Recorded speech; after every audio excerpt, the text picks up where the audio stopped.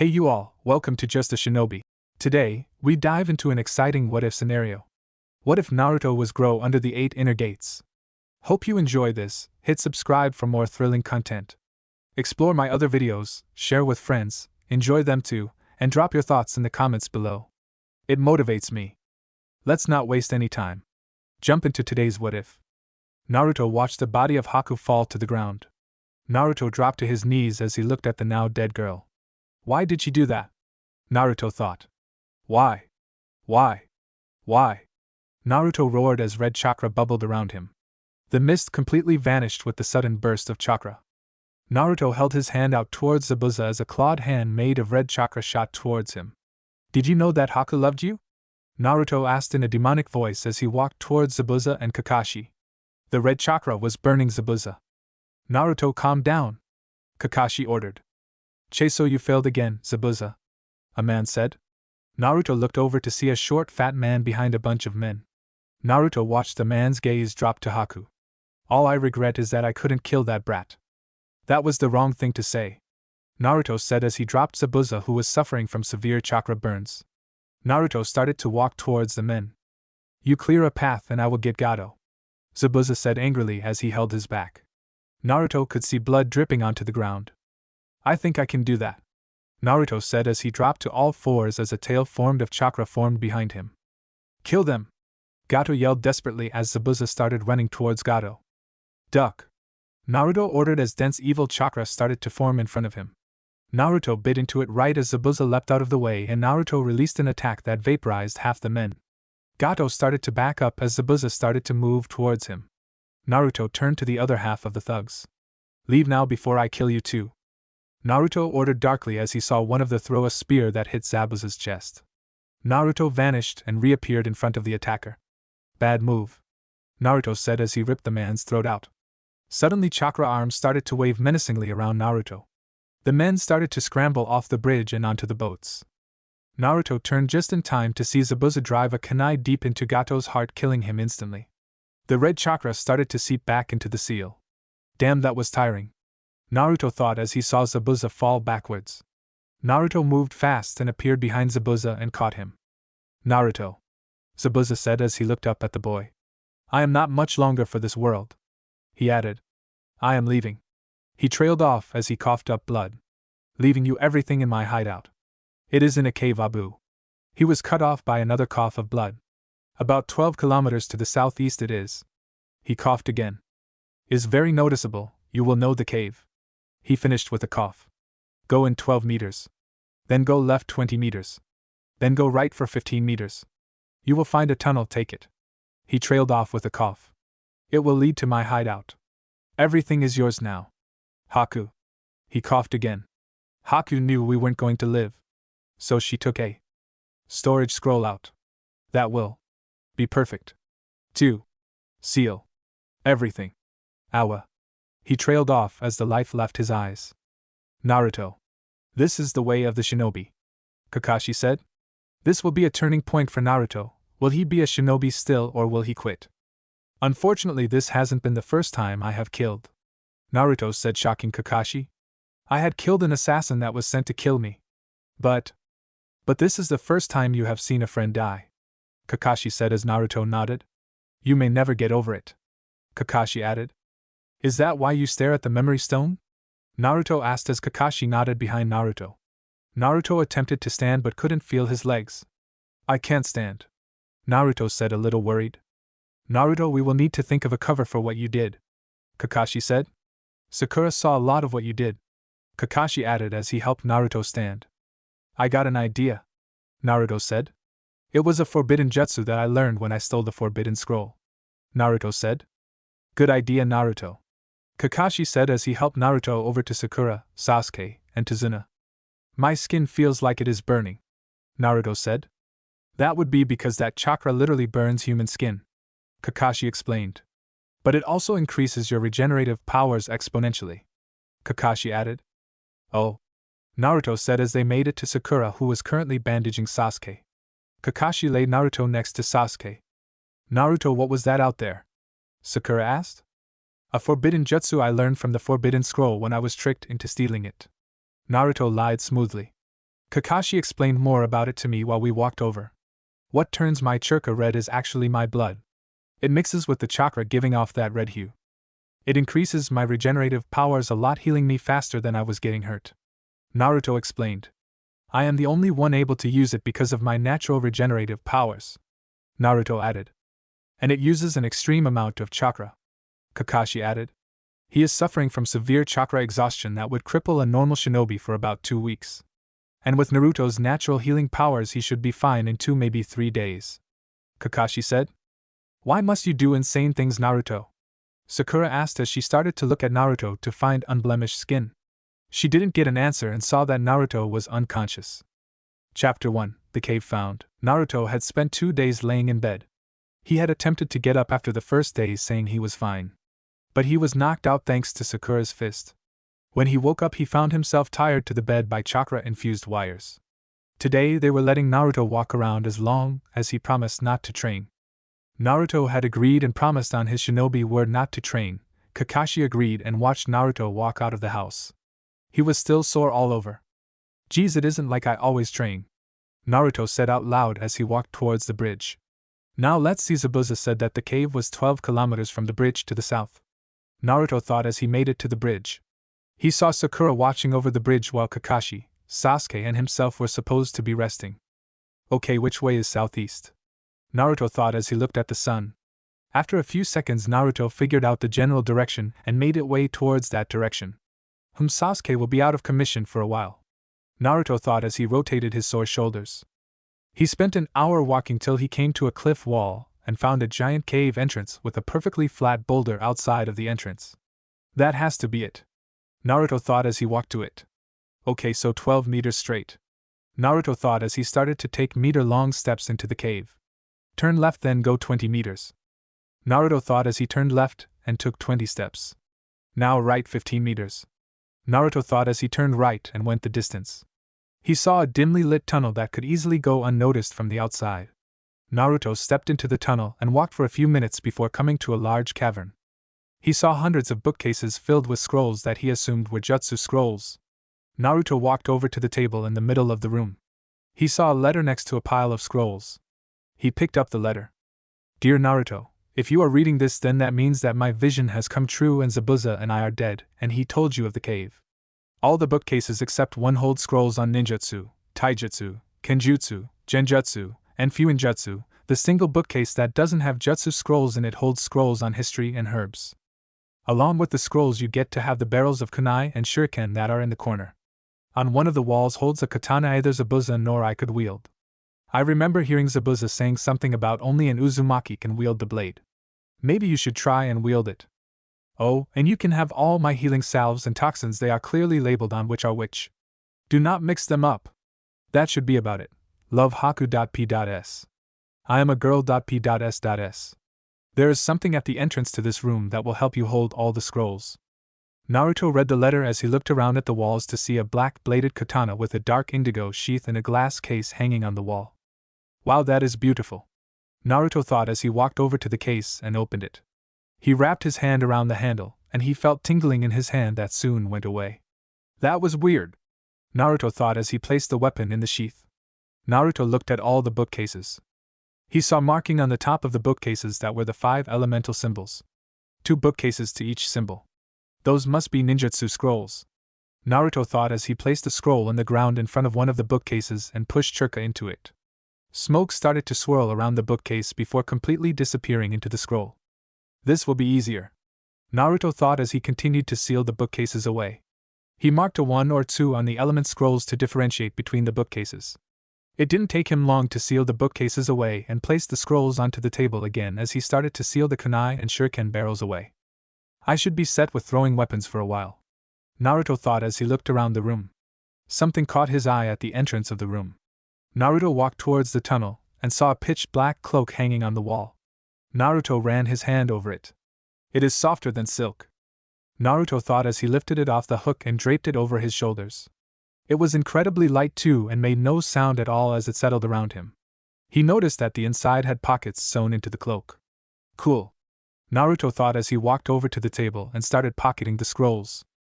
Naruto soon left the now mostly empty chamber and walked through the tunnel. Oh man, I don't know how long I have been gone, Naruto said out loud, making his voice echo throughout the cave. It didn't take him long to walk out of the cave. He instantly backtracked to the bridge and turned to Tazuna's house. It didn't take him long to get back to the house. It was becoming dark when he got home. Sakura isn't going to be happy, Naruto thought as he walked in. He barely dodged a punch aimed for his head. Baka, do you realize how late it is? Sakura yelled as she tried to hit him again, to which Naruto dodged. Stop trying to hit me, Naruto yelled desperately as he dodged the angered girl. Sakura, stop it, Kakashi said lazily as she made one more attempt to hit him. Is this how you treat an injured person?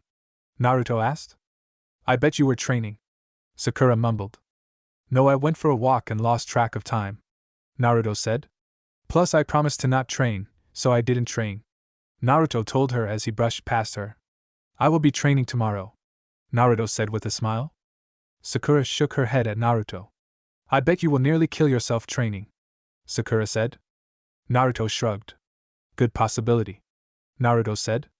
Oh Kakashi-sensei, when I fought Haku with my shadow clones something weird happened, Naruto said. Could he be figuring out the shadow clone jutsu? Kakashi asked himself. What is it? I sent clones out in all directions and Haku destroyed them all. I was able to remember what they did and what they saw, Naruto said. Oh, so you finally noticed, Kakashi said. The shadow clone jutsu is special because not only is it tangible but has a chakra network. The original person gains all the memories of the clones. What would take someone 12 hours could take someone 6 hours to do with one clone helping, Kakashi said. Really? Naruto asked. Yeah, but not many people can use this training technique effectively because of the mental strain it has, Kakashi added. Only someone of special circumstances can do this training, Kakashi told Naruto pointedly. Shadow clones can't do physical training, he added. Cool, maybe I can try this training later, Naruto said, smiling. Oh, and Kakashi-sensei, do you know my elemental affinity? Naruto asked. Well, not really, Kakashi said. I left the element cards at the village, Kakashi told him. Okay, Naruto said as he yawned. I think I am going to bed, Naruto said as he walked away. Sakura and Kakashi watched Naruto walk away. Where do you think he got that cloak? Sakura asked. I think it was a gift, Kakashi said simply. We should wait for him to say where he got it, Kakashi added. Chapter 2, Intensive Training begins. Naruto had woken up early the next day. He wanted to train for a while before breakfast. He had left a note on the counter for Tsunami before he left. He walked the short distance to the small clearing he had found. What should I work on? Naruto thought as he pulled out the scrolls and unsealed all the bookcases. Naruto took one ninjutsu scroll from each bookcase, one taijutsu scroll, one kenjutsu scroll, 3 fuinjutsu scrolls. He also found chakra control exercises. This should be enough for a morning exercise, Naruto thought as he resealed all the bookcases. Come on, I need 160 clones, Naruto thought as he crossed his fingers. Shadow clone jutsu, Naruto exclaimed as 320 clones appeared.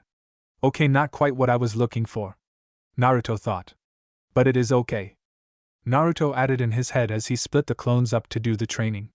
Naruto used his chakra to climb up a tree until he got to a branch and did upside-down sit-ups. Not only did this work his physical strength but his chakra control. He also watched his clones working on the various things. It had been 2 hours straight of Naruto doing sit-ups when he saw Sakura coming. Naruto released the chakra holding to the tree and fell to the ground. He flipped at the last second and landed on his feet as he dispelled all the clones. He swayed under the knowledge he gained, but he shook his head, clearing it. Hey Naruto! Sakura called as Naruto turned to her. His hood hand flipped up onto his head while he fell to the ground. Hey Sakura, Naruto said as she stopped in front of him. How can I help you? Naruto asked. You are strong, right? Sakura asked as Naruto nodded. Is there any way you could help me grow stronger? Sure, Naruto said. But first you need to increase your chakra reserves, Naruto told her. How did you increase your chakra so much? Sakura asked. That is a secret, Naruto said to her. But I do know ways that will increase your chakra reserves, Naruto told her. What you have to do is empty your chakra reserves and let them refill, Naruto told her. How should I do that? Sakura asked. You can climb the tree with chakra until you can't anymore, Naruto suggested. That should be enough to drain your chakra. How long can you do that kind of training? Sakura asked. I would say about 2, maybe 3 days before I got my second wind. Naruto told her, shocking her. My chakra reserves are massive, you will most likely never get the amount of chakra I hold now. Naruto added. Are you insulting me? Sakura asked. No, I am just stating a fact. Naruto said. Not even the Hokage has as much chakra as I do. Naruto told her, which shocked her. Ask Kakashi-sensei, no one in Konoha can create as many shadow clones as I can. Most jounin can make 1 or 2 powerful clones while I can create hundreds of clones at least Chunin level chakra capacities. Naruto explained to her. Wow. Sakura said. So pick a tree and climb it. Naruto told her. Okay. She said as she went to a tree. Oh, and if you need a sparring partner, I will make you a few clones to fight. Naruto told her as he crossed his fingers and made 320 clones and assigned them to do certain tasks, as he walked up the tree next to Sakura's and climbed it to a branch and attached his hands to the branch with his chakra. He started to do pull-ups while dangling 50 feet in the air. He did this for 2 hours as Sakura ran up the tree next to him. He released his chakra and fell to the ground, landing on his feet. Sakura! Naruto called up to her. Ya Naruto? Sakura asked as she landed next to her. Why don't you take a break? Naruto asked as he saw her panting. Nah, I can go a few more times, Sakura said. How about sparring? Naruto asked as he made shadow clones. That way you are still training, but you are giving your chakra coils a rest. Working this much could break your chakra coils, Naruto added. How do you know that? Sakura asked. I have had cracks in my chakra coils, Naruto told her. It hurt like hell, Naruto added. Okay, these clones will come at you one at a time, Naruto told her. But just to warn you, they may disengage and another will attack from a different direction. I will be going for a run, Naruto told her simply as he started to run. He spent another hour running around when he saw a building in the middle of the forest. That is odd, Naruto thought as he slowly crept towards the building and looked through one of the windows to see the 2 thugs that attempted to kidnap Tsunami and Inari. Around them were 20 other thugs. Once those Konoha shinobi leave, we will run over the village again, one of the thugs said. Yeah, and without that weird shinobi that killed half of us without blinking an eye, it will be easy, another said. Naruto slowly started to back up, not looking where he was going, and backed right up into a person. What are you do? His sentence was cut off as Naruto slashed out, slicing through his throat with his katana. He fell to the ground, clutching his neck. Shit, Naruto thought as he made a clone before he dragged the dead man away. The clone had hinged himself into the dead man. Naruto concealed the man in a hole before leaping away. Naruto appeared next to Sakura before dispelling the clones in a large puff of smoke. Sakura, come with me, Naruto said as he processed all the information. He instantly turned and leapt away towards Tazuna's house. What is it, Naruto? Sakura asked. Some thugs stayed back, Naruto told her as they leapt from branch to branch. I left a clone to act as a guard I took out, Naruto told her. Once we have a plan, I will dispel the clones so I know the routines of the people, Naruto told her as they landed in front of the house. Naruto walked in and walked towards Kakashi. Naruto, what is wrong? Kakashi asked. Some of the thugs didn't take my threat seriously, Naruto told him as he nodded. I figured a few wouldn't, Kakashi said. I have a clone take the place of someone I took out after I found the place, Naruto told him. How did you take him out? Kakashi asked as Naruto stayed silent. I thought so. I don't like to kill, but it would have been too hard to lug him all the way to where Sakura was and then here, Naruto told him. I know, I have had to do that too, Kakashi said. Naruto, how can you kill so heartlessly? Sakura asked. I could tell you, but I don't think you would like the answer, Naruto told her. You might not want to be a shinobi after I tell you. Do you think you can handle it? Naruto asked as Sakura nodded. I turn my heart off to all emotions when I kill, Naruto told her as she looked appalled. I know it is cruel, but it is the way of a shinobi. Kakashi-sensei does it too, Naruto told Sakura as Kakashi nodded. The only thing that separates shinobi from murders is the fact that we do things for the greater good of the village, Naruto added. I remember my first kill, Naruto said. Do you remember that week and a half I didn't come to school? Naruto asked as Sakura nodded. I had killed someone who tried to kill me. You were 9, Sakura exclaimed. Naruto nodded. I was so grief-stricken, until the old man told me something, Naruto told her. What was it? Sakura asked. I can't tell you until you get your first kill, Naruto told her. Or else you won't get what I tell you, Naruto added as he turned to Kakashi. What are we going to do, Kakashi-sensei? Naruto asked. You are still incapacitated, along with Sasuke, Naruto said. Come up with a plan and run it by me, Kakashi said. I won't be able to help for a week and we have to go back in 3 days, Kakashi added. Okay, I will be thinking about it, Naruto said. This leaves only Sakura and I, Naruto thought. I could just rush the building, but in the chaos some could escape and gather followers. We will have to make a decisive move, Naruto thought as he walked out. Sakura, come on, Naruto said as she followed. Naruto, what are you thinking about? She asked. A plan for taking them all out at once, Naruto said. You could rush them with shadow clones, Sakura said. I thought of that, but in the chaos a few might be able to escape and gather followers, Naruto told her. We would be doing nothing, Naruto added. While we train, I will set a few clones aside to discuss plans, Naruto told her. As they made it to the clearing, Naruto placed a seal on the ground and pushed chakra into it. A bookcase appeared, shocking Sakura. In this bookcase is about 200 scrolls on different taijutsu styles, Naruto told her. Find one you like and practice it, Naruto ordered as he laid out more seals and unsealed more bookcases. He replaced the scrolls he had taken and took some new ones. He sealed all the bookcases away. Naruto, where did you get all these? Sakura asked. Zabuza told me about his hideout before he died, Naruto told her simply. That is where I got this cloak and all the scrolls, Naruto told her before he made more clones. He set aside a few and instructed them to come up with plans on what to do. Naruto cracked his neck. Now to spar, Naruto said as he made even more clones. Naruto was currently defending against his clones. Sparks were flying all over the place as Naruto parried the attacks. He slipped under an attack and dealt a devastating blow to the clone, making it disperse. He kicked out as another clone attacked, dispersing that one too. It didn't take Naruto long to take out the set of clones. Naruto stretched before making a lot more clones and had them attack him at once. For a while Naruto struggled to keep up with the mass number of clones, suffering from several cuts and bruises that didn't take too long to heal. But he soon found a pattern and started to dispel clones one at a time. He was slowly gaining speed. It got to the point that Naruto's arm was a blur of movement around him. Cloud of smoke surrounded Naruto. I am going to need to get weights, Naruto thought as he destroyed another clone with a well-placed slash. The clones weren't getting as many hits as when they had started.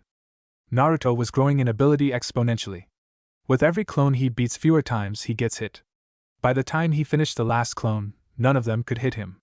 Naruto was drenched in sweat, so he took his cloak and coat off to reveal a metal mesh shirt under it. Sakura had stopped practicing the taijutsu she was learning and turned to gawk at Naruto. She could see his muscles flex under the shirt. Even inner Sakura was speechless.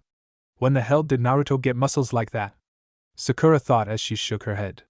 What am I thinking? I love Sasuke-kun, Sakura thought again. But look at that body. It is like a god, inner Sakura exclaimed. I am not listening, Sakura thought as inner Sakura went on and on about Naruto. Naruto, I need a sparring partner, Sakura called. Okay, Naruto said as he made her a few clones. Don't worry, they will just use taijutsu, Naruto told her as the clones walked over. Thanks, she said as started to fight with the clones. That was odd, I thought I saw her staring at me, Naruto thought as he shook his head. Too bad I don't have a crush on her, Naruto thought as he sat down and closed his eyes. Naruto's mindscape. Drip. Drip. Drip. Drip. What is that? Naruto thought as he opened his mind to see that he wasn't in the forest anymore. He looked at the ceiling and saw pipes leading all over the place. The ground was covered in water, but he wasn't getting wet. This place is odd, Naruto thought as he saw light pouring out of a room. Maybe someone is in there, Naruto thought before he walked towards the door. Naruto looked into the room to see a large cage with the kanji for seal on the door. He saw 2 red slitted eyes snap open. So you have come, a voice said from inside the cage. It took you long enough, the voice said again. I mean, you woke me up 3 years ago, the voice said as it moved closer to the cage gate. What are you? Naruto asked as he saw tails weaving behind the creature. Why, I am the so feared 9-tailed demon fox Kyubi no Kitsune, Kyubi told Naruto. Do not fret, human, I am not a demon that they have said. None of the tailed beasts are. We are what the people of your world calls summons. The 9 most powerful ones. I am the queen. If you aren't a demon, then why did you attack Konoha? Naruto asked with narrowed eyes. I attacked because I was forced to, Kyuubi told him. Both times, she added as Naruto looked confused. The first time I attacked, I was forced to in the battle between Madara Uchiha and Hashirama Senju, your Shodaime Hokage. Madara Uchiha used his Manjikyu Sharingan to control me. But Hashirama Senju's would release jutsus were able to weaken me enough for his wife Mito Senju to seal me into herself, making her the first Jinchuriki of myself. Herself and I were friends. But then she was dying and the humans feared that I would attack again, so they pulled my soul out of her and sealed me into Kushina Uzumaki, my second Jinchuriki. She found love and had a son. That son became my third and hopefully last Jinchuriki. You know my parents? Naruto asked. Yes, I do, they were great people, Kyuubi told him. Kushina died a while after I was forced out of her by Madara Uchiha, then I was forced to attack Konoha, but Minato Namikaze was able to seal me into you, canceling the control Madara had over me, Kyuubi explained. Now I am back to my cheery self, Kyuubi added. Why aren't you mad about being sealed? Naruto asked. Because once I was sealed into Mito Senju, I knew that I was destined to die eventually, Kyuubi told Naruto.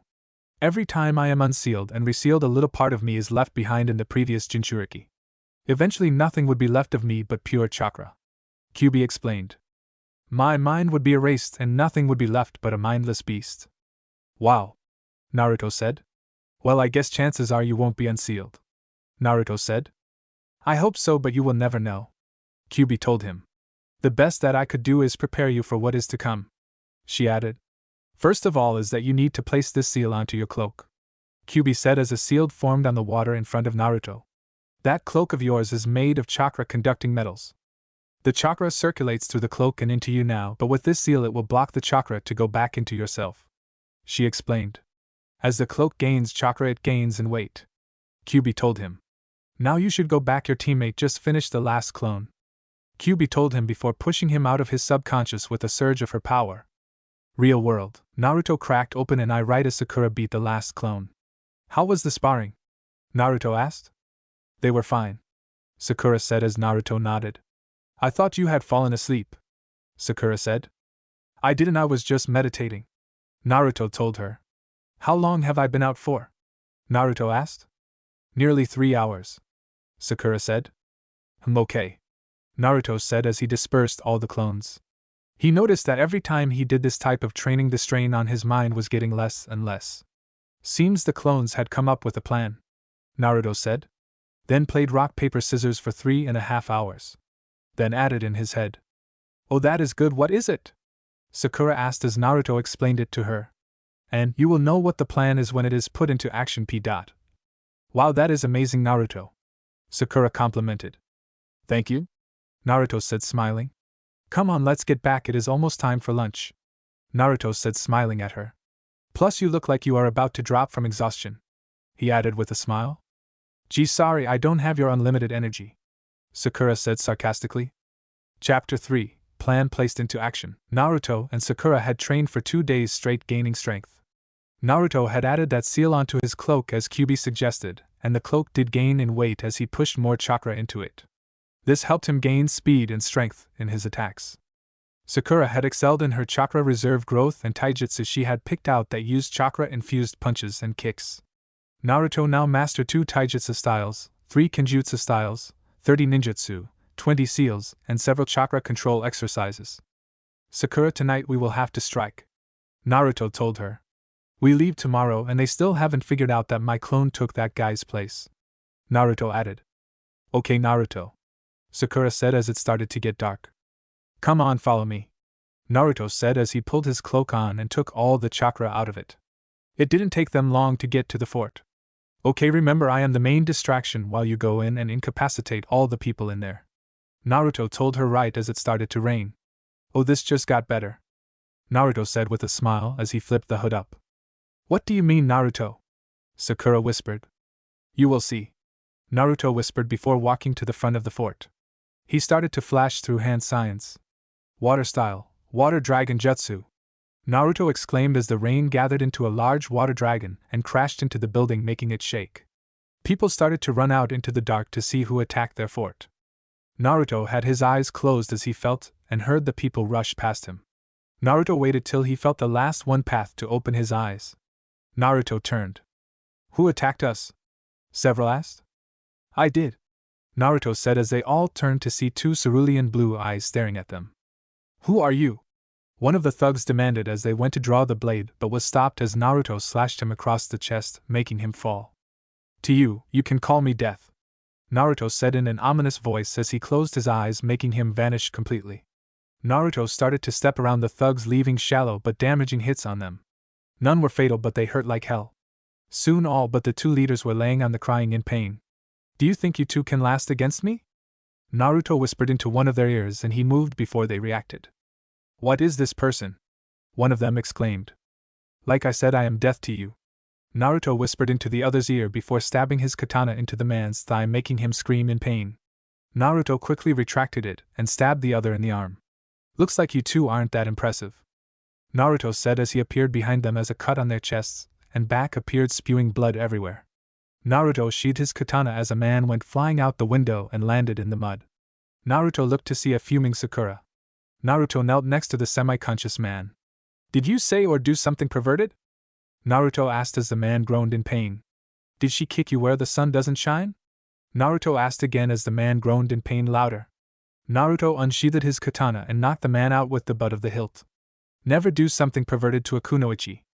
Naruto thought back to all the times he did the sexy jutsu in front of Sakura and was punched through a wall. He looked down at the man. I should consider myself lucky I am a friend, Naruto thought as he shook his head. He walked towards the fort and waited. A man went to run out but was cut down by Naruto's katana. He did this 3 more times before Sakura walked down the stairs dragging 2 men. Not many stayed in here, Sakura said as she dumped the 2 unconscious men onto the pile Naruto had taken out. How many did you beat? Sakura asked. I took out 21 men outside and these 3 in here, Naruto told her. He pulled some ninja wire out and started to tie the men up. Well, this isn't good, Naruto said. What is wrong? Sakura asked. Only 20 men were outside that I tied up, Naruto said. That isn't good, Sakura said. Can we track him down? Sakura asked. Not in the slightest, Naruto told her. This rain is coming down too hard, the tracks would be erased within a few seconds, Naruto explained as Naruto made clones to take the thugs away to the jail in the village. Oh, do you think they will be back? Sakura asked. No, I think they thought I was an apparition, Naruto told her. But I think it is a matter of time until they figure out I am not a part of this country, Naruto added. Do you think they will try and take over? Sakura asked as she followed Naruto back to the house. I don't know that, Naruto told Sakura. It could happen, Naruto added as they walked into the house. How did it go? Kakashi asked. One escaped, Naruto told him. But that may be a good thing, Naruto said, confusing Kakashi. They thought I was a specter, protecting the wave country, Naruto added. So they will spread the rumor of a ghost protecting them, Kakashi said as he nodded. Well, you two get some rest, we are leaving tomorrow, he told the 2 who nodded and walked to their rooms. Those 2 are growing in strength together. I wish Sasuke will join them, Kakashi thought as he looked around and pulled the little orange book. She straddled his Y. His reading was interrupted by a ladle flying in from the kitchen, knocking him out. How many times do I have to tell that pervert not to read those in the house? Tsunami asked herself as she went to receive her spoon. She retrieved it and walked back to the kitchen. Chapter 4, Home at Last. Team 7 took 2 extra days getting back because Kakashi and Sasuke were still injured. Sakura barely fawned over Sasuke on the way back. She mostly joked around with Naruto. Naruto was actually getting more and more quiet as they walked towards Konoha. He was now always wearing the hood on the way back. The most they saw of Naruto was his blue eyes in certain lights, and the faint shadow of his jaw. At night he would blend in completely with the darkness, and covered his presence so much that not even Kakashi could sense him. Sakura and Sasuke were wondering what is happening to the loud mouth they were teamed with had got to. The last stretch of the journey back Sakura and Sasuke spent talking about Naruto, who was walking a few yards up ahead with Kakashi, who was reading his book. Sasuke, what is happening to Naruto? Sakura whispered to Sasuke. I don't know, Sasuke, Sasuke replied. It could be that when he killed all those people it affected him. I doubt that, Sakura said. He has killed before, she added, shocking Sasuke. I think it was the shock of seeing someone close to him die up close, she said as they walked. She looked at their now mostly silent teammate. His cloak flapped in the wind, showing new black ninja pants. That could be it, Sasuke said. But he only knew Haku for a day though, Sasuke added. That may be true, but there is something about Naruto that allows him to make friends really easily, Sakura said. It could take an hour and Naruto could be friends with someone who gives him a chance, she added. Why the hell isn't he paying attention to us? Inner Sakura yelled angrily. Sakura had to admit she missed his attention. With Naruto and Kakashi, they're talking about me again, Naruto said simply. That is because you are changing, Naruto, Kakashi said. You are not being loud anymore, Kakashi added. Well, if I am always loud I will be killed, Naruto said simply. That is true, Kakashi said as he resumed reading his book. A silence hung in the air for the last 2 hours of the trip. Sasuke and Sakura were staring at Naruto while Kakashi read his book and Naruto was studying a new seal. What is that? Kakashi asked. It is a new storage seal that I already know, Naruto said. I want to see if I can make some changes to it to make it more effective, Naruto told him. So far I really can't think of a change, Naruto added as he continued to stare at a certain point on the seal. How can you see while looking at that seal so intently? Kakashi asked. Naruto pointed to a flock of birds in the sky. He saw one of the birds vanish in a burst of smoke. Shadow clones hinged into birds, Naruto told him as he continued to look at the scroll. I gain the memory of one clone every 5 minutes, Naruto explained to Kakashi without looking up from the scroll. Where did you get all those scrolls you are always reading? Kakashi asked. Zabuza gave them to me, Naruto said simply. Once we are home I am going to organize the scrolls by difficulty, Naruto added as his eyes widened. If I move this marking towards the left a little while twisting this one to the right, and making this one straight, it will become 20% more efficient, Naruto said out loud. Kakashi looked at the sealing scroll and his eyes widened. That is a very advanced storage seal, Kakashi thought as he recovered quickly and covered his shock. Okay, time to work on the next seal, Naruto said as he pocketed the storage seal and pulled out an elemental seal. Naruto unrolled it and stared at it. This scroll is used but placing it on the handle of a kunai and channel chakra into it. I have 5 seconds to throw it before it ignites, Naruto thought. If I can increase the intensity of the flame and the duration, that would be perfect, Naruto thought as he looked at the seal. Now what are you working on? Kakashi asked. An elemental seal that you place on a kunai, Naruto told him. It ignites after 5 seconds, Naruto added. I am attempting to increase the intensity of the flame and the duration. Like having it make its own oxygen to have a constant burn until the chakra runs out, Naruto explained. I also want to find a way to increase or decrease the time it takes to activate it, Naruto told him. Was all Kakashi said as he read his book. Naruto is becoming incredibly strong and fast, Kakashi thought as the four could see the gate in the distance. Okay everyone, we will report in with the Hokage, then Sasuke and I will go to the hospital to get checked out, Kakashi said as everyone nodded. Sakura, Naruto, you two might get another jounin to do missions with until I am at my fullest, Kakashi told them. Okay, Naruto said as Sakura nodded. Let's go everyone, we don't want to be late, Kakashi added. You do realize technically we were supposed to be done with this mission a week ago? Naruto asked as Kakashi's sweat dropped. Things change, Kakashi said simply as they walked through the gates. Naruto was flanking behind Kakashi on his left as Sakura and Sasuke took the right. People were staring at the newly returned team, they were staring more at the cloaked figure. If you would see a lock of bright blonde hair, must you wear the hood up in the village?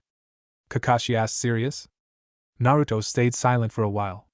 Yup, Naruto said simply. Do you have to wear that mask over your mouth all the time? Naruto asked. Yup, Kakashi replied. Plus this cloak is awesome, check this out, Naruto said as the team stopped. Naruto backed into some shadow, making his eyes the only thing visible. Now you see me, he said before closing his eyes. Now you don't, Naruto added as he completely vanished. Naruto walked back out as he opened his eyes. That is fancy, but that wouldn't work in deserts, Kakashi told him. I am actually working on a seal that changes the color of my cloak, Naruto told Kakashi. Why don't you buy more cloaks of different colors? Kakashi asked. Do you realize how much money it takes to make one of these cloaks? Naruto asked. What do you mean? Kakashi asked as they started walking. This is made completely of chakra-conducting wire, Naruto told him. It would take millions of ryo to make enough cloaks in all those colors. Naruto told him. I guess you would be right, Kakashi said, covering his shock expertly as they made it to the Hokage Tower. It didn't take them long to make it up to the Hokage office to report the mission. Kakashi knocked on the door. They waited a few minutes before they got the confirmation to enter. The four walked into the office to see Sarutobi behind a few piles of paperwork. Welcome back, Team 7, Sarutobi said. How was the mission? He asked. It was a success, Kakashi said. Zabuza and his accomplice are dead, Kakashi told him sadly. We were able to protect the bridge builder, Kakashi added. Sakura and Naruto did a side mission after he found a few of the thugs had stayed back. They were able to capture all of them but one. It was all Naruto's plan too, Kakashi added. Really, that is interesting, Sarutobi said. Okay, I want a written report on the side mission tomorrow when you come here for missions.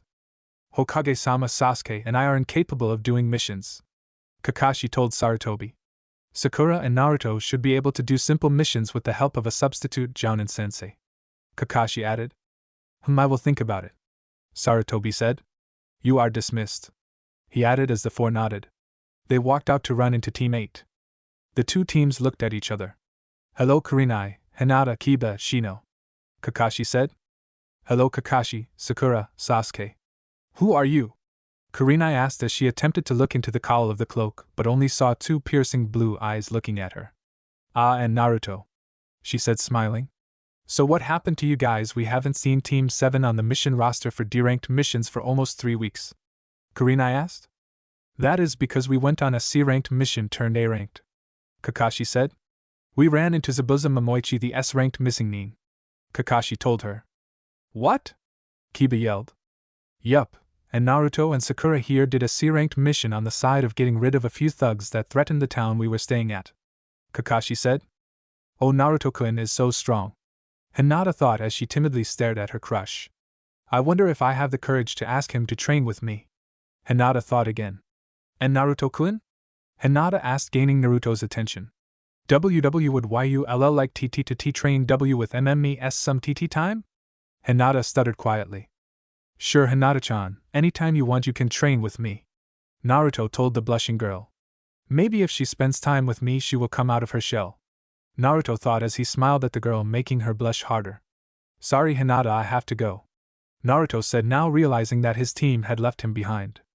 Oh okay, and Naruto-kun, Hinata called after her crush. Her heart was beating erratically. Hinata-chan, nice to see you found the courage to spend some alone time with Naruto, Kurenai said as Hinata slumped to the floor. Kiba was laughing. Kiba, who was that girl I saw you flirting with? Kurenai asked as Kiba stopped laughing instantly. No one, he said quickly as Shino raised his eyebrow. Don't raise your eyebrow at me like that, Kiba said to his male teammate. Kurenai lifted Hinata up and walked into Sarutobi's office. With Naruto. So Naruto, what did Hinata-chan want? Sakura asked. She just wanted to ask if I wanted to train with her, Naruto told Sakura as they walked together. Oh, so you made a date with her? Sakura asked as Naruto blushed. No, it is training, Naruto said. Is anyone else invited? Sakura asked. It is up to Hinata-chan, Naruto said. I bet she wouldn't want another person to come, Sakura thought. We should tell Ino Pig, Inner Sakura yelled. Hey Naruto, I have to go, Sakura said. To tell Ino that Hinata-chan and I will be training? Naruto asked as Sakura stopped dead. No. Of course not. No, I wouldn't do that, Sakura babbled. Right, Naruto said. Ask Ino if she can get me some lavender seeds, Naruto said before walking away. Sakura. Am I that predictable? Sakura thought as she walked towards Ino's family flower shop. She walked into the store to see Ino behind the counter. Oh hey Sakura, Ino said. What can I help you with? She asked. Oh hey Ino, Sakura said. Where have you been? Ino asked. Oh, we just got back from a C-ranked mission turned A-ranked, Sakura said. We had to fight versus a really powerful shinobi and Zabuza Momoichi, the demon of the mist, Sakura said. Naruto has been growing in strength, she added. Not as strong as Sasuke-kun, Ino said. To tell you the truth, I don't know about that, Sakura said. I saw him kill over 30 guys without blinking an eye. He used a jutsu so powerful I could see chakra around him. He then launched an attack that vaporized them. He could also manipulate the chakra with beyond expert control, Sakura told Ino. He launched a chakra arm at Zabuza and captured him and pierced his back with one of the hand's claws. It was really scary, Sakura said as she shivered remembering what happened. The chakra felt evil. Sakura finished as Ino stared at Sakura. Where would he learn that type of jutsu? Ino asked. He said he learned it from the forbidden scroll Mizuki tricked Naruto into stealing, Sakura told Ino. Oh, and more pressing matters, I think Naruto might like Hinata-chan. No way! Ino exclaimed, completely forgetting about their previous conversation. Give me details. Well, Hinata-chan asked him to stay behind and they talked for a few minutes, Sakura told Ino. When he came back, I asked him what Hinata asked, and he told me she just wanted to know if they could train together. I then asked if anyone else could be invited, but he told me it was up to Hinata-chan, Sakura added. And I think he stopped crushing on me. Why do you think that? Ino asked. He stopped calling me Sakura-chan, Sakura told Ino. And he started to call Hinata Hinata-chan, Sakura added. No way! Ino squealed. Maybe with a little push they would become a couple. Ino thought out loud. I don't think you should meddle with Naruto, Sakura warned. Naruto has changed during the mission, she added. He might not take it nicely that you are meddling around. Like what could he do? Ino asked. I could scare the life out of you, Naruto said, appearing out the shadows, making both girls scream. I just came to remind Sakura that I need those lavender seeds, Naruto said before walking out. Ino had her hand clutched to her chest. Where the hell did he learn that? Ino asked. I don't know, but he can make himself so unnoticeable not even Kakashi-sensei could sense him, Sakura said as Inoichi walked out. You girls okay? Inoichi asked them. Yeah, Dad, we are fine. Naruto just scared us, she told him as he nodded and walked into the back. Sakura, where did he get that cloak? Ino asked. He got it from Zabuza, Sakura told Ino. Supposedly he told Naruto where his hideout was and Naruto went there 2 days after recovering from that jutsu. He came back wearing that cloak, she added. Along with a lot of scrolls and who knows what else, Sakura told Ino. Do you think we could follow Naruto? Ino asked. And spy on them?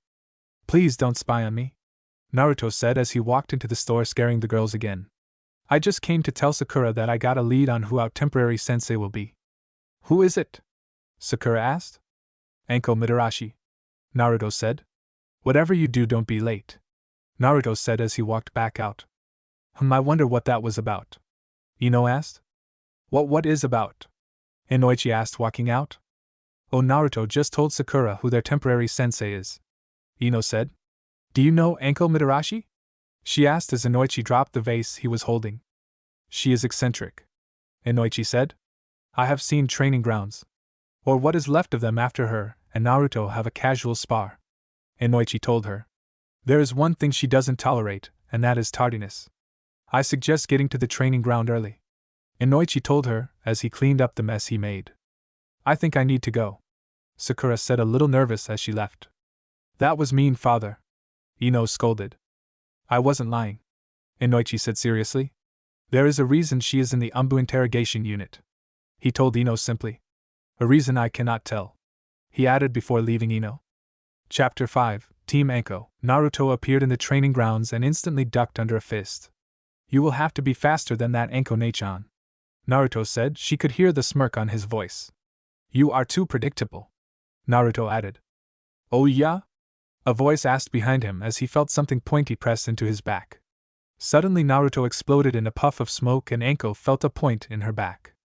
Yeah, you are predictable, Naruto whispered into her ear as he sheathed the katana. You have gotten better, brat, Anko told him as she looked around before embracing him. Can't let people see you have a soft side? Naruto asked with a smirk. No one will ever know I have a soft side, got it? She asked threateningly as Naruto shrugged. She suddenly tackled Naruto to the ground and had him in a headlock with her legs.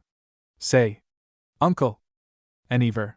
Naruto panted out as Anko applied more pressure. She watched Naruto cross his finger. Sha! Dao! Clone! Jutsu! Naruto struggled to say as Anko tried to make Naruto pass out. The clones put Anko to the headlock, attempting to pull her off the real Naruto. And this is how Sakura found the two. I am not let ting go till you say, Uncle. Anko struggled to get out. Ack. Naruto yelled as Anko applied more pressure on his neck.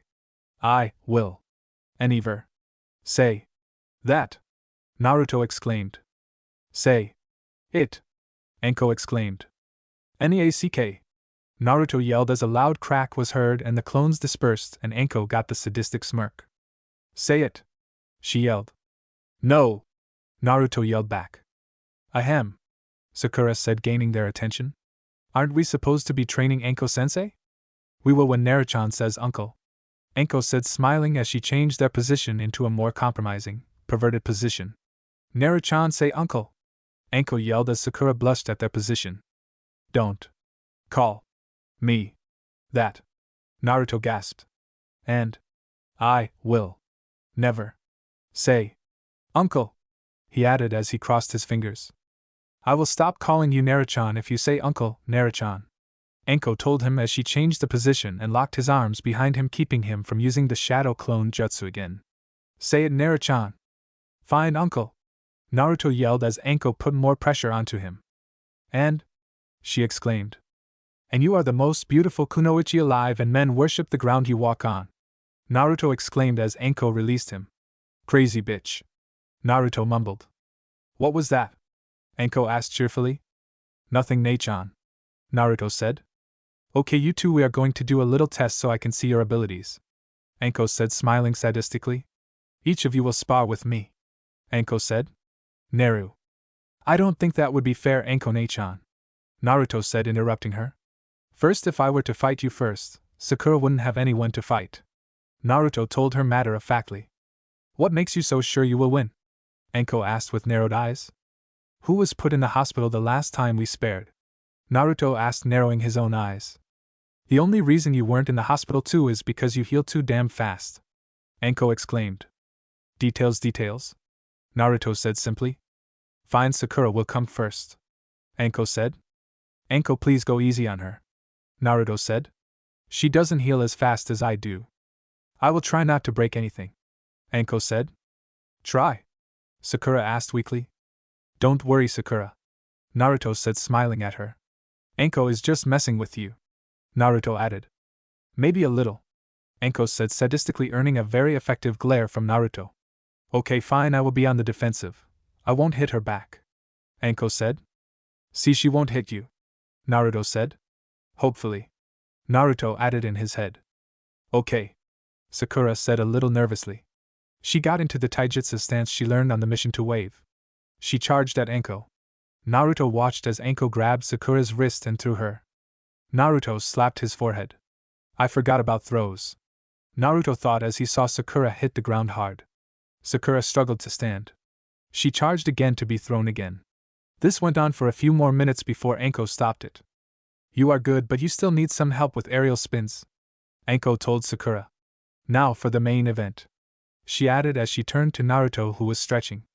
Just to warn you, I am a lot better since the last time we fought, Naruto told Anko as they stood apart from each other. Prove it, Anko told him as the two dropped into taijutsu stances. Sakura watched as the two vanished and shockwaves were being created. The two appeared and Naruto's and Anko's arms were a blur of movement.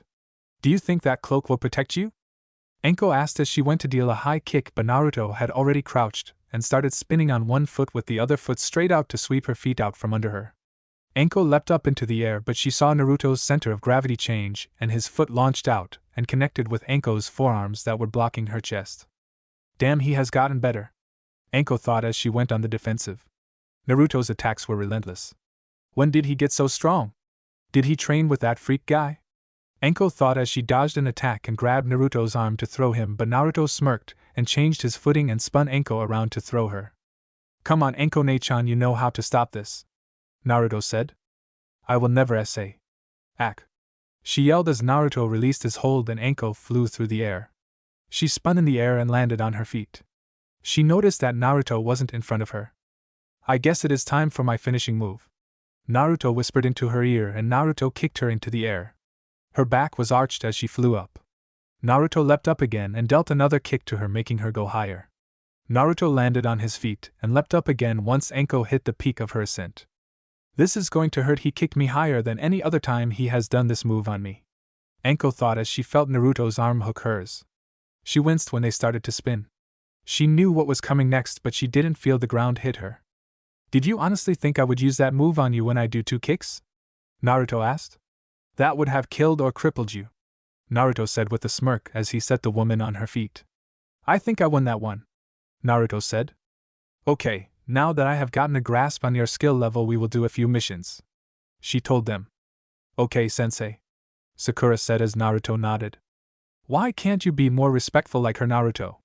Anko asked as Naruto shrugged. Fine, come on, you two, she ordered as the 3 leapt away towards the Hokage Tower. We will be getting a mission and no complaining. Why are you two looking at me? Naruto exclaimed. No reason. They chimed in unison as they went to the Hokage Tower. It didn't take the 3 long to get to the Hokage Tower. They were standing in front of the Hokage. Okay, you 3, I have a mission for you 3 to take care of bandit group towards the south that is terrorizing a small village. There is a chance of Chunin ranked missing needs, Sarutobi told them. The chances are it is a high-level C-ranked mission or a low to medium B-ranked. We will determine the ranking when you get back, he ordered. Team Anko, go, he ordered as the 3 leapt out the window. Who needs to get their items? Anko asked. I do, Sakura said as Naruto shook his head no. Okay, meet us at the front gate in 5 minutes, she ordered as Sakura nodded and leapt towards her house. Naruto, why don't you need anything? She asked as Naruto pulled a scroll out. Storage seal? She asked as Naruto nodded before replacing it into his cloak. He pulled another scroll out and leaned against the gate while studying it. What is that? An ancient ninjutsu that was outlawed, Naruto told her. Why are you studying it? She asked. It might come in handy later, it is something that only I can do, Naruto told Anko as his eyes shifted down to his stomach. Ah, okay, Anko said. What does it do? Anko asked. A resurrection jutsu, Naruto told her. At the sacrifice of 100 years of my life, I can resurrect one person completely, even with their own body and soul.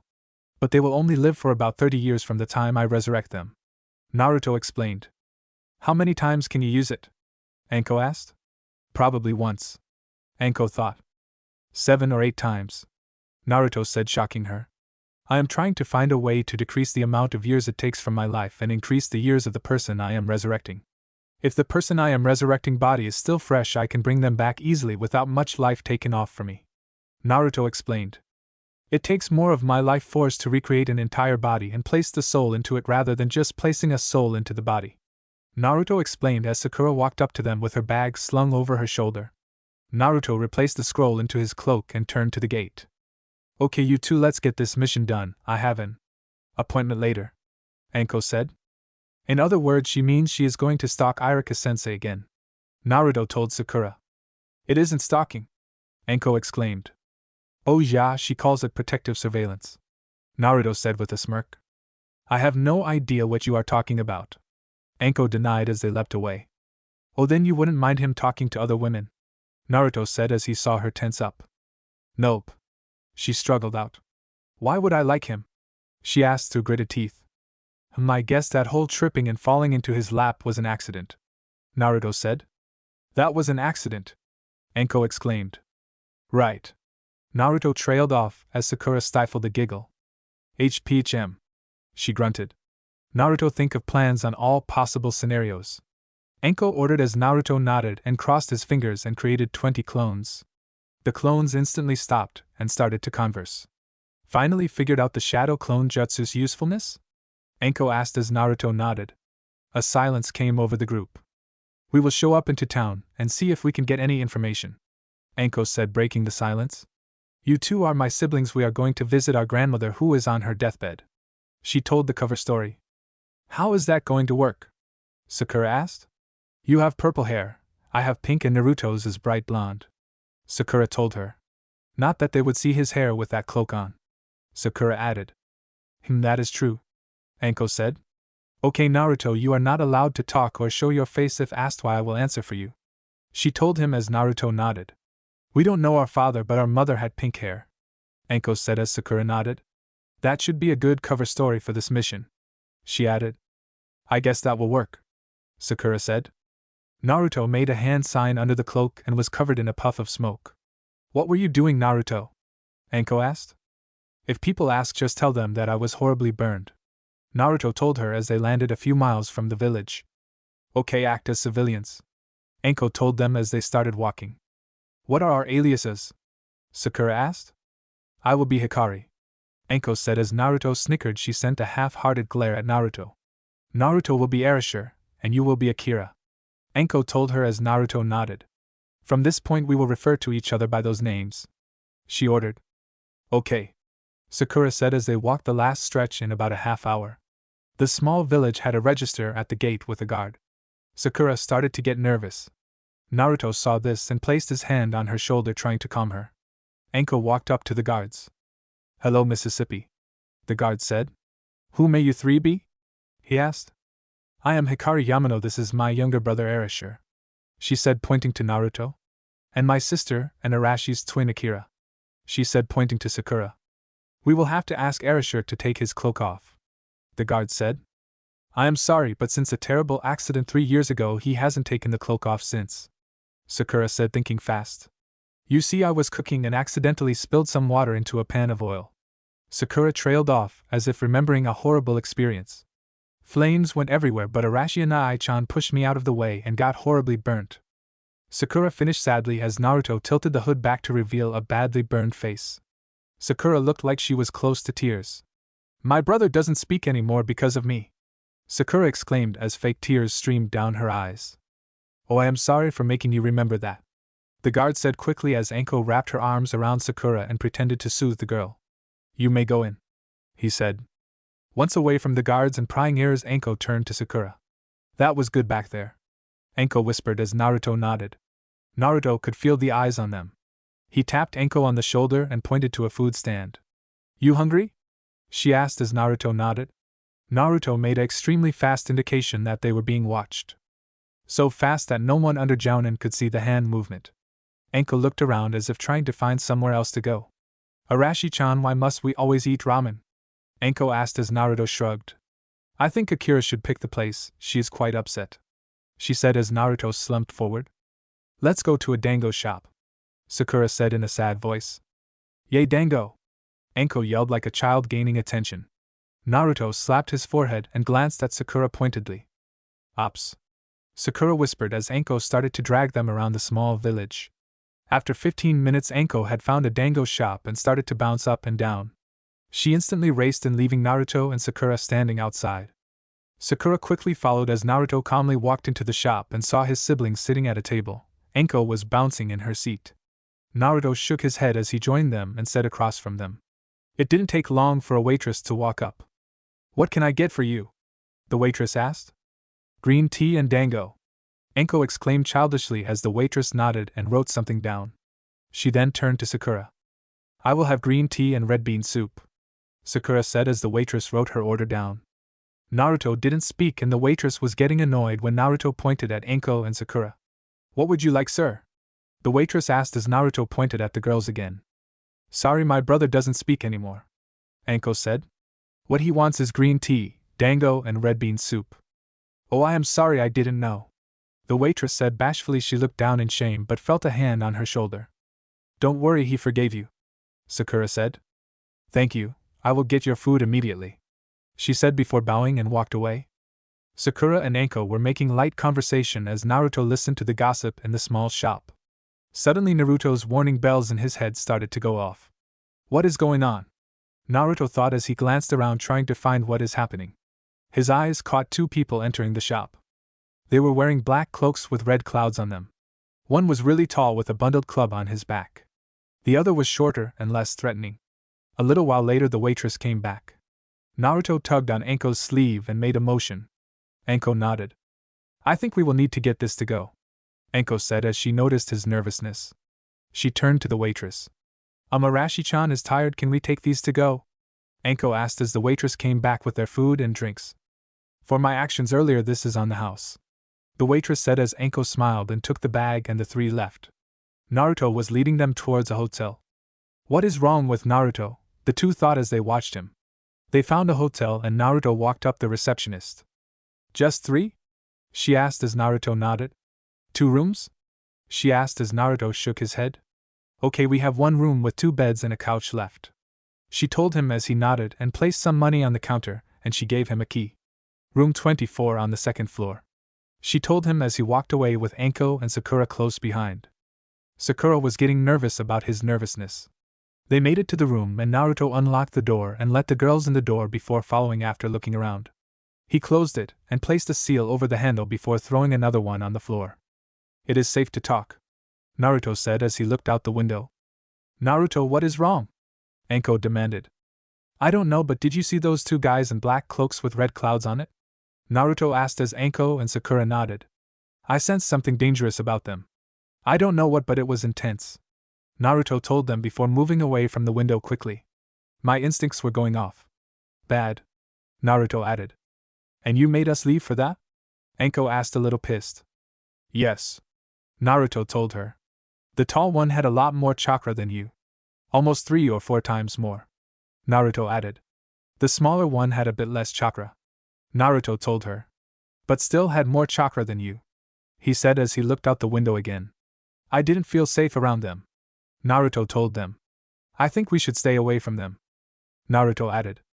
Naruto, how sure are you? Anko asked. About 90% sure, Naruto told her. Okay, we will give them 3 days to leave, and if they don't, we will search the countryside for the bandits, Anko said as the 2 nodded and Naruto pulled the seals off and pocketed them. Anko and Sakura started to eat the food. Naruto had stayed near the window and continued to look out the window. Arashi and Ai-chan, you should eat, Sakura told Naruto as he nodded and grabbed his food and ate with them. Unknown to the 2, Naruto had slipped into his mindscape. Naruto's mindscape. Naruto opened his eyes to see fields and forests. I am so glad I found that scroll on how to change your mindscape, Naruto thought as he saw a beautiful woman with long orange-reddish hair, 2 orange fluffy fox ears and 9 bushy tails sitting against a tree. Naruto noticed her nose twitch as he drew closer. Hello, Naruto-kun, she said. Hey, Kyubi-chan, Naruto said. What is with those 2 men? Naruto asked. The taller one reeked of the man that made me attack Konoha, Kyubi told Naruto. The shorter one also smelt of the same person but not as strong, she added. Interesting, Naruto said. Okay, I should get back before they get suspicious, Naruto added. Okay, Naruto-kun, Kyubi said as Naruto vanished. Naruto is becoming strong, Kyubi thought. Real world. Naruto came back to reality to hear Anko and Sakura talking about something. I think Naruto is hotter than Sasuke, Anko said bluntly. I do have to admit Naruto is above average, but Sasuke is hotter than him, Sakura said. No, Naruto, Anko exclaimed. Sasuke, Sakura exclaimed back. Naruto, Anko exclaimed as Naruto smacked his forehead, gaining their attention. Oh, you are back, Anko said smiling. 15 minutes ago, Anko noticed Naruto's faraway look. So Akira, who do you think the top 5 hottest men in Konoha are? Anko asked. That is a tough one, Sakura said. Why don't you tell me who you think it is? Number 1 is Iruka, then Kakashi, Asuma, Naruto, and then Izumo, Anko said flatly. Kakashi? Sakura asked. No one has ever seen his face. It is the mystery that makes him hotter, Anko said bluntly. So who do you think it is? I don't know, Sakura said. I don't know many men in Konoha, she said blushing. Just the rookie 9, she added. Okay, name the 5 hottest of them, Anko told her. Okay, Sasuke, Naruto, Shikamaru, Kiba, then Shino, Sakura said. Naruto came back to reality to hear Anko and Sakura talking about something. I think Naruto is hotter than Sasuke, Anko said bluntly. I do have to admit Naruto is above average, but Sasuke is hotter than him, Sakura said. No, Naruto, Anko exclaimed. Sasuke, Sakura exclaimed back. Naruto, Anko exclaimed as Naruto smacked his forehead, gaining their attention. Oh, you are back, Anko said smiling. Naruto grabbed a piece of paper. What were you talking about? Naruto wrote on the paper. Just who the top 5 hottest guys were, Anko said bluntly as Sakura blushed. Who do you think the top 5 hottest women are? Naruto started to write on the paper.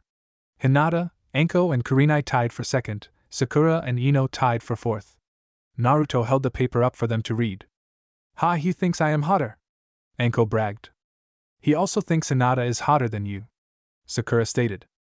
At least I am not in last place, Anko stated. But you aren't in first, Sakura said. Hey, you are right, Anko exclaimed as she turned her head to Naruto. Why are Kurenai and I tied for second? Because Hinata is prettier than the two of you, Naruto wrote on the paper.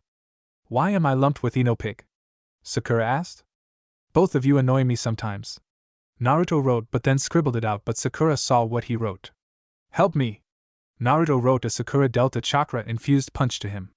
Luckily for Naruto, he had channeled his own chakra into the cloak to harden it. Be careful, we are trying to be discreet, Naruto wrote on the paper.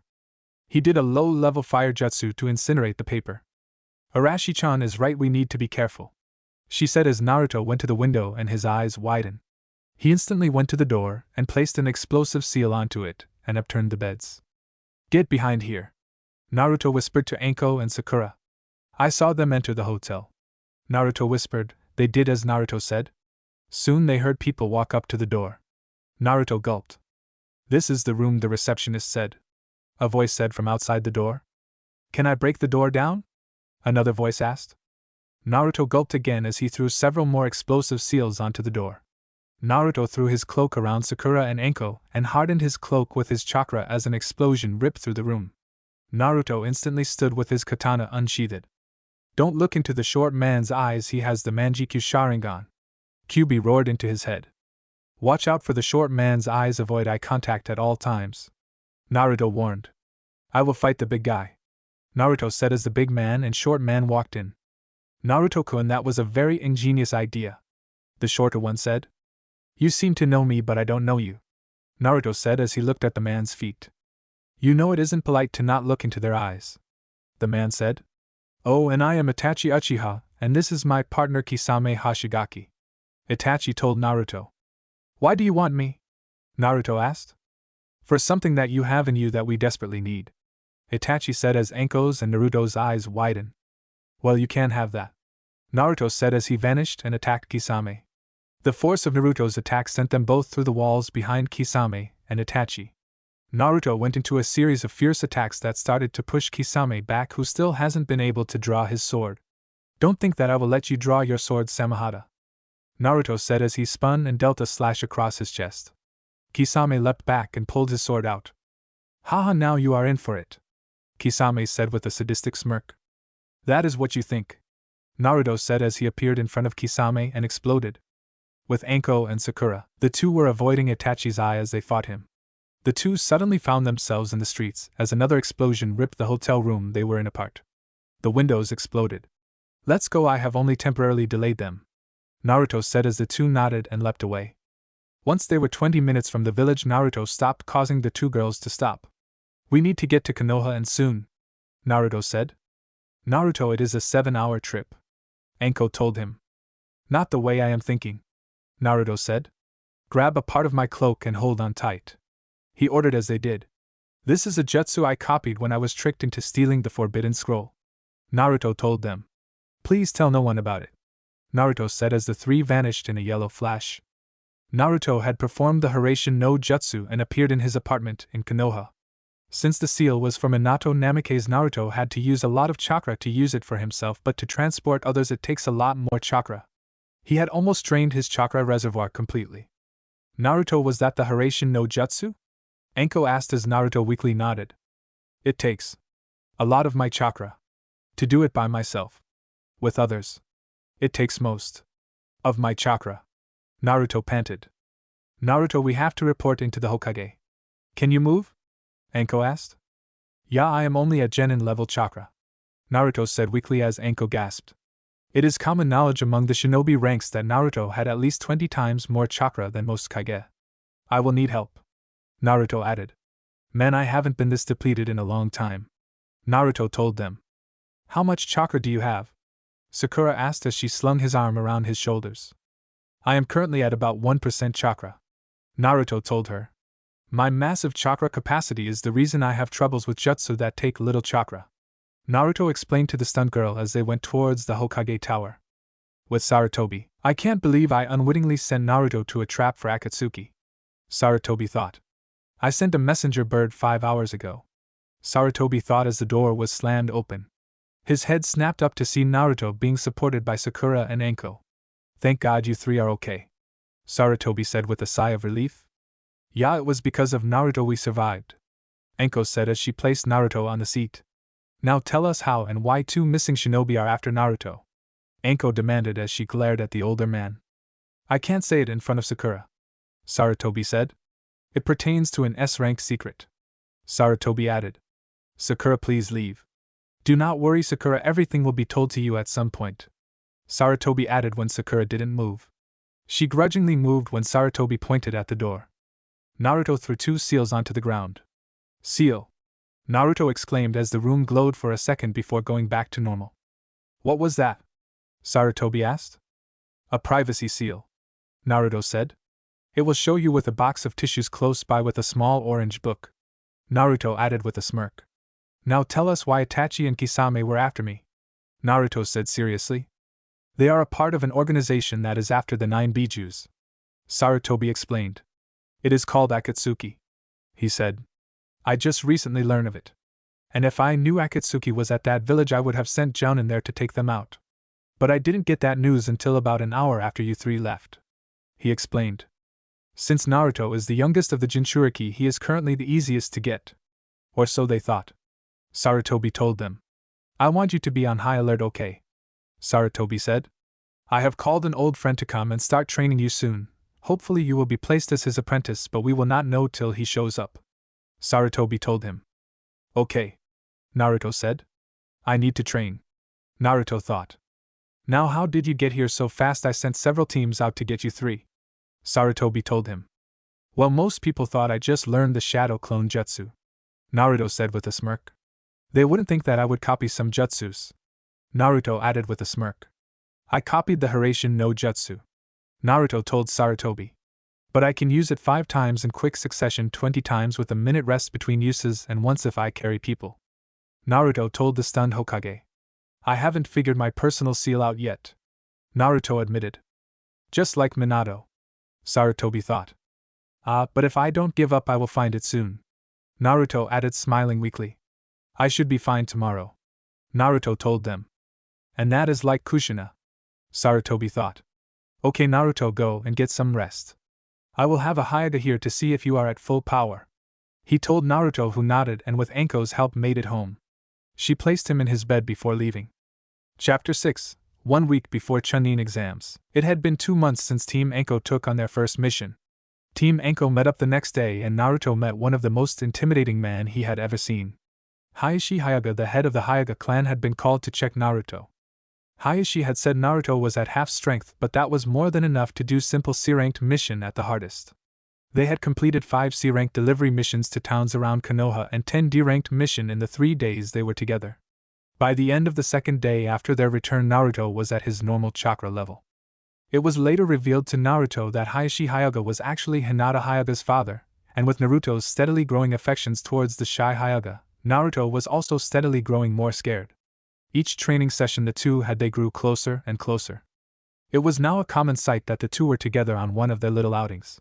At first people were shocked and instantly went to Hayashi, who dismissed them immediately. But right now Naruto, Sasuke, and Sakura were waiting for Kakashi to show up, but he was already 2 hours late. Naruto was apparently smarter than Sasuke because he placed ear plugs into his ear to protect himself for when Kakashi finally showed. Where is he? Sakura exclaimed. I don't know, Naruto said, reading her lips. Suddenly Sakura's complaining was stopped as Kakashi appeared in smoke. You're late, Sakura yelled so loudly that Naruto actually had heard her perfectly clear. But poor Sasuke and Kakashi didn't have such protections as he did. Kakashi made up some bogus lie about getting lost on the road of life, but Naruto just tuned him out as he told them the real reason he was late. I have nominated you 3 for the Chunin exams, Kakashi said. You're joking, right? Naruto asked, surprising everyone. No, why? Kakashi asked ignorantly. Maybe because you basically ditched Sakura and I in favor of training Sasuke, Naruto told Kakashi coldly. Naruto's respect for Kakashi has been slowly declining the longer he was Naruto's sensei. You know Naruto is right, Kakashi, Sakura said. Both Sakura and Naruto had stopped referring to Kakashi as sensei when they noticed they were only told to do chakra control exercise. I will not tolerate this, Kakashi said as he looked at the two. I will repo. You report us, we report you, Naruto said. And blatant favoritism is punishable much more harshly than not following simple training orders, Naruto told Kakashi. What are you jealous? Sasuke asked. As if, Naruto said. I am a wind-water time, Naruto told Sasuke. He can't do most Wainjutsu because they don't involve hand signs, so he can't copy it, Naruto said. So he is useless as my sensei, Naruto told him. Asuma-sensei or even Kurenai-sensei are more suited to me, Naruto said as he walked away after grabbing a sheet. I will think this over, Naruto said as he walked. Sakura had grabbed her sheet and followed Naruto. Where are you going, Naruto? Sakura asked. To the academy, Naruto said. Iruka-sensei wants me to make an appearance since my new nickname has spread through the land of fire, Naruto added. Ah yes, the much-feared Black Death of Konoha, Sakura said, nodding. So what are you going to do? I was thinking of doing the Void Shunshin, Naruto said.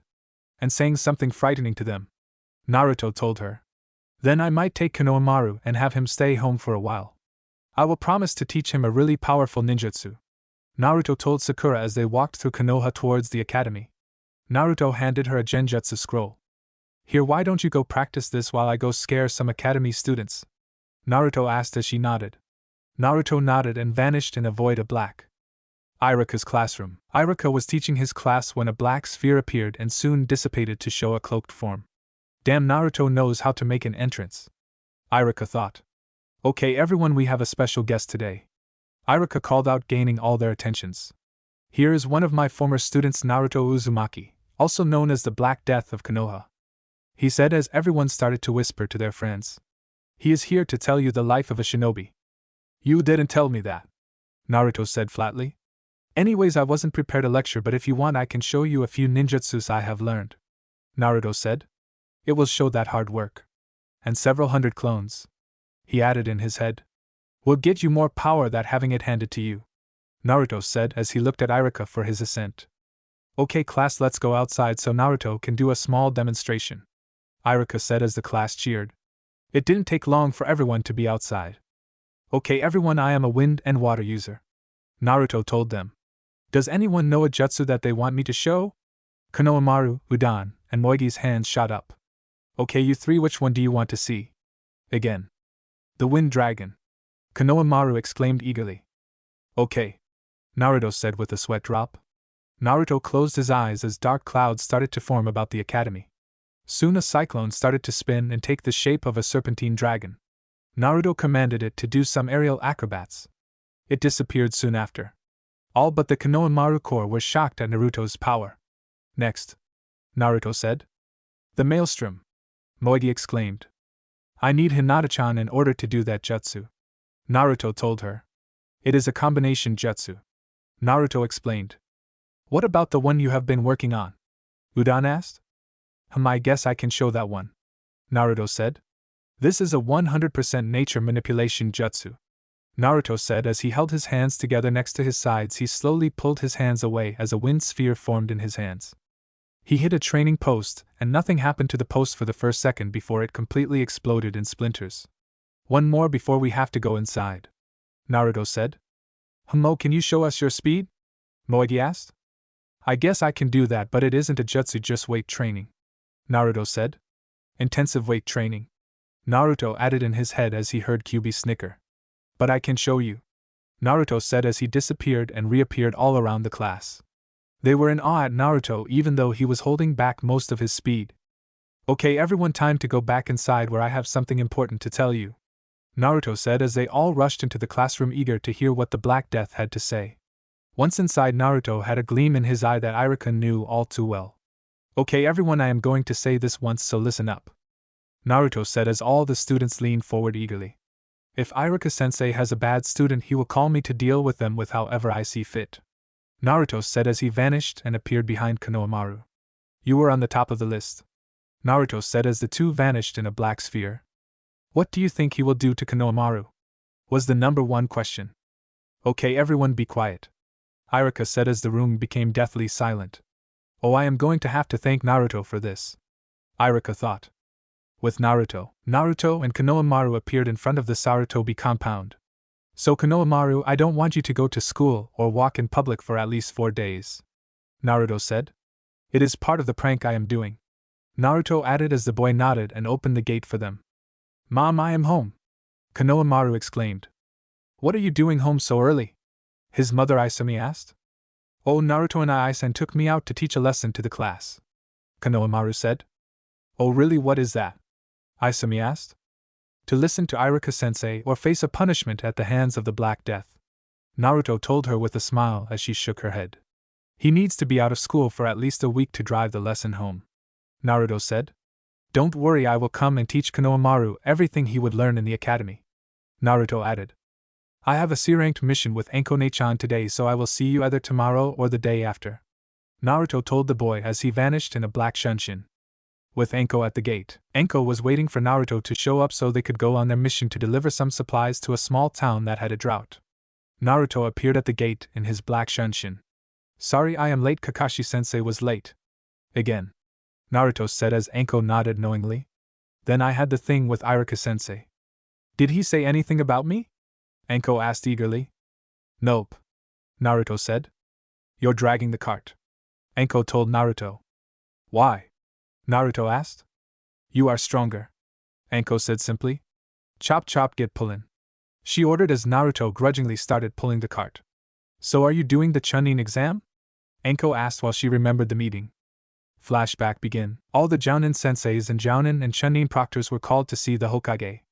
Okay everyone, you all know that the Chunin exams will be held in 1 week's time, Sarutobi said. Who will nominate their teams? Sarutobi asked as Jounin sensei after Jounin sensei nominated their teams. Kakashi Hatake nominates Team 7 for the Chunin exams, Kakashi said in a boring tone. What? Enko yelled angrily. Do you realize that there is killing is allowed in the exam? Enko asked angrily as Kurenai struggled to keep her back. I know your team isn't ready, she exclaimed. I would think you would, Kakashi replied. I mean, you do train with Naruto and Sakura, Kakashi added.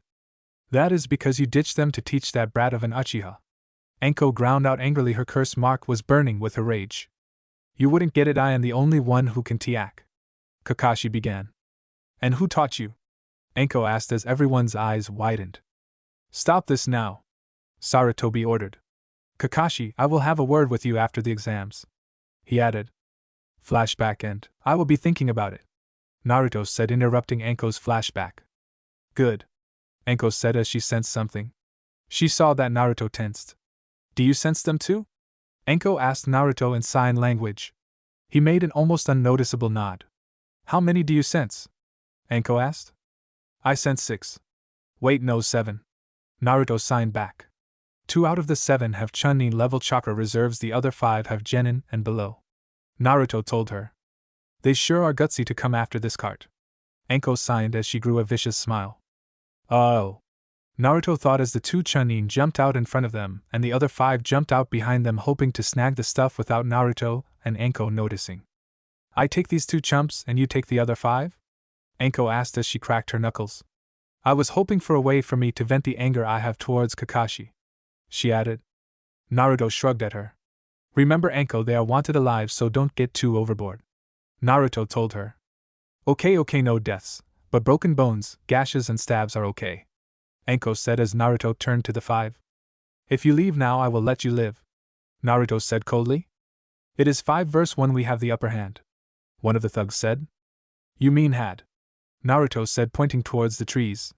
It is now 5 verse 1,000, Naruto said with a smirk as the clones surrounded the thugs. Now do you know who I am? He asked as the clones split up and let the real Naruto through. And no, the thug stuttered. Fools like you call me the Black Death of Konoha, Naruto said as 2 of the thugs passed out. The other 3 were too scared to pass out. Now should I or shouldn't I kill you?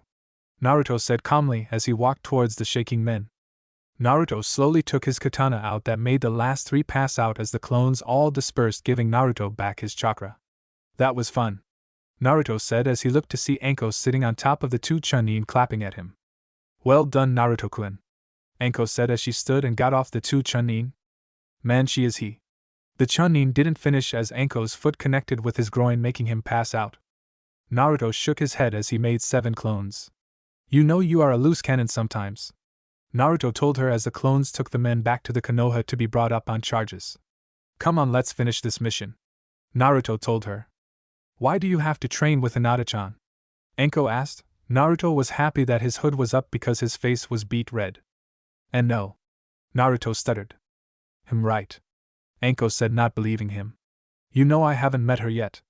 You know that as your older sister I need to meet her, Anko added. Oh hell no, Naruto exclaimed. You do anything to her and I will tell Iruka-sensei who has been sending him those pictures. So? Anko asked. And I won't tell him it is you, Naruto added as Anko glared at him. Do we have a deal? Naruto asked. Fine, but I still want to meet her, Anko told Naruto. I want to make sure she is good enough for you, Anko added. Although Kurenai-chan does talk fondly of Hinata a lot. I know Kurenai-chan is an excellent judge of character, and she says Hinata is kind, gentle, and is shy. Especially around Naruto, Anko thought. What embarrassing stories should I tell? Anko thought. Fine, Naruto said. I think she is too good for me, Naruto thought as he glanced at Anko. They had finished the mission in 2 hours with 2 more incidents, but the thugs ran away when they saw Naruto. So Naruto, what did you tell Kakashi when he showed up? Oh, I told him the truth, Naruto told Anko. That he ditched Sakura and I, before I left, and Sakura ran up to me. It didn't take the duel long to make it back to Konoha. Next time we do this I am making clones to carry the damned cart, Naruto told Anko as he stretched his arms. Why don't you just seal it away? Anko asked. The seal needed is extremely complex and I don't want to waste my time on something that a few clones can do, Naruto told Anko as they walked through Konoha. Naruto saw a flash of indigo. Must be Hinata-chan, Naruto thought when he was suddenly tackled with a light person straddling his back. Hello, Naruto-kun, the person whispered into his, making him shiver. Naruto, who is this girl? Anko asked. Oh, Anko-ne-chan, this is Hinata. Hinata Hyuga, Naruto said as he stood up, but Hinata stayed latched to him. Hinata, this is Anko Mitarashi, Naruto said. Hello? Hinata said over Naruto's shoulder. Oh, so you are the infamous Hinata that Naruto always tells me about, Anko said as Naruto blushed and thanked Zabuza and Haku for giving him the cloak to hide his blush. Really, Naruto-kun talks about me? Hinata asked as Anko nodded. Boss! Naruto heard a young girl and boy yell. Naruto turned to Suidan and Moegi, they looked frantic. What is it? Naruto asked, serious. Konohamaru-kun and Hanabi-chan are in trouble, Moegi exclaimed as Hinata leapt off of his back and the two launched towards where the 2 children had come from. They rounded the corner to see Hanabi and Konohamaru lifted off the ground by their shirts. Naruto's rage went off the charts as eyes changed colors to red. He vanished along with Hinata, whose rage was equivalent to his. Naruto appeared behind the shinobi holding Hanabi and Konohamaru with his katana pressed tightly to his neck as Hinata shut down the chakra to his arms. Release them, Naruto ordered dangerously as he placed the blade harder against his neck. The shinobi released them and Naruto sheathed the katana. Hinata had grabbed her sister and Konohamaru and leapt back as the shinobi reached for the bundle on his back. Naruto-kun, he has a puppet on his back, Hinata warned with her Byakugan active.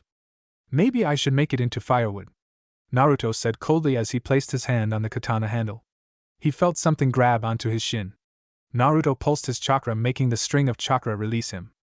Kankuro Temari, stop now or else I will kill you, a boy said behind Naruto. Naruto had felt the presence of the person coming. He has the same kind of chakra running through him as Naruto-kun, Hinata thought. Why yes, Chigara, Kankuro stuttered as Naruto stood protectively in front of the two. What is your name? Gaara demanded as he looked at Naruto. Naruto Uzumaki, Naruto told Gaara. We are leaving, Gaara said as he and Kankuro vanished. But Temari had stayed. So you are the Black Death of Konoha? Temari asked, walking seductively towards Naruto. That is what people call me, Naruto said indifferently, clearly not fazed by her. So would you like to go? Temari began when Hinata latched onto Naruto's arm. Like hell he will, Hinata said as she glared at Temari. He is mine, Hinata added. Temari looked at Hinata indifferently. Well, if you get tired of her you can call me Temari said with a wink and blowing a kiss at him. So Hinata-chan, I am yours? Naruto asked, making the girl blush. I would like it if we were going out. Hinata said nervously. Please don't hate me. Hinata thought. Okay. Naruto said. Okay? Hinata asked, confused. We can go out.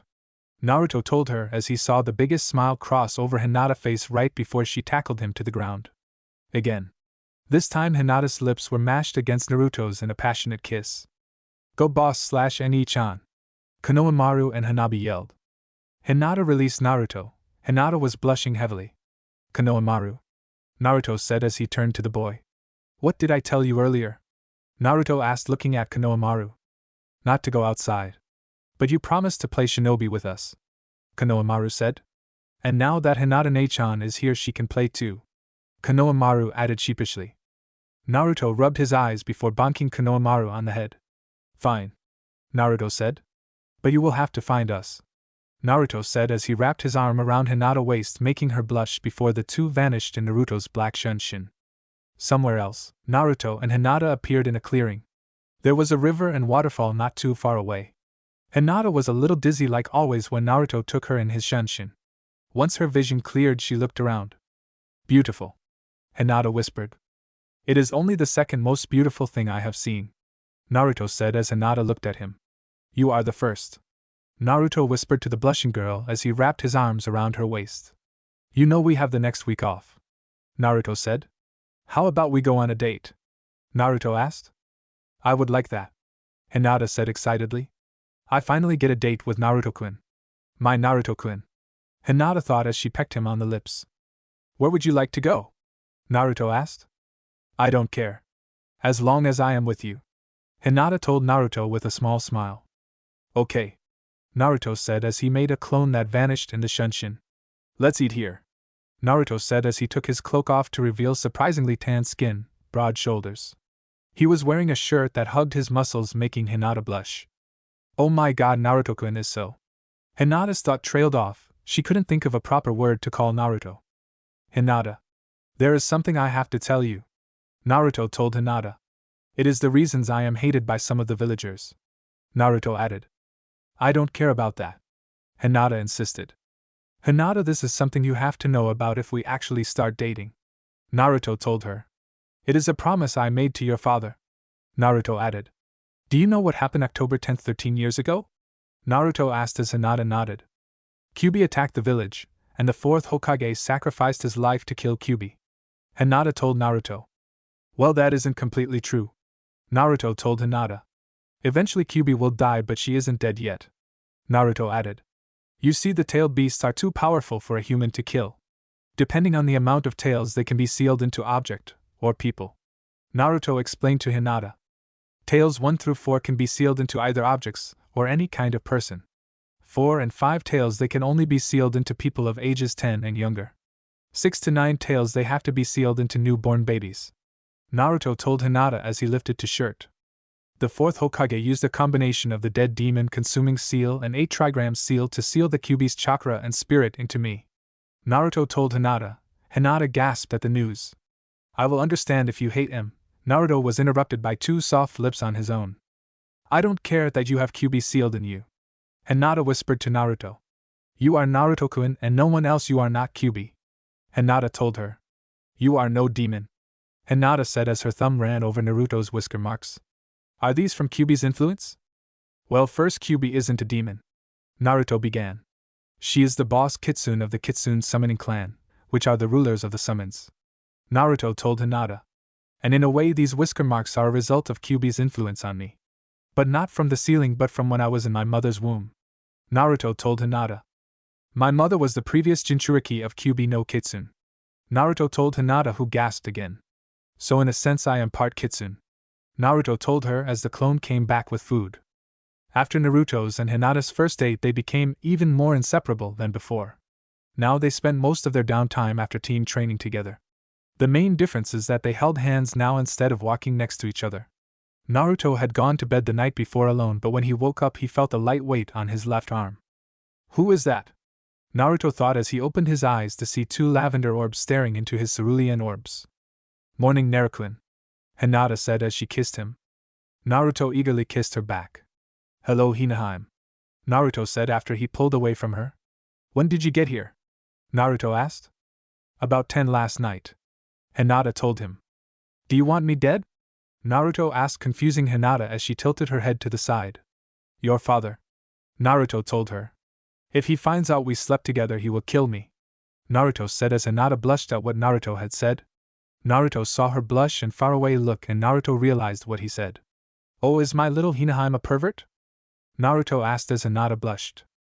Only with you, Naruto-kun, Hinata whispered into his ear, making him blush and shudder. Is my Naruto-kun a pervert too? Hinata asked. Only for you, my Heim, Naruto told Hinata as she kissed him again. When they pulled away, Naruto glanced at the clock.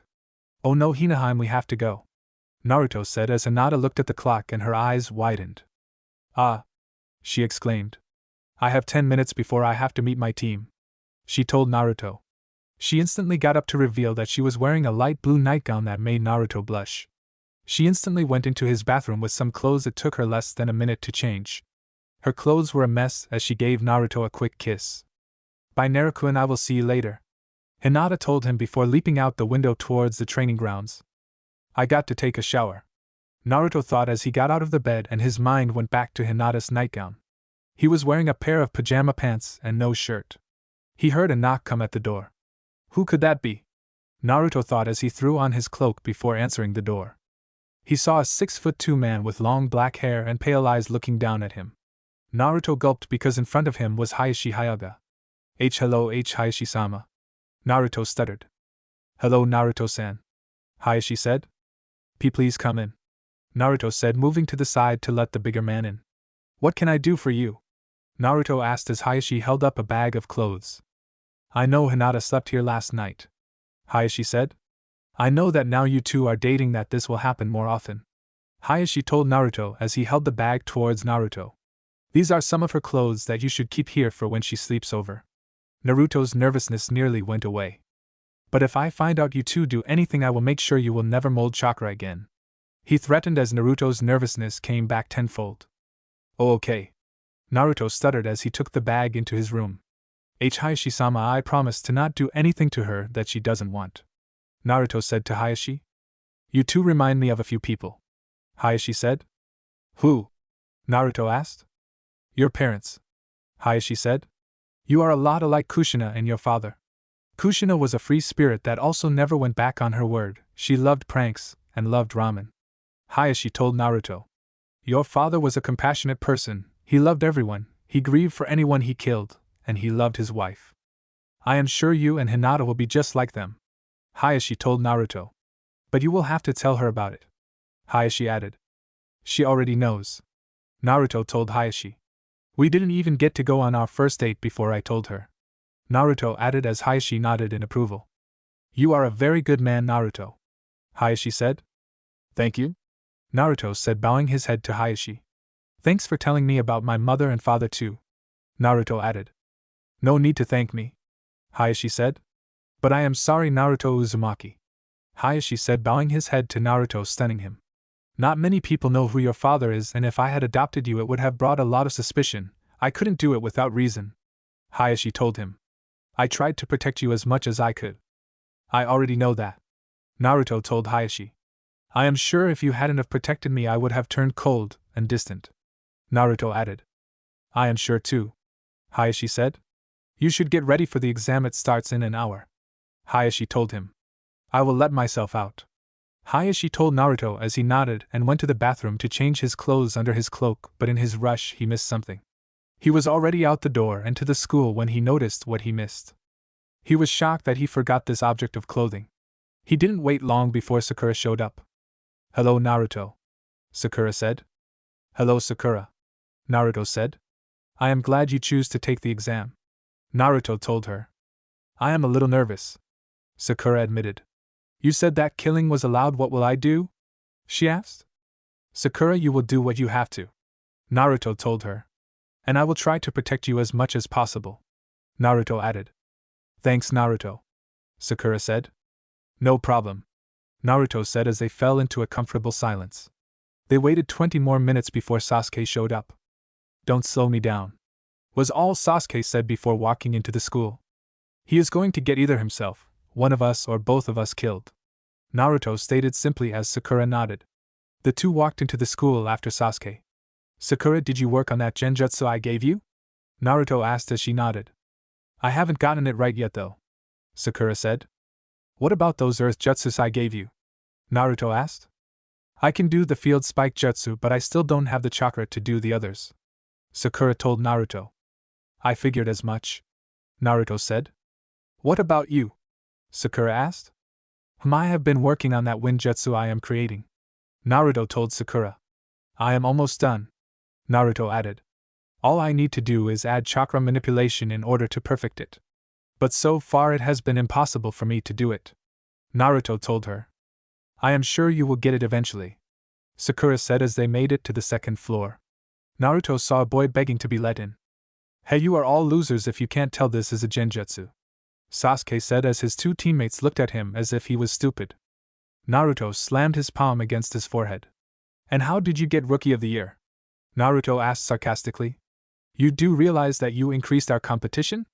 Naruto asked dryly as he walked through the crowd. The Konoha shinobi who recognized Naruto stepped away from him. Sakura was close behind Naruto as they walked. Naruto suddenly stopped and grabbed a foot that was nearly an inch from Sasuke's head. I would appreciate it if you didn't attack my teammate even though I have been tempted to do what you just tried, Naruto said as he let the boy who was begging moments ago go. Oh, and next time you want to fool someone, put a genjutsu on the Hyuga's eyes. I could tell he had the Byakugan immediately, Naruto added. Let's go, Naruto ordered as he walked away. They didn't make it far before the odd boy showed up again. Sasuke Uchiha, I am Rock Lee and I challenge you to a duel. He trailed off as he looked at Sakura. Naruto saw Lee appear in front of Sakura. Are you Sakura Haruno? Lee asked as Sakura nodded. You are so beautiful, will you go out with me? Lee asked. I promise to always protect you. I am sorry, Lee, but I am not interested in dating right now, Sakura said. Okay, Lee said, a little disappointed, making Sakura a little guilty. How about we go get some lunch sometime to get to know each other better? Sakura asked as Lee nodded happily. Lee shook his head and remembered what he came to do. Oh yes, I am here to ask Sasuke Uchiha to a duel, Lee said as he turned to Naruto. Naruto wasn't paying attention as Lee looked at him. Oh, you were talking to me? Naruto asked in a bored tone. I am Naruto Uzumaki, Naruto said, bowing his head to Lee. I wonder if all of Kakashi-sensei's students are this cool, Lee thought with anime tears running down his cheeks as Naruto and Sakura sweat dropped. I thought you wanted to fight me, Sasuke said. Do you know what, I am in the mood to watch Sasuke get his ass handed to him, Naruto said with a smirk. Like this loser will beat me, Sasuke said as the two walked out a bit. Naruto and Sakura watched as Sasuke was kicked around in front of them. And to think he is holding back, Naruto said, shocking Sakura as they watched Lee remove the bandages on his hands. Naruto saw the scars and bruises on his fists. Naruto visibly tensed as he saw what Lee was doing. This is over, Naruto said as Lee kicked Sasuke into the air and then leapt up after Sasuke and the bandages wrapped around Sasuke, but a spin wheel launched through the air and hit the bandages and stuck to the wall with Lee dangling.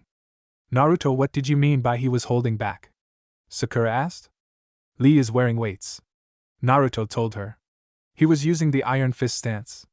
It is the only stance that uses the 8 celestial gates to augment their attacks. The attack Lee was going to use on Sasuke opens the first gate, Naruto explained as they looked at a giant turtle. It is said that if a civilian was to open all 8 gates, they would become as strong or stronger than the Hokage, Naruto added as they watched a man that looked similar to Lee appear on its back. But opening the gates has consequences. You will rip muscles, break bones, tear ligaments. But when you open the last gate, you will die, Naruto told Sakura. But there is one way to survive opening the gate of death, Naruto told her. Only one person every 200 years are born with the 9th fabled gate, the Gate of Resurrection.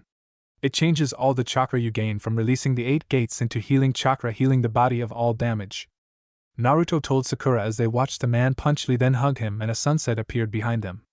Sakura, is that a? He trailed off as Sakura tried to release the genjutsu but couldn't. Hurry, it is being burned into my memory, Naruto exclaimed as Sakura tried again as they covered their eyes. I can't release it, Sakura exclaimed. That was scary, Naruto said as Sakura nodded. I am sorry for my student's rudeness, Naruto Uzumaki, the older man said. You say something? Naruto asked as the man had anime tears running down his face. Even his students are cool, the man thought. I am Might Guy. Guy told Naruto. Ah yes, the green beast of Konoha. Naruto said. And you would be the Black Death of Konoha. Guy said.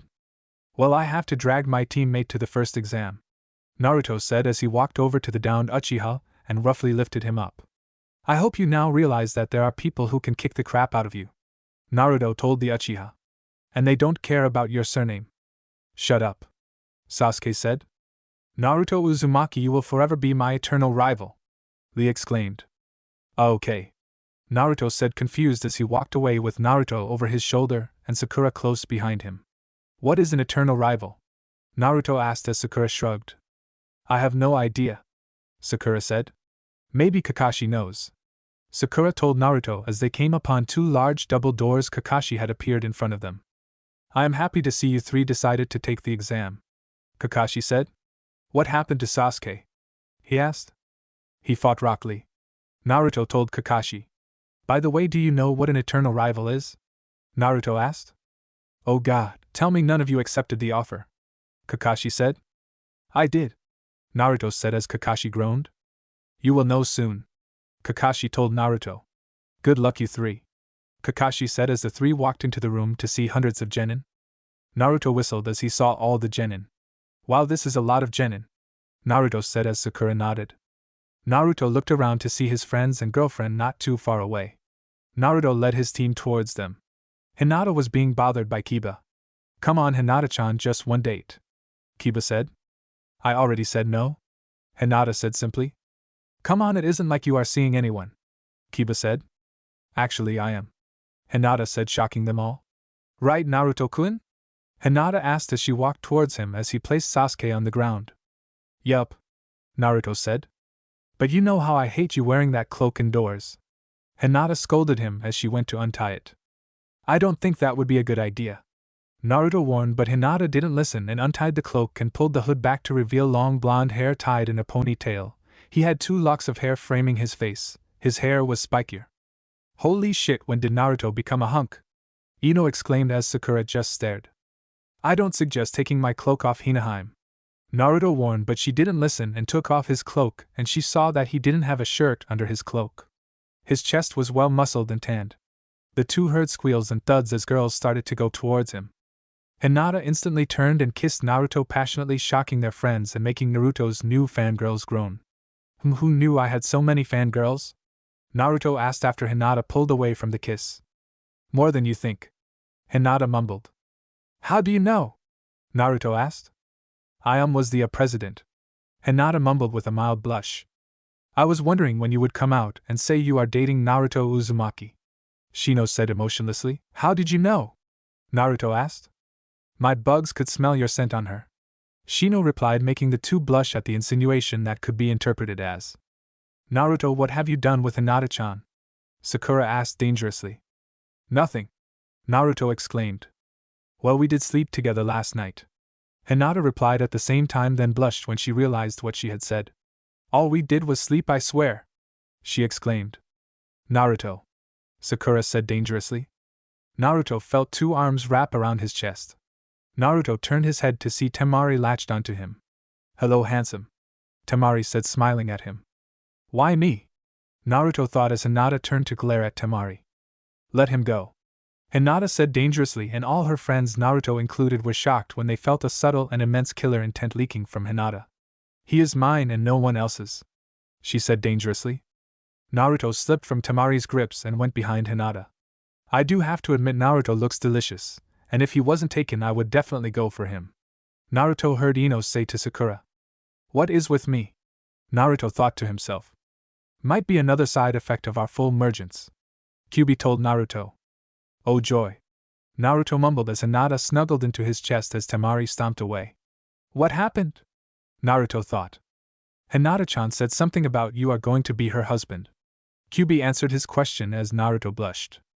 Okay, you lovebirds, stop the show, a man from the front yelled, gaining all the genin's attention. Hey Ibiki, Naruto said calmly as the man released killer intent. Naruto was completely unfazed by the killer intent. Naruto, Ibiki growled. Okay, everyone take a seat, he said.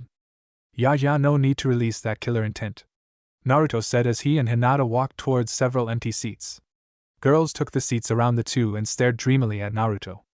Okay, stop star. He trailed off as Hinata and Naruto vanished in two puffs of smoke to reveal Sakura and Ino sitting where the two were. What the? How did we get here? Ino asked. Naruto's special shunshin, Sakura explained with a groan. He can teleport anyone he wants to, Sakura explained. The girls looked around to see Naruto sitting towards the back. They went to stand. Once seated, you cannot move, he told the group of girls. Ibiki glared at Naruto for causing a ruckus. No need to glare at me, Ibiki-chan, Naruto mocked, earning a very vicious glare as Chunin were passing out the exams. Naruto was meeting Ibiki's deadly glare with his own calm, emotionless gaze. Maybe I should fail you now, Ibiki threatened. If it means I don't have to see your ugly mug, I don't care, Naruto remarked. Elsewhere, if it means I don't have to see your ugly mug, I don't care. A group of Jounin and the Hokage heard Naruto tell the head of Anbu interrogation. Wow, Naruto-kun sure has guts, Kurenai remarked from her spot next to Asuma. I think he wants a death wish, Asuma remarked. Oh, I am sure Naruto-kun has something on him, Kurenai told her crush. What do you mean? Asuma asked as everyone in the room paid attention to Kurenai. Naruto-kun has enough information on everyone in the shinobi program that he could blackmail anyone he wants into doing anything he wants, Kurenai told everyone, shocking them. Luckily for me, I am close to Hinata-chan and Naruto-kun, so I should be in the safe zone along with Anko-chan and Irika-kun. And Hinata-chan, of course. What about me? Kakashi asked as Kurenai glared at him. Oh, you think that you would be an exception because you are his sensei? Kurenai asked distastefully. What is your problem? Kakashi demanded, putting his book away. Oh, I find it kind of funny that myself and Anko-chan were treating the two like students and not troubled teens. Kurenai spat at the older Jounin. I know how you ditched your students. I am the only one who can teach Sasuke how to use his Sharingan, Kakashi insisted. I still think Anko-chan made a point when she asked who taught you how to use the Sharingan, Kurenai told Kakashi while she glared at the white-haired Jounin. You wouldn't understand, Kakashi said before walking away. Did the fourth Hokage, your sensei, pick favorites? Kurenai asked as Kakashi appeared in front of Kurenai, glaring and releasing a large amount of killer intent. Don't talk about my sensei, Kakashi said dangerously. I will talk about whoever I want to, Kurenai shot back. Now answer my question, did Minato Namake's our fourth Hokage pick favorites? Kurenai demanded angrily. This is over until I say so, Hiruzen yelled, silencing the two Jounin. One more word about this subject during the Chunin exams will be punished severely, he warned dangerously. Exam area. The exam had started and Naruto looked at the test one time before placing it down and could see that the test is impossible to do if you weren't incredibly smart. It didn't take him long to see that a lot of people were cheating. He also saw people being thrown out for cheating. Naruto spent 15 minutes thinking about the exam. He suddenly smirked deviously, making Hinata, who could see him with her Byakugan active, and it was hidden by a simple genjutsu. It was making her nervous as she saw him writing a few things down and placing the paper upside down. She noticed that Naruto had pushed his chakra into the paper so she couldn't read what he said. Ibiki noticed that Naruto wrote some short answers down before flipping it over. What is he doing? Ibiki thought to himself. Ibiki and Naruto were having a staring contest. Well, more like Ibiki was glaring and Naruto was staring blankly back. It was now 15 minutes till the end of the exam and neither Ibiki or Naruto had blinked once. I think it is time for the 10th question, Naruto said as he continued to stare. There is still 5 more minutes left, Ibiki growled. So there is, Naruto said back calmly. Everyone watched the staring contest with interest to see who won. Okay, since everyone is supposedly done, I will tell you about the 10th question and the different rules it has, Ibiki said, turning to the group of genin. Unlike the other questions, you can quit now and come back later. Why would we want to do that? Kiba Inuzuka yelled angrily. Because if you don't get the 10th question correct, you will immediately get a 0 and be thrown from the exam, Ibiki said sadistically. And that isn't all. If you stay and get the question wrong, you will be prohibited to ever take the Chunin exams and be doomed to be a genin for life, Ibiki said as several people started to panic. Ibiki looked at Naruto to see him just staring back with the same look that was through most of the exam. He could see several teams leaving. He smirked when he saw Naruto's hand start to rise. But that smirk disappeared when Naruto slammed it down onto the desk, nearly breaking it in half, and stood. I don't care if I am a genin for life, I will still find a way to be the best Hokage ever.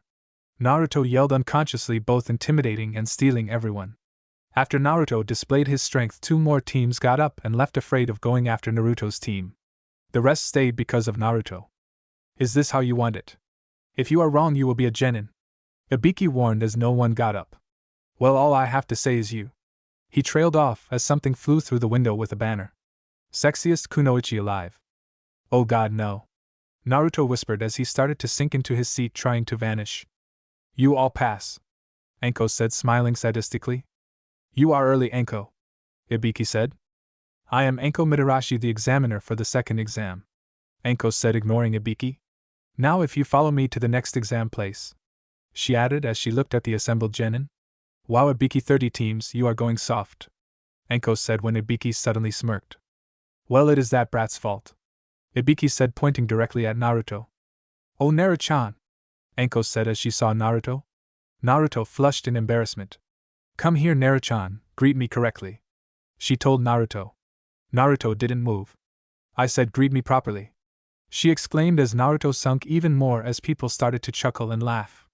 She suddenly started to walk towards Naruto and grabbed his ear and gave it a massive tug, making him yelp in pain. Everyone watched as Anko scolded Naruto. Ibiki sat back and enjoyed the scene. Those photos are going public, Ibiki, you hear me, public. Naruto yelled before Anko tugged again. Elsewhere, photos? Everyone watching through the crystal ball asked at once. Exam. Anko, I think it is time for the second exam. Ibiki told Anko.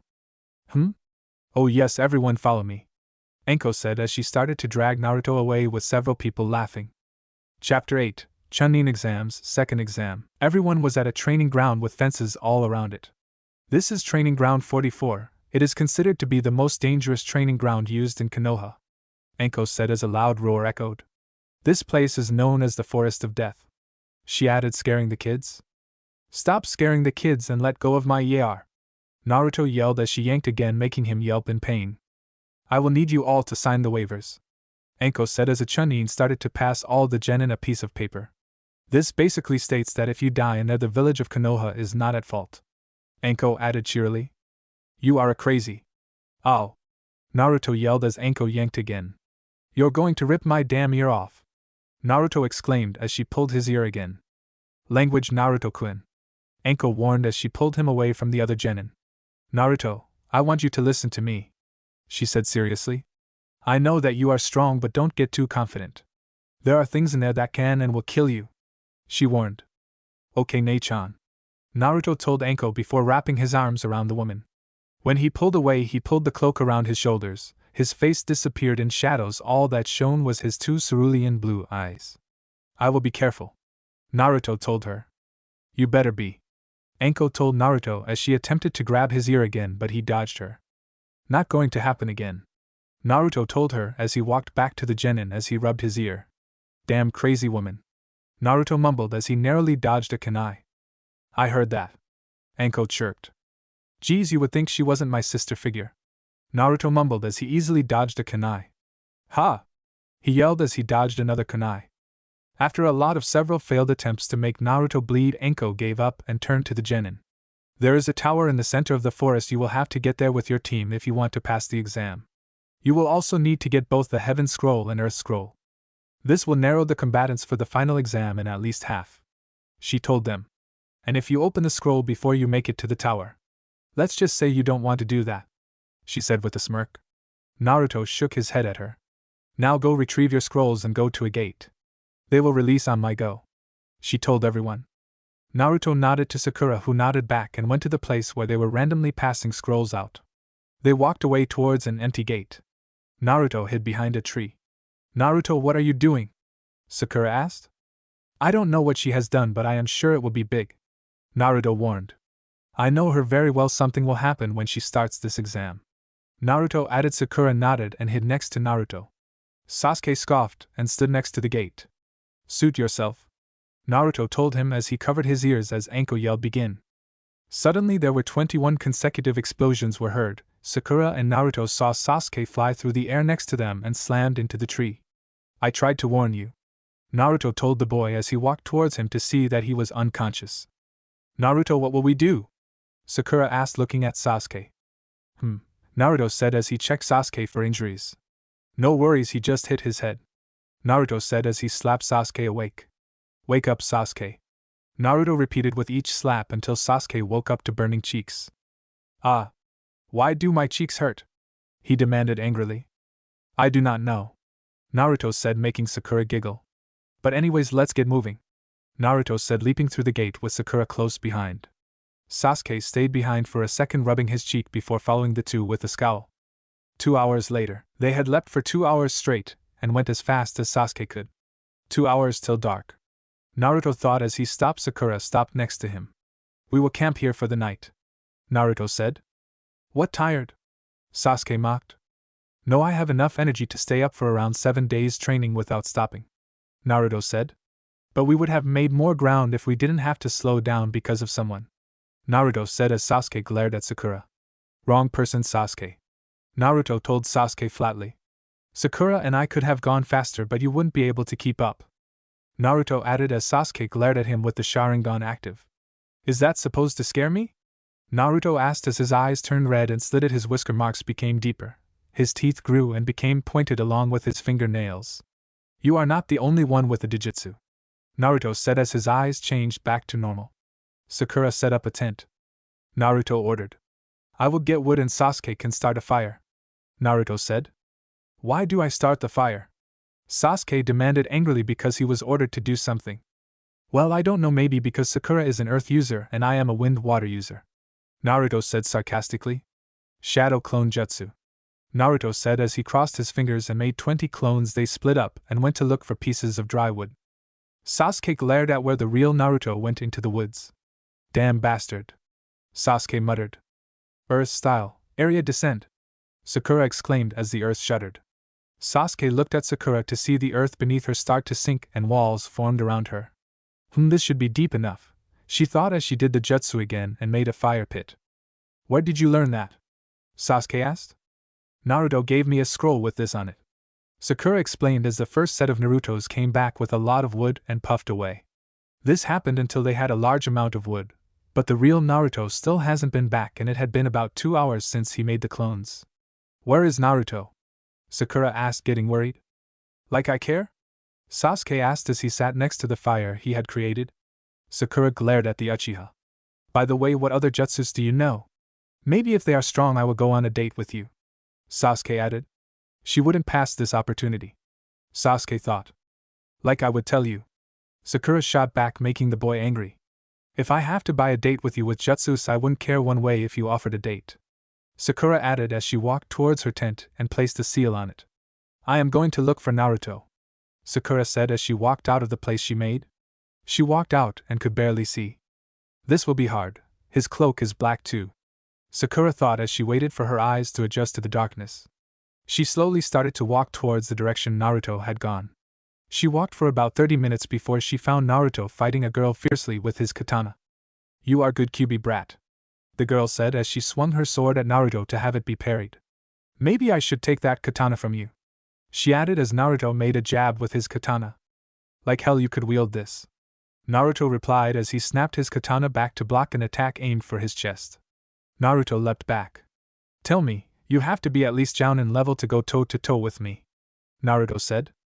Maybe I am just a very good genin, the girl replied. I highly doubt that, Naruto said as his arms started to blur, leaving red streaks where his arms were going. Unfortunately, I have to be going, the girl said before sinking into the ground. Naruto growled as he turned to see Sakura. Sakura, what are you doing here? Naruto demanded as he looked at her. She was too busy looking at the battlefield in front of her. I came to look for you, Sakura said as she looked at the damage done. Come on back, Naruto said as he sheathed his katana and walked past her. She noticed his eyes were blood red and slitted. Naruto, do you have a Kekkai Genkai? Sakura asked. Of sorts, I guess, Naruto said as she followed him back towards the encampment. We will leave at sunup, Naruto said as his eyes changed back to blue. 5 a.m. the next morning, Naruto had stayed up the entire night vigilant for that grass shinobi to show up again. Naruto was sure that shinobi would be back sooner or later, and he knew it was the former. Who or what could that person be? Naruto thought as he looked at the dying fire. Naruto made a hand sign and pointed his finger at the fire to douse it with water. Not many people can beat me. Naruto thought again as he walked over to the tent that Naruto had sealed, preventing Sasuke from entering it. His reasoning was that he didn't trust him with Sakura alone in the tent. This angered the Uchiha. Naruto slapped the tent.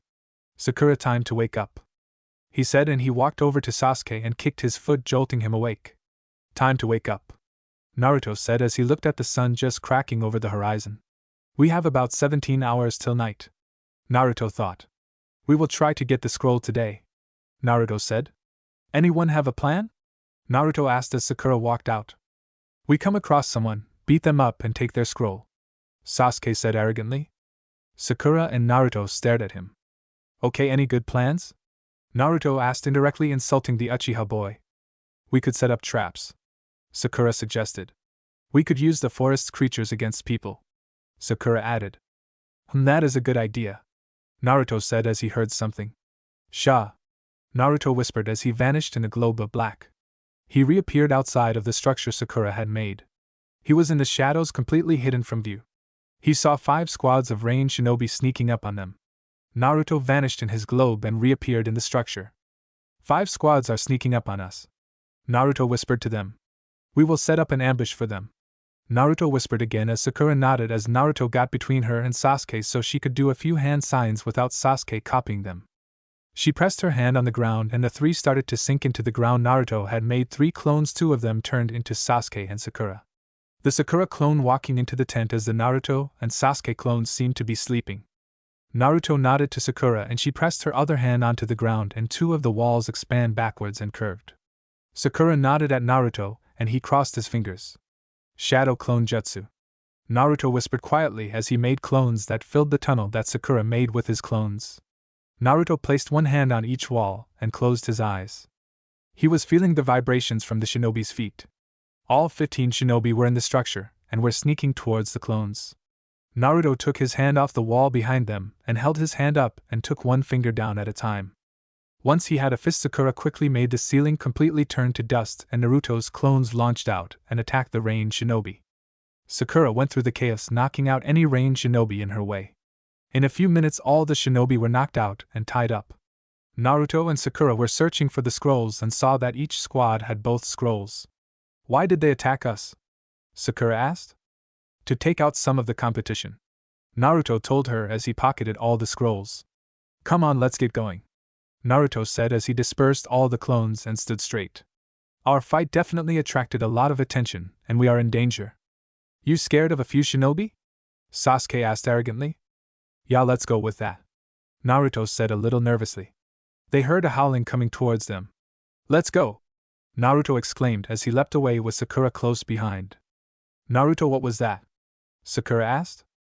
I don't know and I don't want to know, Naruto said as his eyes darted around. Suddenly a gust of wind came towards them. Naruto clapped his hands in front of him and sliced the weak wind attack in half. Naruto looked around and his eyes landed on the grass shinobi again. I was wondering when you would come back, Naruto said coldly as he gazed at the woman. Killer intent leaked from the girl. It was incredible but didn't faze Naruto in the least.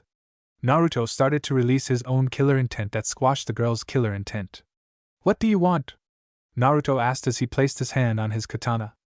Kakuku, well, Naruto-kun, I just came to talk with Sasuke-kun, the girl said as Naruto got defensive.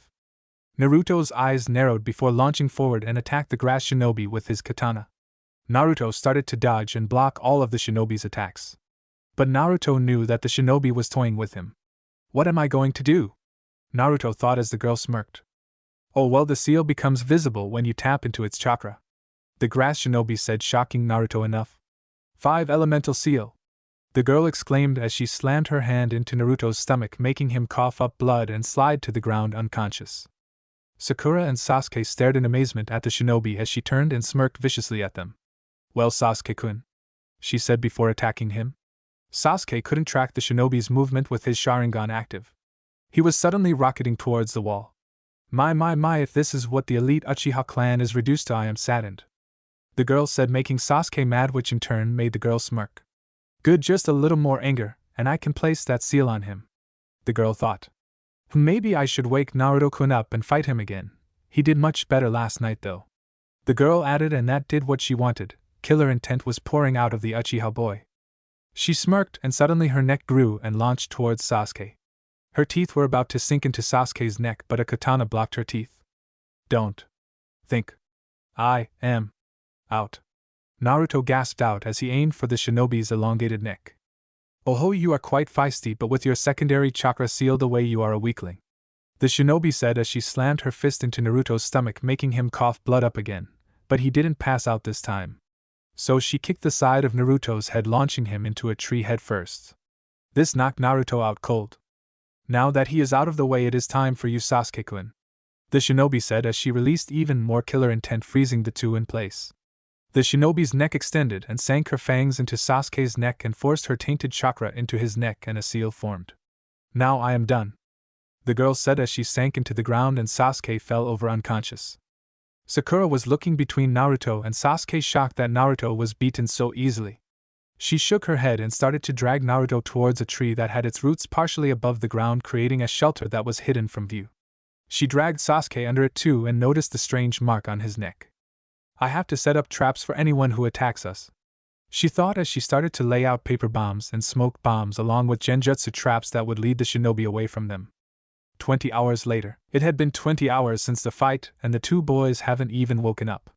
Naruto was tossing and turning, but that was it. He would occasionally grab his stomach and cry out in pain. Sakura pulled his shirt up to show a slightly glowing seal under his shirt. What is this seal? Sakura thought before Naruto grabbed her wrist in his slumber. She had to use a lot of her strength in order to get her wrist out of his grip. She looked out across the clearing in front of the natural shelter and saw a squirrel about to detonate one of her explosive tags. Sakura, thinking fast, threw a kunai that hit right in front of the squirrel, making it scared, and quickly ran away. Sakura gave a sigh of relief, but that was short-lived when 3 shinobi landed in front of the shelter and walked towards Sakura. Oh no, what do I do? She thought. She hadn't slept in 20 hours and was incredibly tired. The shinobi walked towards her as she walked out of the shelter and stood at the entrance.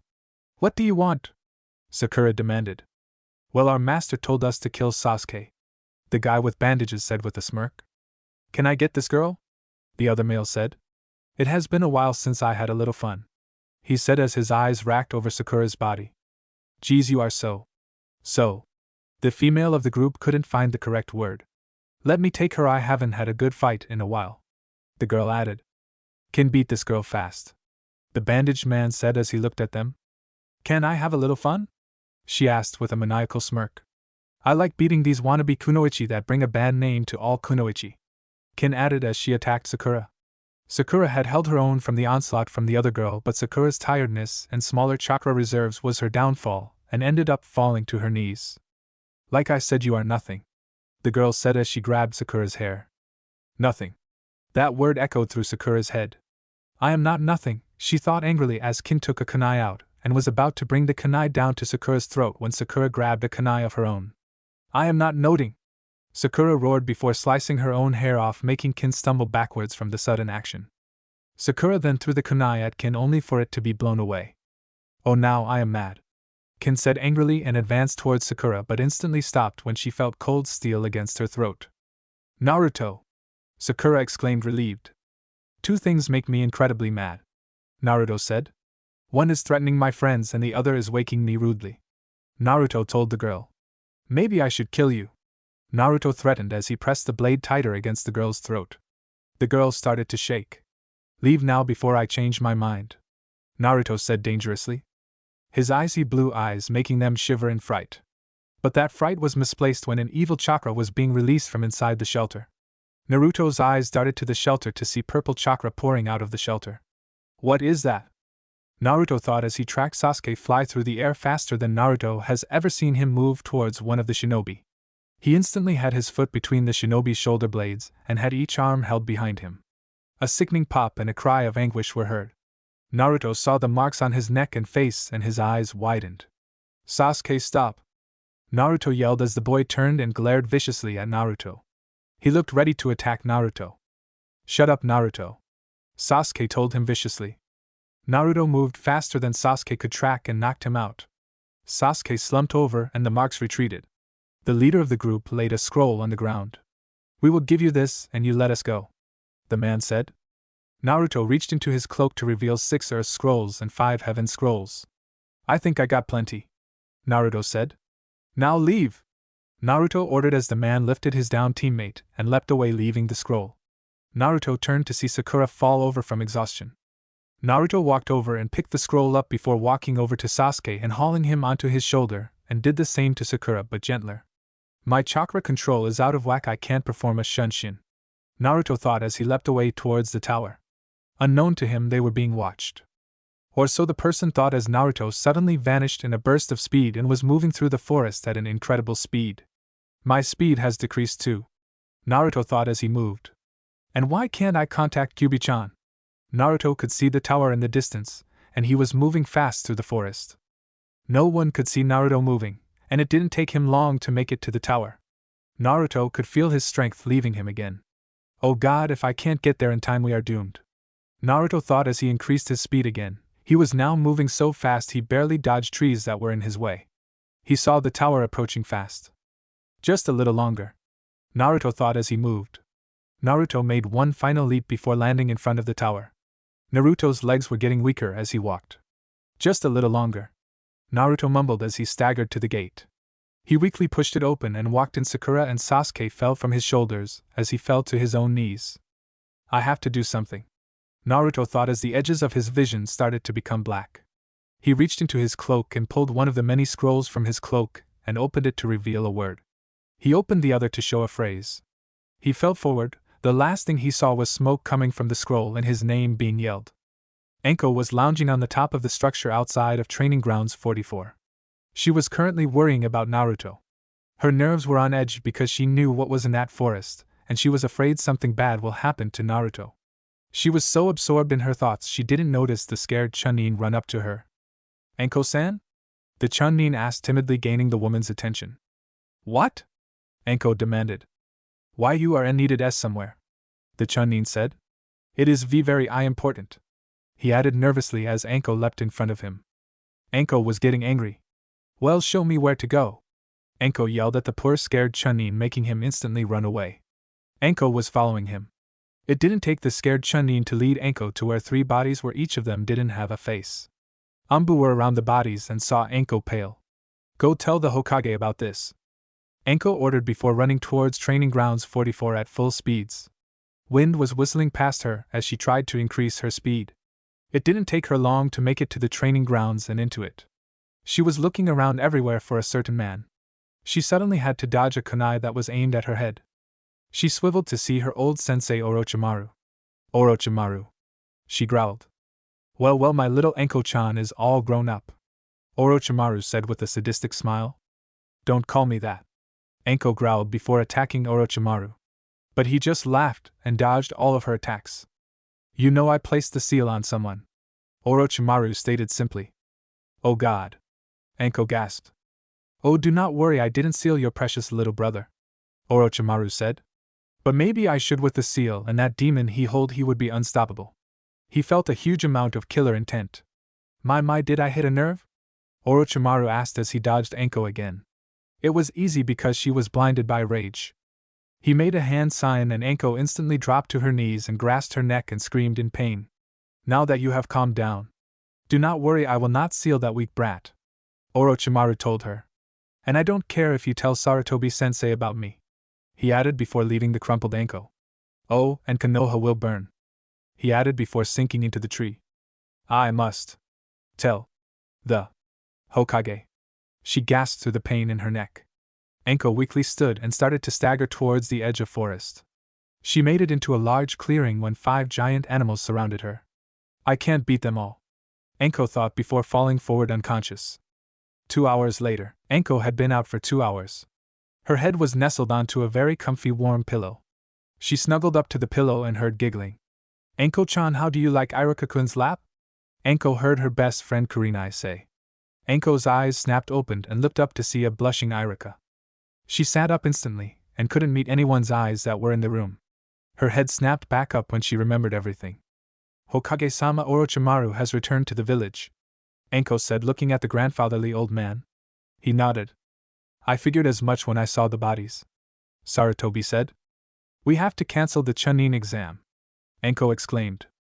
We can't, Sarutobi said, and Anko opened her mouth. If we do that, we will show weakness, and that will decrease missions and a chance another village will attack us. Sarutobi explained as Anko clamped her mouth shut. Oh, and Orochimaru said he sealed someone, Anko said. That would be Sasuke Uchiha, Kakashi said. Do not worry, I have placed a seal over it, Kakashi added. And you didn't tell me, Sarutobi demanded. He must be pulled from the exam, Anko said. I thought that quick actions would be best, Kakashi stated simply.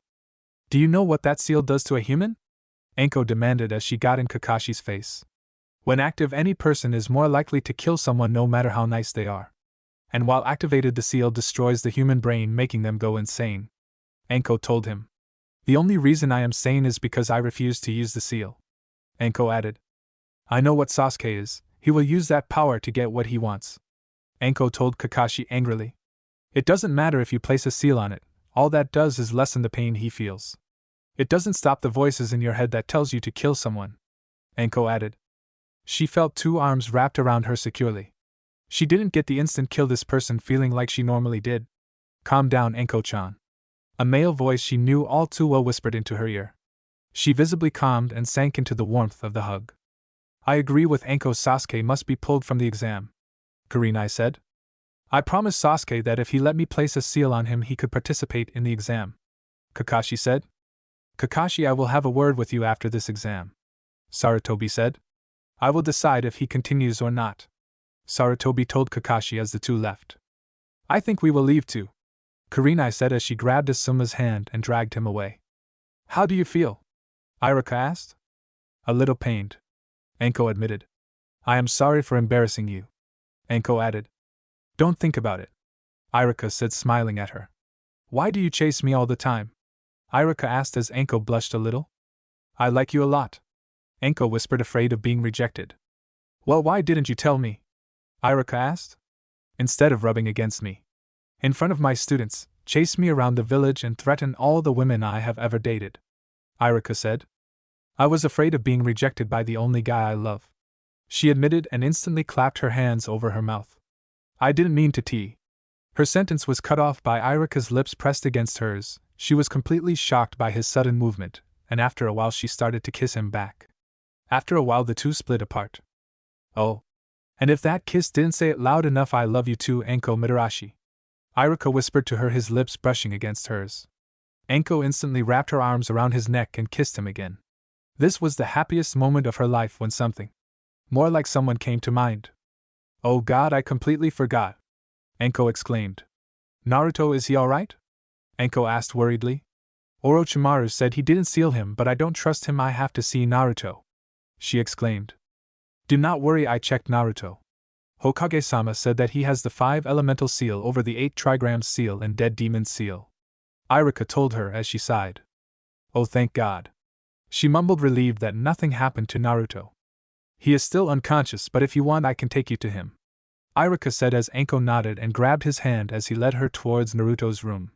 They opened the door to see a girl with shoulder-length indigo hair and pale skin straddling Naruto and making out with him. His hands were currently up the back of her shirt. Iruka blinked at the scene. Anko's mouth was open wide and her eyes widened when the girl moaned his name. What the hell is going on? Anko yelled and the two teens instantly came apart. Both were blushing. Well? She demanded. We were kissing, Naruto exclaimed, embarrassed. Well, you're not so little, it friend says otherwise, Anko stated, pointing at the bulge in his pants. Hinata glanced at Naruto, and her eyes widened and her blush increased. When we do it, how will that fit in me? Hinata thought, and her blush increased tenfold. What are you criticizing us for? Naruto asked. At least I don't do sexual things to her in front of children, Naruto added as Iruka blushed. I remember I had to explain to Konohamaru what you two had done. Isumi didn't know how to explain it to him, Naruto added. What did you tell him? Iruka asked. That you two were wrestling, Naruto said. Good, Iruka said with a sigh. Oh, don't thank me, I promised his mother you would tell him all about sex when he is old enough, Naruto said with a smile as Iruka grimaced. Now leave Hinaheim and I to our business, and I will stay out of yours, Naruto said, indicating to Iruka's and Anko's intertwined hands. And I won't tell the Who village that you. He trailed off, pointing at Anko, have a soft side, and you. Naruto trailed off again, point at Iruka, have a S&M fetish. Naruto said as they both turned red. How does he know? Iruka thought.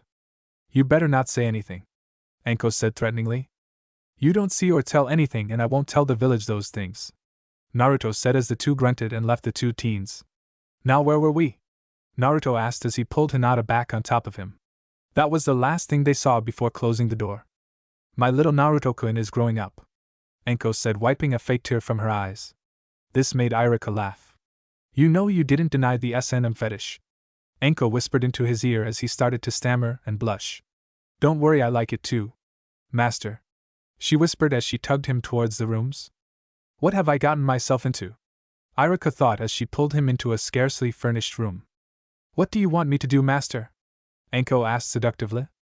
Hinata and Naruto were currently laying in the bed assigned to him. They were both nearly naked in the bed. Hinata had her head on Naruto's chest. Neither knew how they got down to their underwear, but neither cared. Naruto-kun, it is almost time to get up, Hinata purred. 5 more minutes, Hinaheim. Naruto mumbled groggily. You wouldn't want someone walking in on us again, do you? Hinata asked. Fine, Naruto said as Hinata moved her head from his chest. She started to look around the room for her clothes when the door slammed open. Naruto.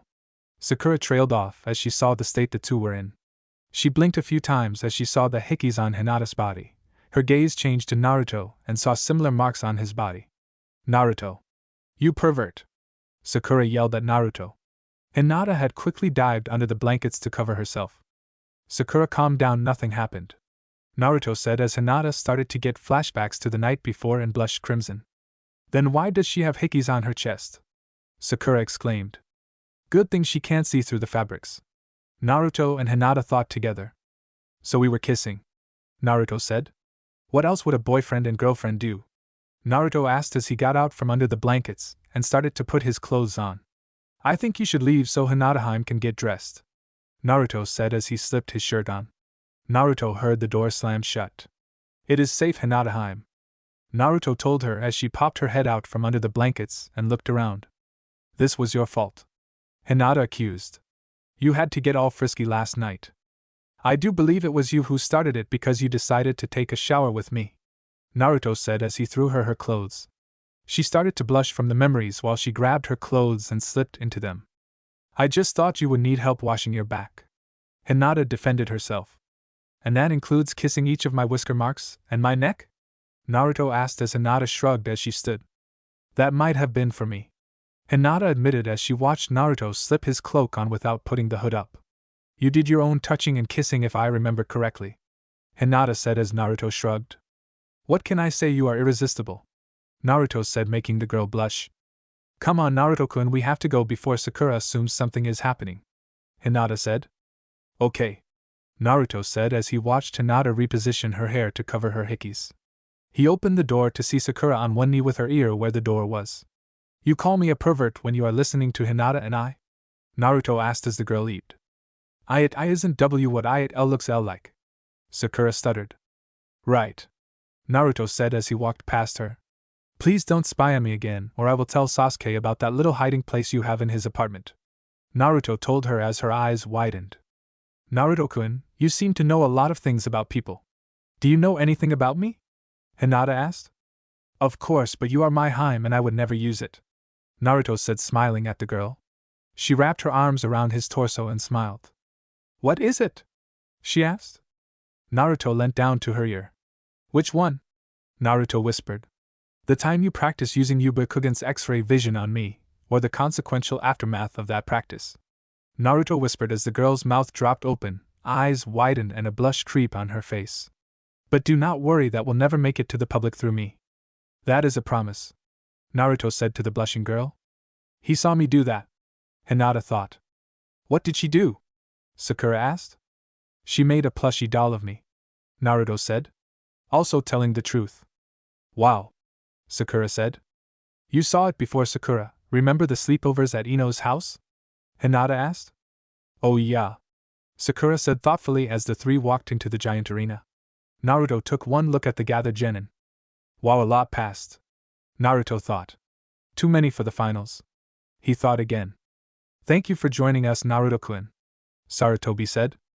You know, rough night last night, Naruto said as Hinata blushed and hid her face into Naruto's chest. I hope you spent it alone, Sarutobi said.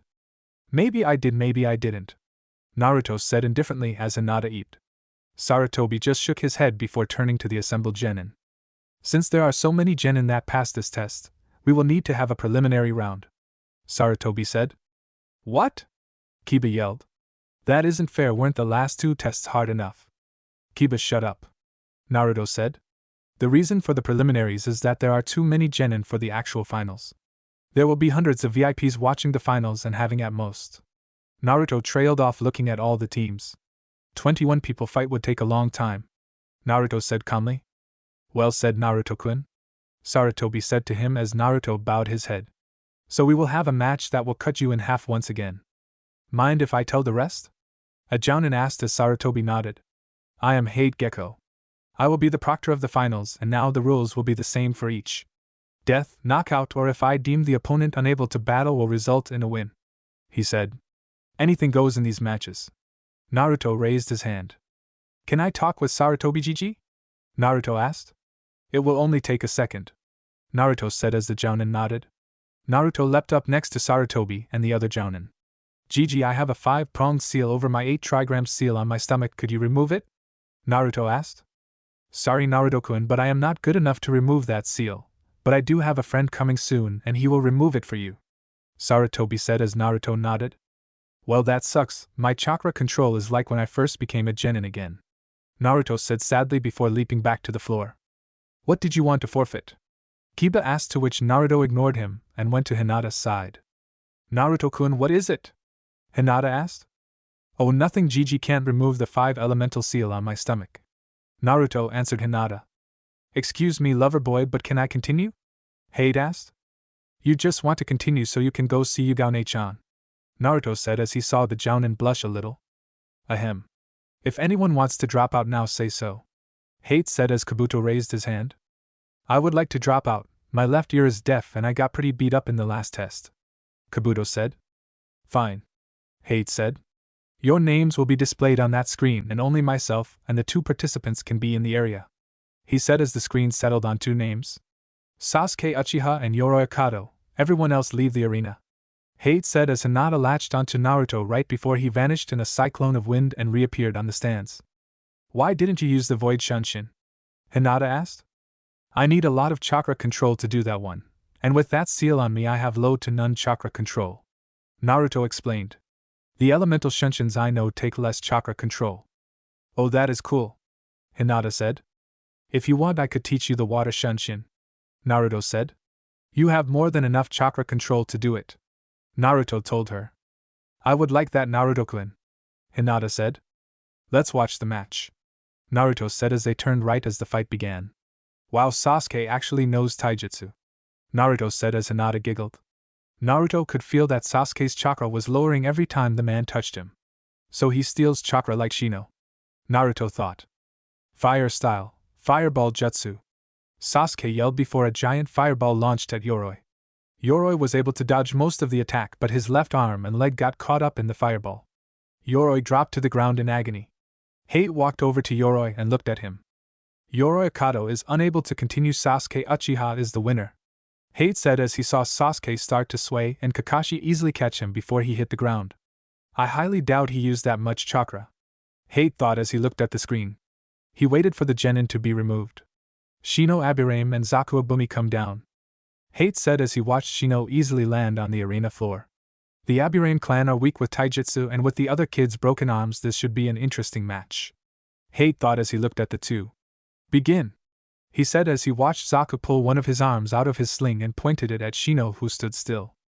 Shino has won, Naruto said simply as a gust of wind launched at Shino, who simply dissolved into bugs. Shino appeared behind Zaku and kicked him in the back. How do you know? Hinata asked. Activate your Byakugan, Naruto said as she followed his instructions and saw that Shino had some of his weakest bugs already in the tubes on Zaku. I saw one of his bugs fly over to Zaku. She watched as Zaku pulled his other arm out. He aimed them both at Shino and released his attack, but all the people saw was blood spewing out of his arms. Hinata gasped and hid her face in Naruto's chest. Ouch! His arms exploded at the elbows. Naruto said as he rubbed Hinata's back. Winner Shino Aburame. Hate said as the medics removed Zaku and Shino went up to the deck. You have become very observant, Naruto-san, Shino said as Naruto shrugged. It was easy to tell when you won when you already plugged his other arm up, Naruto said, smiling at the other boy.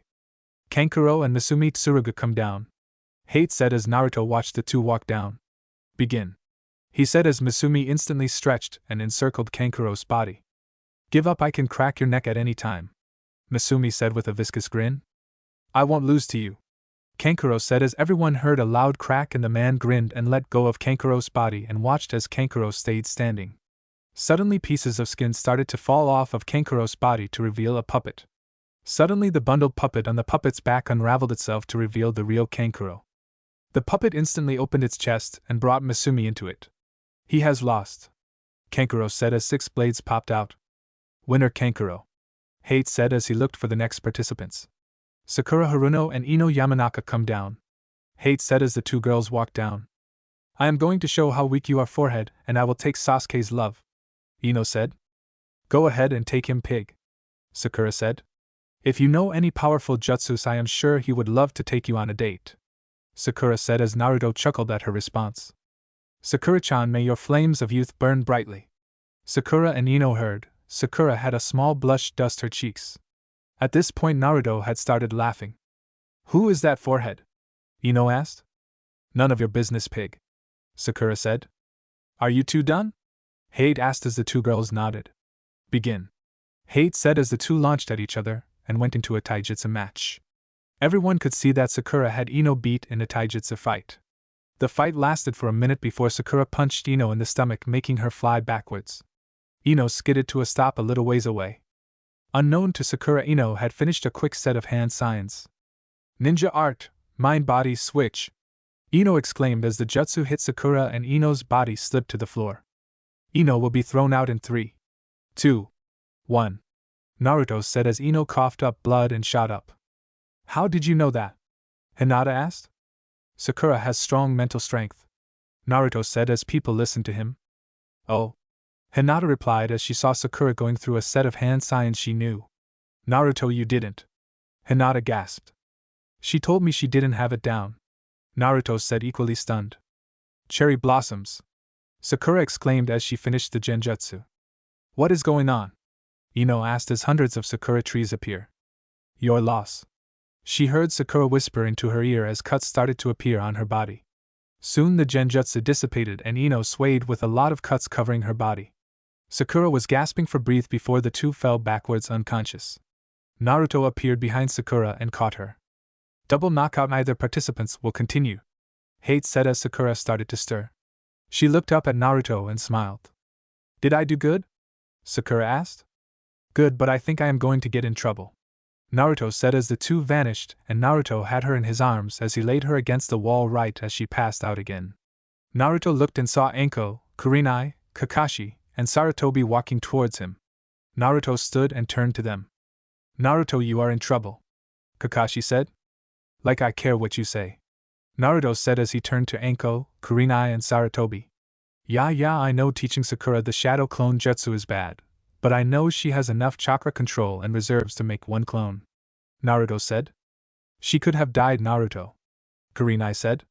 She is only a genin, she added. So am I, but I can make hundreds, sometimes thousands of clones, Naruto said simply. You are a different circumstance, Sarutobi said. Why? Because I have Kyuubi in me, Naruto asked loud enough for Hinata to hear. The four looked nervously at Hinata, who was completely unfazed. Oh, she knows about Kyuubi, Naruto added. Yes, that is exactly why, Sarutobi said. Well, I can sense the amount of chakra people have and I know her chakra control levels and I knew she could handle one clone, Naruto defended. You can sense chakra? Anko asked. No wonder I can't beat you up anymore. Can I watch the matches? Naruto asked. I want to know about my competition, Naruto said. Fine, Sarutobi said. But we aren't finished here, he added before walking away. Naruto turned to see Tenten fall onto Temari's fan, her back bending in an almost impossible way. Damn, Naruto said. She uses wind, Naruto-kun. Hinata told him as Naruto nodded. Thank you, Naruto said as he saw Shikamaru and Kintsuchi walk down to the arena. How many plans do you think Shikamaru knows? Naruto asked. At least 100. Hinata said as they watched Kin throw Sanban at Shikamaru. Genjutsu user. Hinata said as Naruto nodded. They watched as Shikamaru's shadow connected with Kin's. Shadow possession success. Shikamaru said in a bored tone as he made Kin walk to the wall behind her and slam her head into the wall, making her pass out. Troublesome women, Shikamaru said. Shikamaru Nara winner, Hate said as Shikamaru walked back to the stands. Naruto Uzumaki and Kiba Inuzuka come down, he called. Naruto smirked and leapt to the arena floor. As he fell, his cloak flowed around him. He landed on the ground gracefully. His cloak settling around his feet as he stood up. Temari had hearts in her eyes as she looked at Naruto. Damn fangirl. Hinata growled loud enough for Temari to hear. What was that? Temari asked. I said damn fangirl, Hinata said to Temari. Ladies, please be quiet, Sarutobi said, trying to prevent the almost inevitable cat fight. Yes, Hokage-sama, the two said before turning to the arena. Are you two ready? Hate asked. I am, but I don't know if the dobe is, Kiba said. Like I am scared of a mutt and his master, Naruto said. Akamaru isn't a mutt, Kiba yelled. I wasn't calling Akamaru a mutt, Naruto said calmly, making Kiba angry. Start the match, I want to kill him, Kiba yelled. Begin, Hate said as Kiba went through a set of hand signs. This will be over in one move, Kiba said as he dropped to all fours. Four-legged jutsu, Kiba exclaimed before disappearing and hitting Naruto. They watched as Naruto grabbed each of his hands and slid back a few inches. One move, huh? Naruto asked. I could see you moving, Naruto said before he vanished, and Kiba was barely able to block an attack that sent him sprawling to the ground. My speed has decreased too, Naruto said as he vanished again and repeatedly attacked Kiba as Akamaru tried to help. Wow, this is so boring, Naruto said as he looked at the battered Kiba, who was somehow still standing. I will take Hinata from you, Kiba gasped. Bad thing to say, Kiba, Naruto said as Kiba threw a soldier pill to Akamaru, who started to turn red and jumped onto Kiba's back as he made a hand sign. Man-beast clone, he exclaimed as Akamaru turned into a copy of Kiba. Dual piercing fang, Kiba yelled as Akamaru and Kiba started spinning towards him. Naruto yawned and flicked his wrist, creating a large gust of wind that knocked Akamaru and Kiba into the wall, knocking them out. Ops, forgot my chakra control sucks, Naruto said, sticking his tongue out and bonking his head. Hinata chuckled and shook her head at her boyfriend. Winner Naruto Uzumaki, Hate said as the medics came and retrieved Kiba and Akamaru. Naruto stretched his back and leapt up to the observer's deck. I wanted to toy with him some more, Naruto said a little disappointedly. Oh, Naruto-kun, Hinata said with a smile before hugging him as Temari glared daggers into Hinata. Hinata looked over Naruto's shoulder to see Temari glaring at her and stuck her tongue out at Temari. Hinata Hyuga and Niji Hyuga, please come down, Hate called as Hinata begrudgingly pulled herself away from Naruto. She leapt to the arena floor and gracefully landed like Naruto had done. She faced her cousin. Hello, Niji and I-san, Hinata said as she saw him glare at her. Hinata-sama, Niji spat. You should give up, you are a weakling, Niji said, trying to play on her self-confidence issues. I am not giving up, Niji and I-san, Hinata said calmly. You can begin the match at any time, Hinata said. Alright, begin, Hate said as Niji dropped into the standard Hyuga gentle fist stance. Hinata dropped into a more relaxed version of the Hyuga gentle fist stance. Hey, you can't even do the stance correctly, Niji insulted. That is because this isn't the regular gentle fist stance, Hinata said as Niji attacked her. Hinata was easily dodging and deflecting Niji's hits while dealing her own onto Niji. Niji had activated his Byakugan at the beginning of the fight, while Hinata has yet to activate hers. Hinata's Byakugan instantly activated and Hinata's stance lowered at the same time her foot shot out, knocking Niji off balance. Water gentle fist style, 64 water palms, Hinata exclaimed as water appeared onto her hands as she went into the attack, shutting down Niji's chakra points and putting water into his joints, locking them up. Once she was finished with the attack, she felt her power pulse Up in the stands, Naruto's eyes widened. Oh god, it is happening. Naruto gasped as Hinata fell to her knees while grasping her head. Please let that attack leave Neji incapacitated for long enough, Naruto thought as he looked at the two. Come on, Hinata-chan. Naruto thought as he felt a massive amount of chakra suddenly release from Hinata as her head snapped back. What is happening to her? Kurenai exclaimed. She has activated the Tenchi Byakugan, Naruto said as they watched as the chakra formed wings on her back. Ah!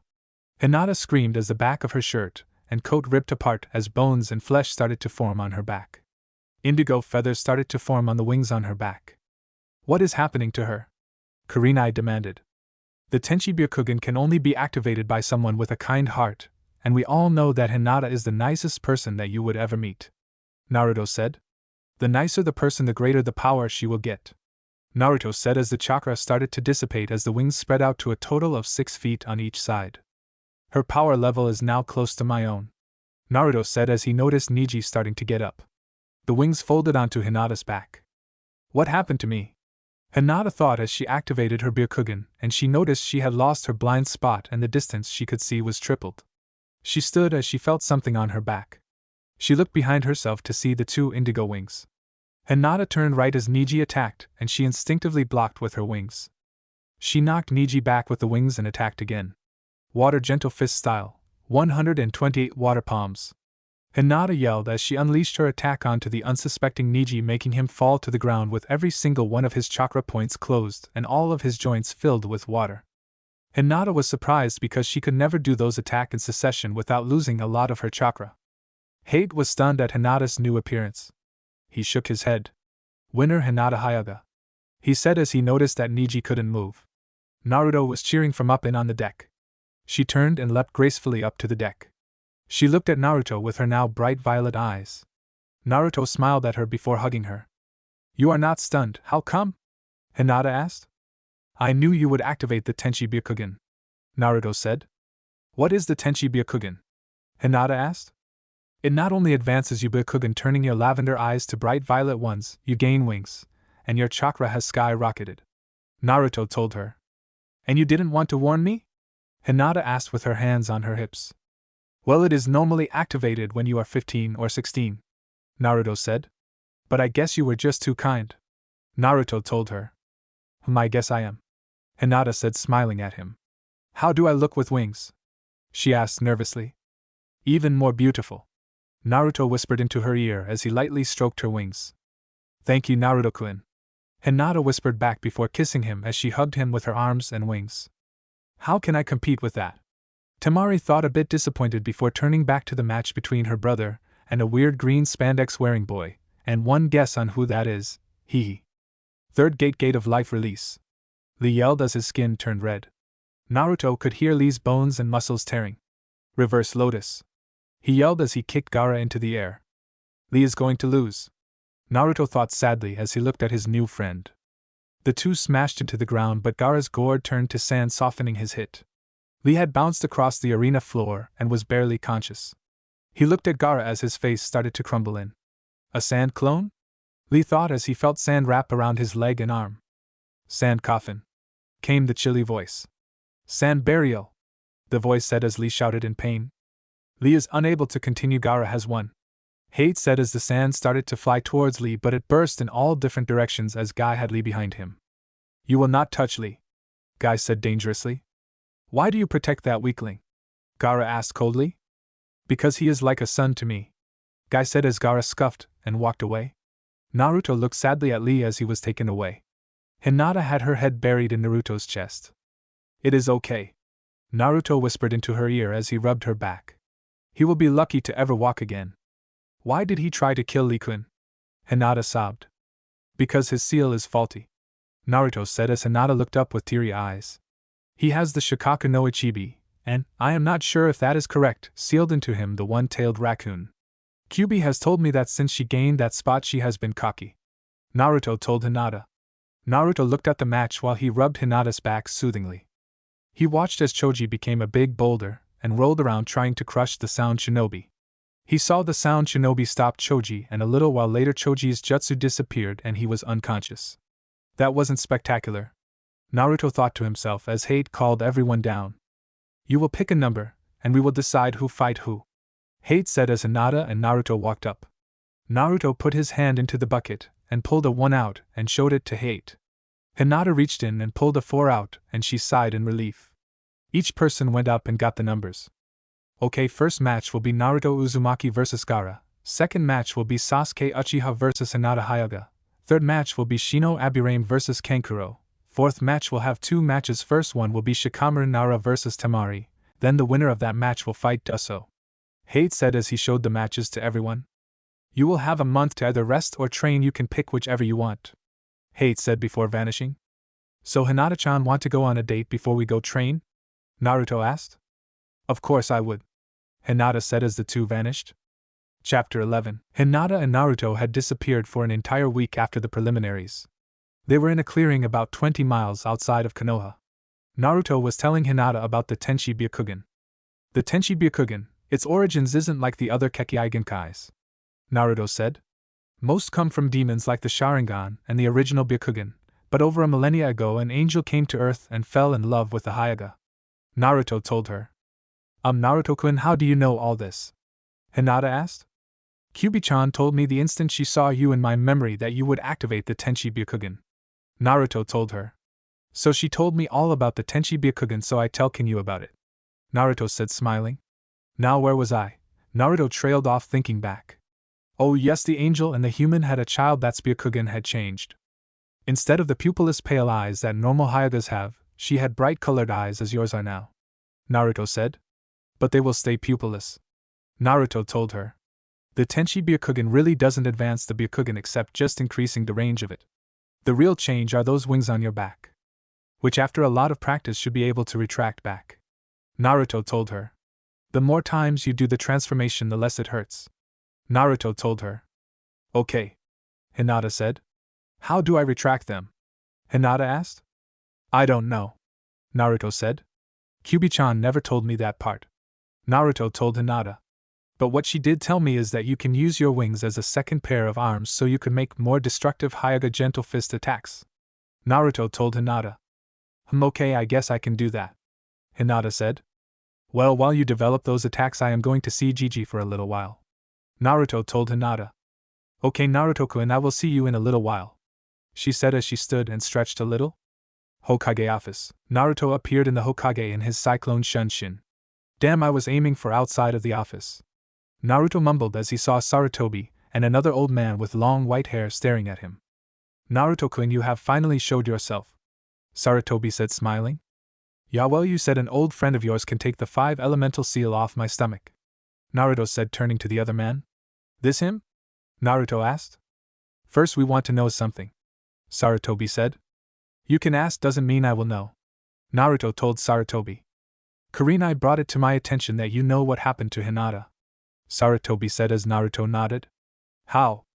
Kyubi told me. Naruto said. The demon? The old man asked, earning him a glare from Naruto. She isn't a demon. Naruto said. She is the queen of summons. Well, that is news to me. The old man said. Now will you remove the damned 5 elemental seal? Naruto asked. Sure. The old man said. Well, now I can't kick the crap out of you for peeping on my mother. Naruto said as the 2 old men froze. Who told you about her? Sarutobi asked. Funny thing about gaining full control over the creature sealed in you. Naruto said. You can gain memories from the previous container. Naruto said. Now can you remove the seal so I can get back to Hinata and train with her? There is a chance that you will have to face her in the semifinals and you are training with her? Sarutobi asked as Naruto let a low chuckle loose. Hinata knows all of my tricks and I know hers, so what is the use of not training together? Naruto asked dryly as he lifted his shirt and concentrated his chakra to make the seal appear. This may hurt a little. I know, Jiraiya. Naruto said as he stuck to the ground with his chakra. 5 elemental seal release. Jiraiya exclaimed as he jammed his fingers into Naruto's stomach, making him hunch over. Okay, that hurt more than I expected. Naruto said as he rubbed his stomach and stood up straight. He checked the seal. Oh, this isn't good. Naruto mumbled. What? Sarutobi asked. Orochimaru isn't a seal master, so he did the 5 elemental seal wrong and the seal is slowly weakening. Naruto said as he showed the seal to Jiraiya. Cracks have accrued in the seal, Jiraiya said. I will have to restore the seal in a few years. But nothing will happen for now, he told Sarutobi. Hey brat, do you want to get some good training? What is your position on favoritism? Naruto asked simply. I don't like it, Jiraiya said simply.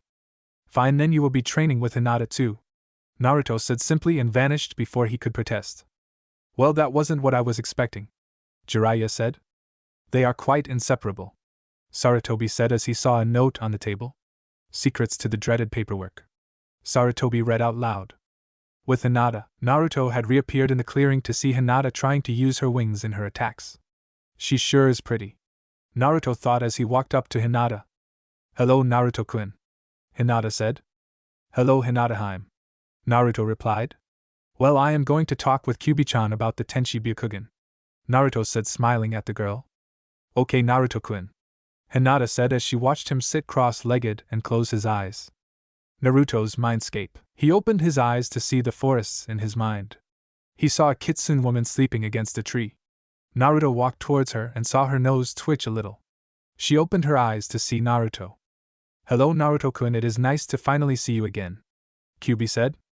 I know it was weird not feeling your chakra in my system, Naruto said. It is just because you were used to my chakra, Kyubi said. So what has happened while I was out?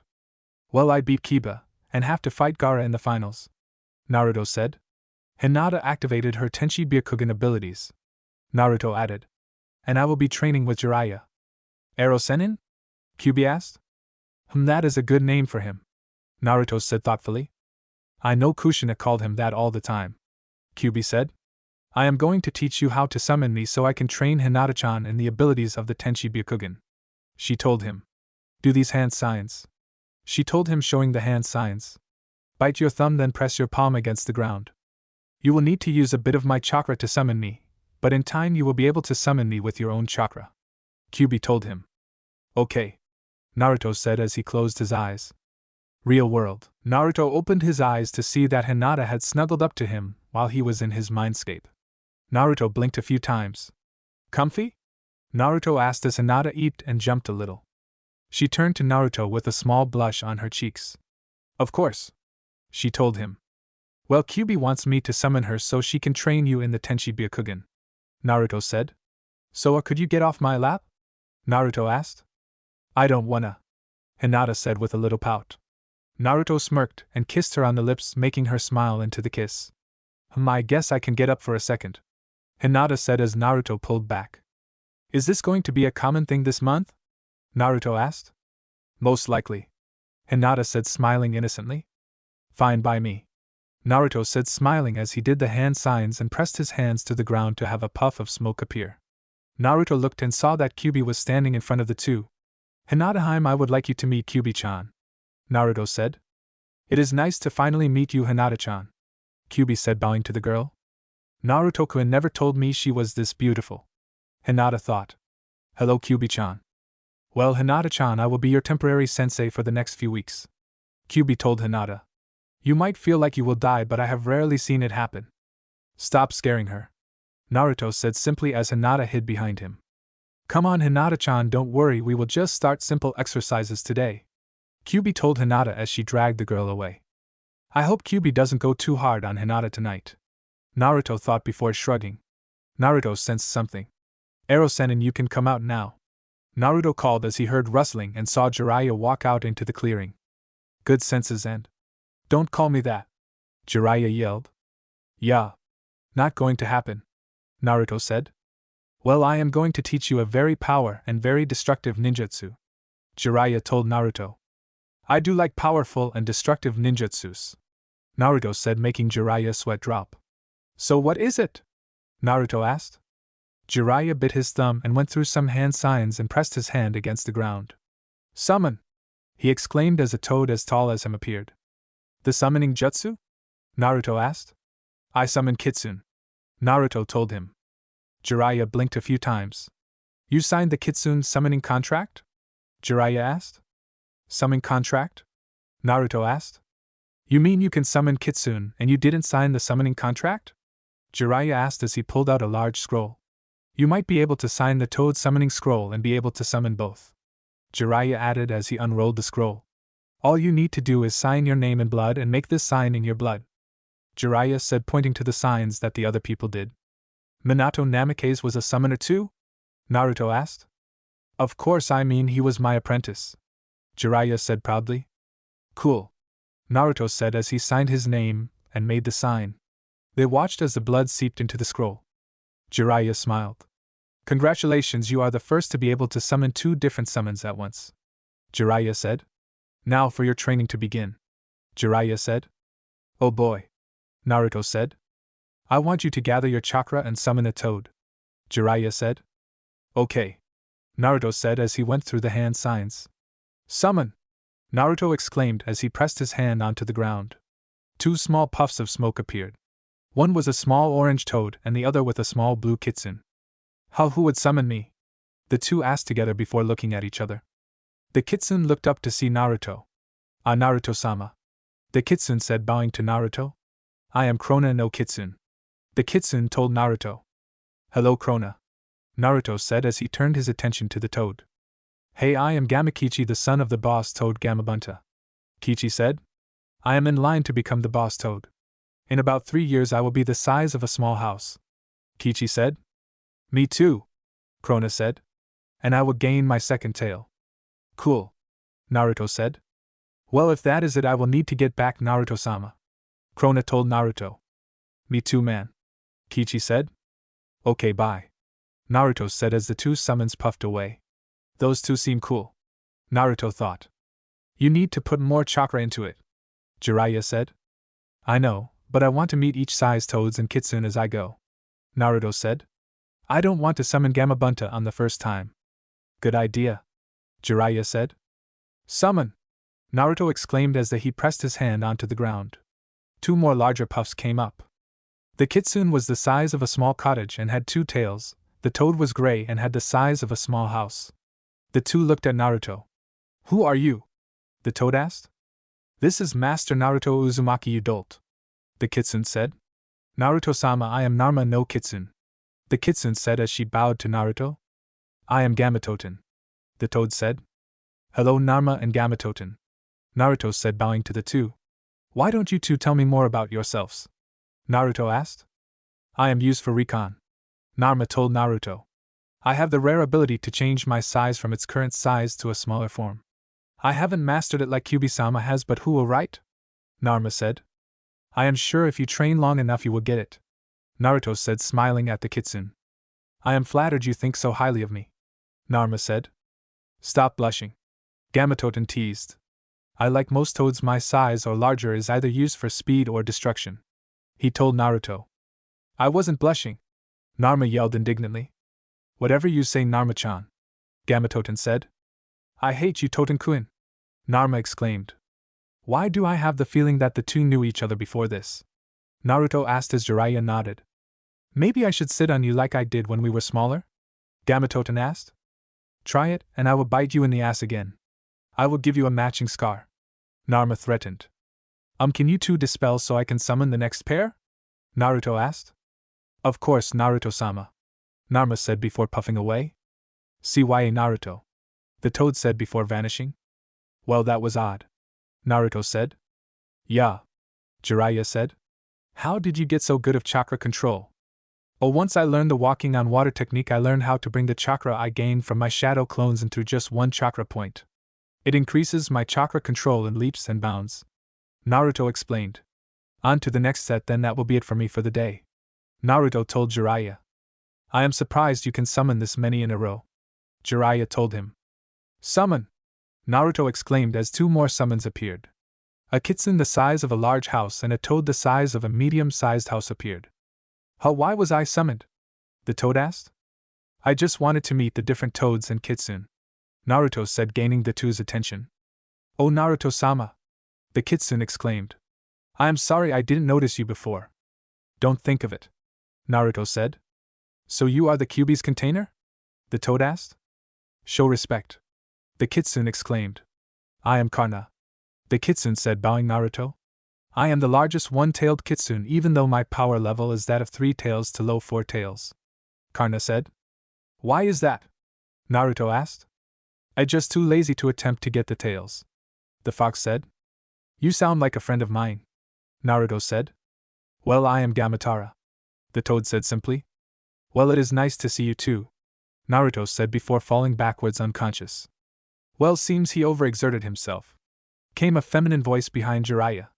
He turned quickly to see a beautiful woman with 9 fox tails and 2 fox ears carrying an unconscious girl on her back. Kyubi-sama! Karna exclaimed. You two can go now, Kyubi ordered as the two nodded and vanished. Hello, Jiraiya, Kyubi said as she grabbed Naruto with her tails. You have some explaining to do when we get these two to his apartment, Kyubi said as the 4 vanished in flames. They reappeared in Naruto's apartment. Kyubi walked into Naruto's room and closed the door behind her. You aren't coming in, Kyubi called through the door. She placed the two in their nighttime clothes and placed them in the bed. She walked out to see Jiraiya attempting to leave. You better not be leaving, Kyubi said. And no, Jiraiya stuttered. Now explain to me where you were during Naruto-kun's childhood, Kyubi asked as she sat on Naruto's couch. WLYUSCIW was A always O on T the M move A and C couldn't T take H him W with M me, Jiraiya stuttered. And what about that buxom teammate of yours Tsunade? Kyubi asked. From what I know all she did was roam around gambling. WL. There is no excuses, Jiraiya, Kyubi said. So what has Akatsuki been up to? She asked.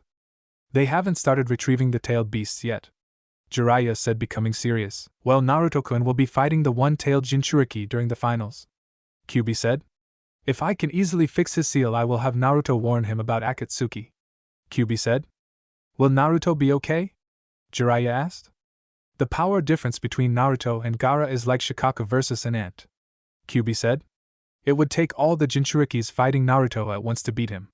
For the 9-tailed beasts each tail is exponentially more powerful than the previous one, Kyubi explained. Naruto's body can handle my pure chakra up to 3 tails, but if he goes into the true tailed form he can take on all 9 tails, but there might be small physical changes, Kyubi added. Like what? Jiraiya asked. Fox ears and 9 fox tails, Kyubi said simply. Now leave Naruto-kun and Hinata-chan needs their sleep, Kyubi said as she stood and walked into the room and changed into a small one-tailed kitsune. I will take a piece out of your ass if you ever peep on them, Kyubi threatened before leaping onto Naruto's bed and curled up on Hinata's stomach. Week 2, Naruto and Hinata were training incredibly hard for the past week. Kyubi would literally train Hinata into unconsciousness as Naruto summoned all different types of kitsune and toads that forced him into unconsciousness. Kyubi would have to heal Hinata and restore Naruto's chakra reserves every night. Week 3, Naruto and Hinata's skills had increased exponentially. They were now able to get back to the apartment on their own legs, even just barely. Naruto had met the different types of kitsune and toads up to 5 tails. Kyubi's training had helped Hinata in retracting her wings and spawn them easily.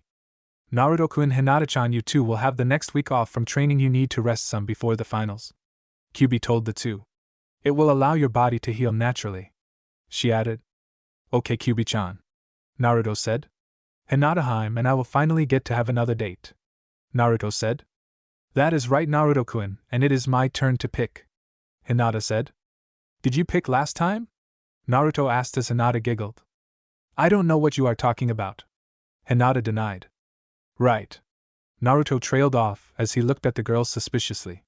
No, we're expensive. Buying for 4 has taken a big chunk out of my savings, Naruto said as Hinata tilted her head to the side. I don't eat that much, Hinata said. It isn't you, it was Kyubi and Erosenin that made me spend the most, Naruto said. Kyubi saying that she hasn't eaten in 13 years or something, and Jiraiya saying he has no money to buy his alcohol, which I know is bull because he is the author of Aika Aika, Naruto said. I know, Naruto-kun, Hinata said. Oh, you two are going out? Jiraiya asked. I think why? Like hell, Erosenin, this is a date, which means unless you are dating Kyubi either of you can come, and if you do you have pay for your date, Naruto said as the two left. Ungrateful brat, Jiraiya said as Kyubi slapped him in the back of the head. Well, I will use the next week to rest, Kyubi said before puffing away. Great, now I am all alone, Jiraiya thought as he walked away. That brat will be great one day, just like his father. Chapter 12, Chunin Exam Finals. Everyone but Sasuke and Dusso were at the arena. The people were restless. Naruto could smell Orochimaru all around. Where is he? Naruto thought as his eyes darted around. Naruto suddenly saw feathers floating around. A genjutsu? Naruto thought as he felt drowsy. Naruto raised his eyebrow and released the genjutsu easily. Naruto looked and saw Gaara, Temari, and Kankuro walking away.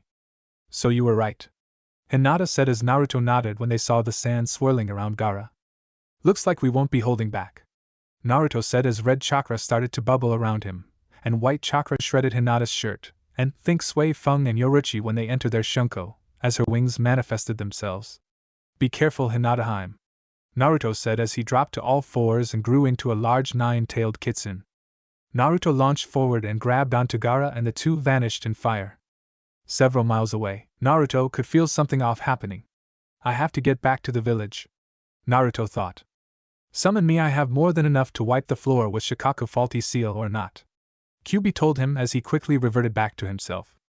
Naruto went through a few hand signs. Summon! Naruto yelled as a giant nine-tailed kitsune appeared again. Go Naruto-kun, you have a fight that you need to do in Konoha, Kyuubi said. I hope Naruto will forgive me for not telling him, Kyuubi thought as Naruto nodded and leapt away. So you think you can beat me, Shikaku container?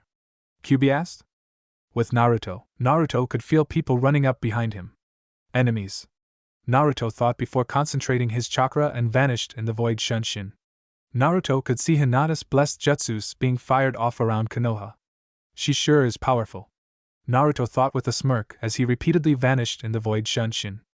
Blessed art, angelic wings, Hinata exclaimed as she released a huge blast of light at Naruto. Darkness art, arc of darkness, Naruto exclaimed quickly as the two attacks met and fought for dominance. Damn Hinata-hime, Naruto mumbled as he looked around. What is happening here? Naruto asked. Sand and Sound has launched attacks on us, Hinata said. Blessed art, feather daggers, Hinata exclaimed as she launched some of her feathers at a couple of Sound shinobi, killing them. They outnumber us 12-1. Wind style, blade cyclone, Naruto exclaimed as he launched a cyclone at 4 Sound shinobi, killing them. Kyuubi is fighting Gaara right now, Naruto said. Where is the? Naruto trailed off as he felt a familiar feeling wash over him. Oh god, no, Naruto whispered as he looked at the purple cube. Naruto instant vanished in a burst of speed. Hinata was close behind him with her wings flapping desperately to keep up with Naruto. Naruto landed on the roof of the building with the purple cube. Naruto went to touch the cube when a hand stopped him. Uzumaki-san, that is unwise, this barrier burns anything that touches it, Anumbu said. Then I will crush it, Naruto said with a low growl as he grew and first spread across him. Now standing in Konoha once again was the nine-tailed fox, except this one was blonde. Naruto dropped a large paw onto the cube to find that it withstood barely to the massive weight. This barrier is stronger than I thought it would be, Naruto rumbled as he looked up and leapt. Every shinobi stopped and watched Naruto vanish from sight. Suddenly a blonde sphere dropped like a stone and slammed into the barrier, sending flames everywhere. Cracks started to form in the barrier when suddenly it smashed into thousands of pieces. Naruto reverted back to his original form before Sarutobi fell too far. Why, old man, why did you use that jutsu? Naruto asked with tears in his eyes. I had to protect the Leaf Village, Naruto, Sarutobi said weakly. He saw that Naruto's eyes were blood red. Kuku Naruto-kun, I have a surprise for you, Orochimaru said before the Sound Four vanished with their master. Orochimaru, Naruto roared as red chakra started to boil around him. Naruto, watch out, Sarutobi said before falling limp. Naruto barely rolled out of the way before two figures slammed into the ground. Naruto rolled onto his feet and stood straight. He looked right at his attackers and all he saw was long blonde spiky hair and long bright red hair. No, Naruto whispered as the red chakra left him. Hello, Naruto-kun, the woman said. I wish we didn't have to meet in this way, she added as the two figures stood up. You have grown so much, Naruto-kun, the blonde added as he stood too. Every Konoha shinobi able to see the two figures stopped and stared. No, Naruto whispered again. Kushina-chan, I don't want to fight him, the man said. I know, Minato-kun, neither do I, Kushina told Minato. Blessed art, thousand feather barrage, Hinata roared as she launched her attack at Kushina. Kushina had easily blocked all the attack. Naruto-kun, you will not fight alone in this fight, Hinata said, landing next to her beloved. Naruto could see Kushina and Minato struggling to fight the control. Who is this Naruto-kun? Kushina asked.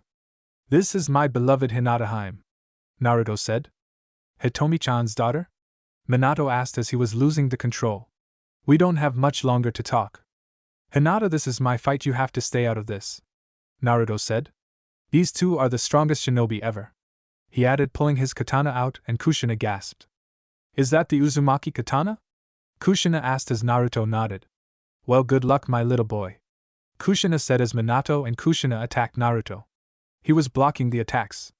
He is already a master at the katana, Kushina thought as she unwillingly attacked him with her katana. Dad hasn't used the Haraishin no jutsu yet, Naruto thought. He must be fighting to keep from using that jutsu. Naruto thought again when he noticed something. He isn't using his tri-pronged kunai, he thought before slicing through one of Minato's kunai. Naruto closed his eyes.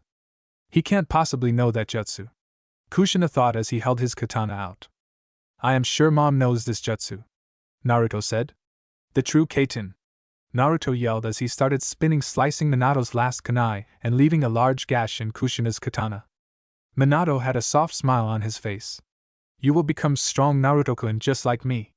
No, not like me, you will be stronger, Minato said softly. I guess I will, Naruto said, wiping a few tears away. Naruto sidestepped an attack from Minato and blocked an attack from Kushina.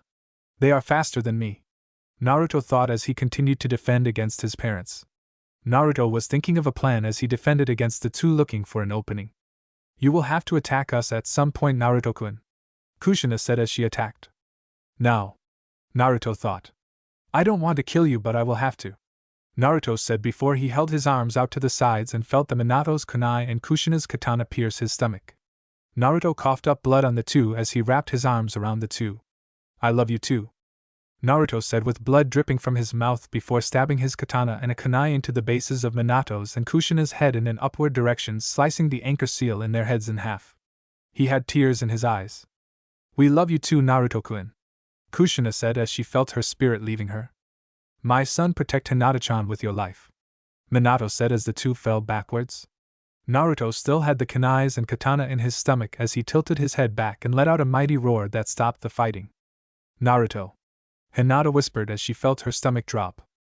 I will make you pay for this, Orochimaru, Naruto roared into the skies as everyone saw his tears streaming down his face. He felt two arms wrap around him from behind. Naruto-kun, I am here for you, Hinata whispered into his ear as she glanced at the wound in his stomach. Lie down, Naruto-kun, Hinata said as she laid him down. I am fine, Hinata-hime, Naruto said. Naruto, you have two kunai and a katana in your stomach, Hinata said dryly. I have had worse, Naruto said before quickly throwing his katana behind Hinata and embedded it guard deep into a sound shinobi's chest. I cannot stop just because I am wounded, Naruto said as he weakly stood. He gripped the guard of his mother's katana and pulled it out, spraying blood everywhere. Uzumaki-sama, Hinata-sama is correct, you cannot fight, Anumbu said. Naruto was surprised. What did you call me? Uzumaki-sama, it is a law that if no living Hokage is alive, the most powerful shinobi will become a temporary Hokage of sorts, the Anbu told Naruto. And you just took out both Kushina-sama and Minato-sama, he added. That makes you the strongest shinobi in Konoha. And the job of the Hokage is to protect the villagers, Naruto said. Even if it means death, Naruto said as he staggered over to his katana and pulled it out of the sound shinobi. Naruto sheathed his katana before pulling the kunai out of his stomach. What do you want us to do with Gaara? Anumbu asked. Kyuubi is fighting him, he said when he felt Kyuubi's mental connection open. Naruto-kun, I wasn't able to beat him, I lost more chakra than I thought, he is about 5 minutes away, Kyuubi told him. I will have to fight him, Naruto said as he turned to the giant form approaching Konoha. Naruto held his stomach as blood started to flood from his mouth. Naruto-kun, I cannot heal you, my chakra is too low, Kyuubi told him. Okay, Naruto said as he spit out some blood. Hinata, go to the academy and protect the students, Naruto ordered. 3 Anbu go with her, he added as they nodded. Naruto turned to Gaara and leapt away, leaving a trail of blood behind him. How much before I pass out from blood loss? Naruto asked. 10 minutes at the most, Kyuubi told him as he made it to the walls of Konoha. He stopped and pulled his cloak and shirt off to reveal 3 puncture holes in his stomach. Naruto pulled some bandages out and quickly wrapped them up, trying to stop the blood flow. How about now? Naruto asked. Still 10 minutes. Kyuubi told him as he leapt away as he slipped his cloak on. You are bleeding internally and the bandages barely stem the flow of blood leaving you. Kyuubi told him. Now no more talking, this connection takes chakra too that I don't have right now. Kyuubi said as she cut the connection. Naruto coughed up more blood. Shit, she is right. Naruto thought as he appeared in front of Gaara. Ha, so Naruto Uzumaki has finally shown up to fight me, Gaara said before laughing like a maniac. I will stop you, Gaara, Naruto said as he looked at the giant form. He went through a series of hand signs as he dodged Gaara's sand attacks. Water style, water dragon jutsu, Naruto yelled as a giant water dragon went into the air. He started more hand signs. Lightning style, lightning wolf pack, Naruto yelled as the water dragon hit the giant raccoon, soaking the sand in water. 40 lightning wolves leapt at Gaara's soaked form and electrocuted him, making him scream in pain. Naruto held his arm out. Wind style, great cyclone, Naruto exclaimed as a cyclone blasted Gaara's sand, launching it away from him. Naruto was panting. I don't have much left, Naruto thought weakly as he panted. Nice work, Naruto Uzumaki, Gaara said as sand started to swirl around him again. Playing possum jutsu, Gaara yelled as he slumped forward. I am free, Shikaki yelled. I can't beat her alone, Naruto thought as he pressed his palm to his stomach. Please work, Naruto thought as he started a set of hand signs. Summoning jutsu, Naruto yelled as a huge puff of smoke appeared. Shit, that took up most of my chakra that I have left, Naruto thought as the bleeding intensified. He had been using his chakra to keep the bleeding down. Naruto gripped his stomach in pain. Looks like I will have frog legs for lunch, Shikaku roared. Boy, you sure do know how to pick your enemies. I mean, come on, the Shikaku? Gamabunta asked. Things happen, Naruto said. Gamabunta looked up at Naruto. What happened to you? He asked before dodging an air attack from Shikaku. I had to fight my mom and dad, Naruto said between coughing up blood. I need to wake the Jinchuriki to get rid of the Shikaku, Naruto added weakly. Can you hold her still? He asked. If you haven't noticed, I don't have fangs or claws and I am not good with the transformation jutsu, Gamabunta said before spitting out balls of water and hit the balls of air. One ball of air made it past the balls of water and slammed into Gamabunta, making him fall backwards. Have a few more of those and I will be in trouble, Gamabunta said. Here we go, brat, he exclaimed as he leapt towards Gaara in a burst of speed. I don't know what to do, Naruto yelled before concentrating on a form. Suddenly a giant black fox appeared as Gamabunta latched onto Shikaku with his newly acquired teeth and claws. Do it now, Gamabunta exclaimed. Naruto leapt off of Gamabunta's head as the jutsu came off and was in front of Gaara when the sand caught him. This won't stop me, Naruto yelled as he slammed his head into Gaara's head, jerking him awake. Gamabunta leapt away from the stalking form as Gaara woke up. He pulled his giant katana out and launched at Gaara and slashed at the form of the beast with his sword and barely was able to cut through it. His katana had flown out of his hands. Naruto, I am running out of chakra, Gamabunta said as he watched the sand form fall apart. Suddenly Gamabunta puffed away, leaving his katana behind. Gaara and Naruto were facing each other from branches of opposite trees. The two were breathing hard. This will be my last attack, Naruto thought as he saw Gaara twitch and the two launched at each other. Gaara's fist connected with Naruto's stomach as Naruto's fist connected with Gaara's chin, breaking his jaw. The two started to fall to the ground. Naruto hit a few branches on the way down, slowing his descent but breaking his legs and arm in the process. Naruto hit the ground and felt his ribs break. Naruto looked across, seeing Gaara lying on his back. I have to knock him out, Naruto thought weakly as he tried to move but couldn't move anything but his neck. Naruto painfully dug his chin into the ground and pulled himself towards Gaara. Why do you try so hard? Gaara asked. Because I have people dear to me to protect, Naruto said as images of people started to flash through his mind. I know your feelings, Gaara. Loneliness, anger, sorrow. But unlike you, I found people to love, Naruto said as he moved closer to him. Love. Gaara struggled to get out as Temari and Kankuro landed next to him. Gaara! Temari exclaimed. Temari. Gaara trailed off as Temari helped him up. Temari. Do you love me? Gaara struggled out.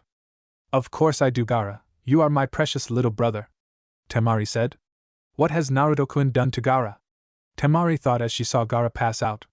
She turned to Naruto to see that he was passed out too. Two Umbu landed next to Naruto and lifted him up. You two shall get him to the hospital. The Umbu ordered Temari and Kankuro. We will take Uzumaki-sama, the Umbu said as they leapt away. It has been 3 days since the invasion and Naruto was still unconscious. Since Hinata was his girlfriend, she was forced into overseeing the shinobi ranks until Naruto has awoken. She was currently doing paperwork in Naruto's room and dreading every minute of it. Ugh, I wish I knew the shadow clone jutsu. Hinata thought as she signed another paper. How did I become the temporary Hokage again? She thought.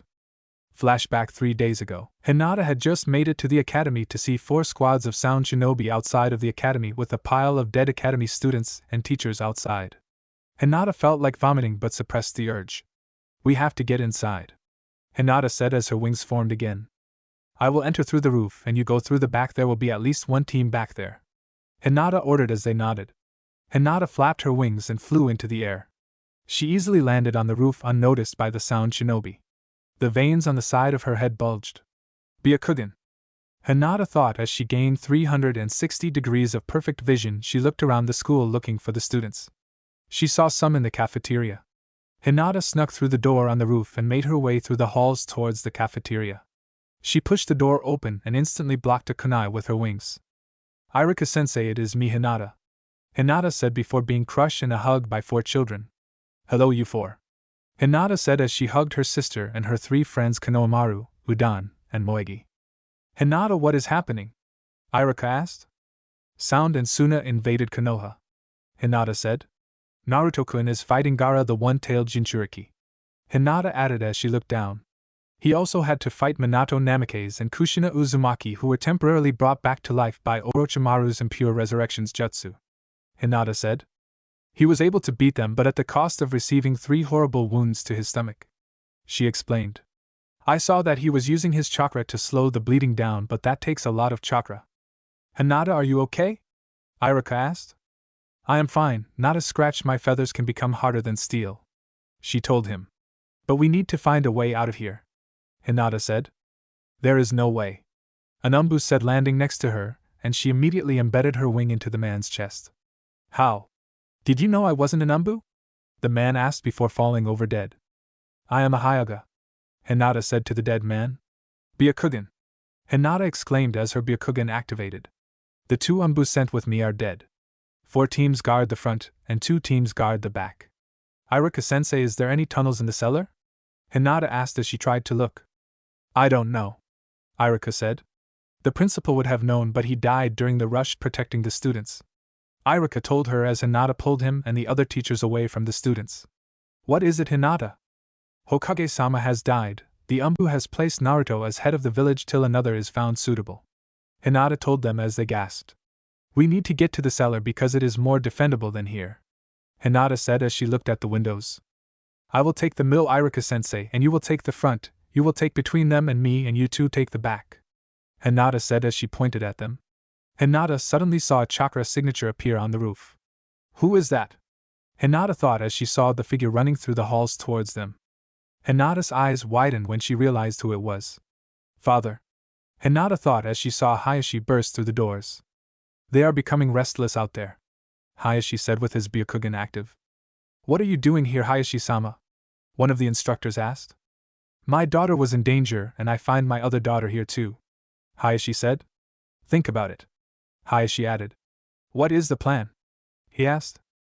We are going to the cellar, father, Hinata said. You will be protecting the middle with me, she ordered as Hayashi raised his eyebrow and nodded. Okay, students, we need you to line up in rows of 3, Hinata said in her motherly tone. Hanabi-chan, you stay close to me. Why does she get special treatment? Called one of the students. She has activated her Byakugan, Hayashi stated simply. Hers isn't as strong as my own or Hinata's, but it is better than nothing, Hayashi explained as Hanabi blushed a little. Come on, hurry up please, Hinata said as the students lined up. I hope I can save them all, Hinata thought as they started to move through the halls. Stop now! She called as everyone stopped. I will take him. Hayashi said as he walked past the students towards a tall man. Hey, you think you can beat me? The man asked as Hayashi looked up at him with calm, collective eyes. Be careful, father. Hinata and Hanabi called as Hinata moved the students out again. Hinata's Byakugan was darting around looking for any traces of enemies. Where are all of them? I am sure some would have sneaked in.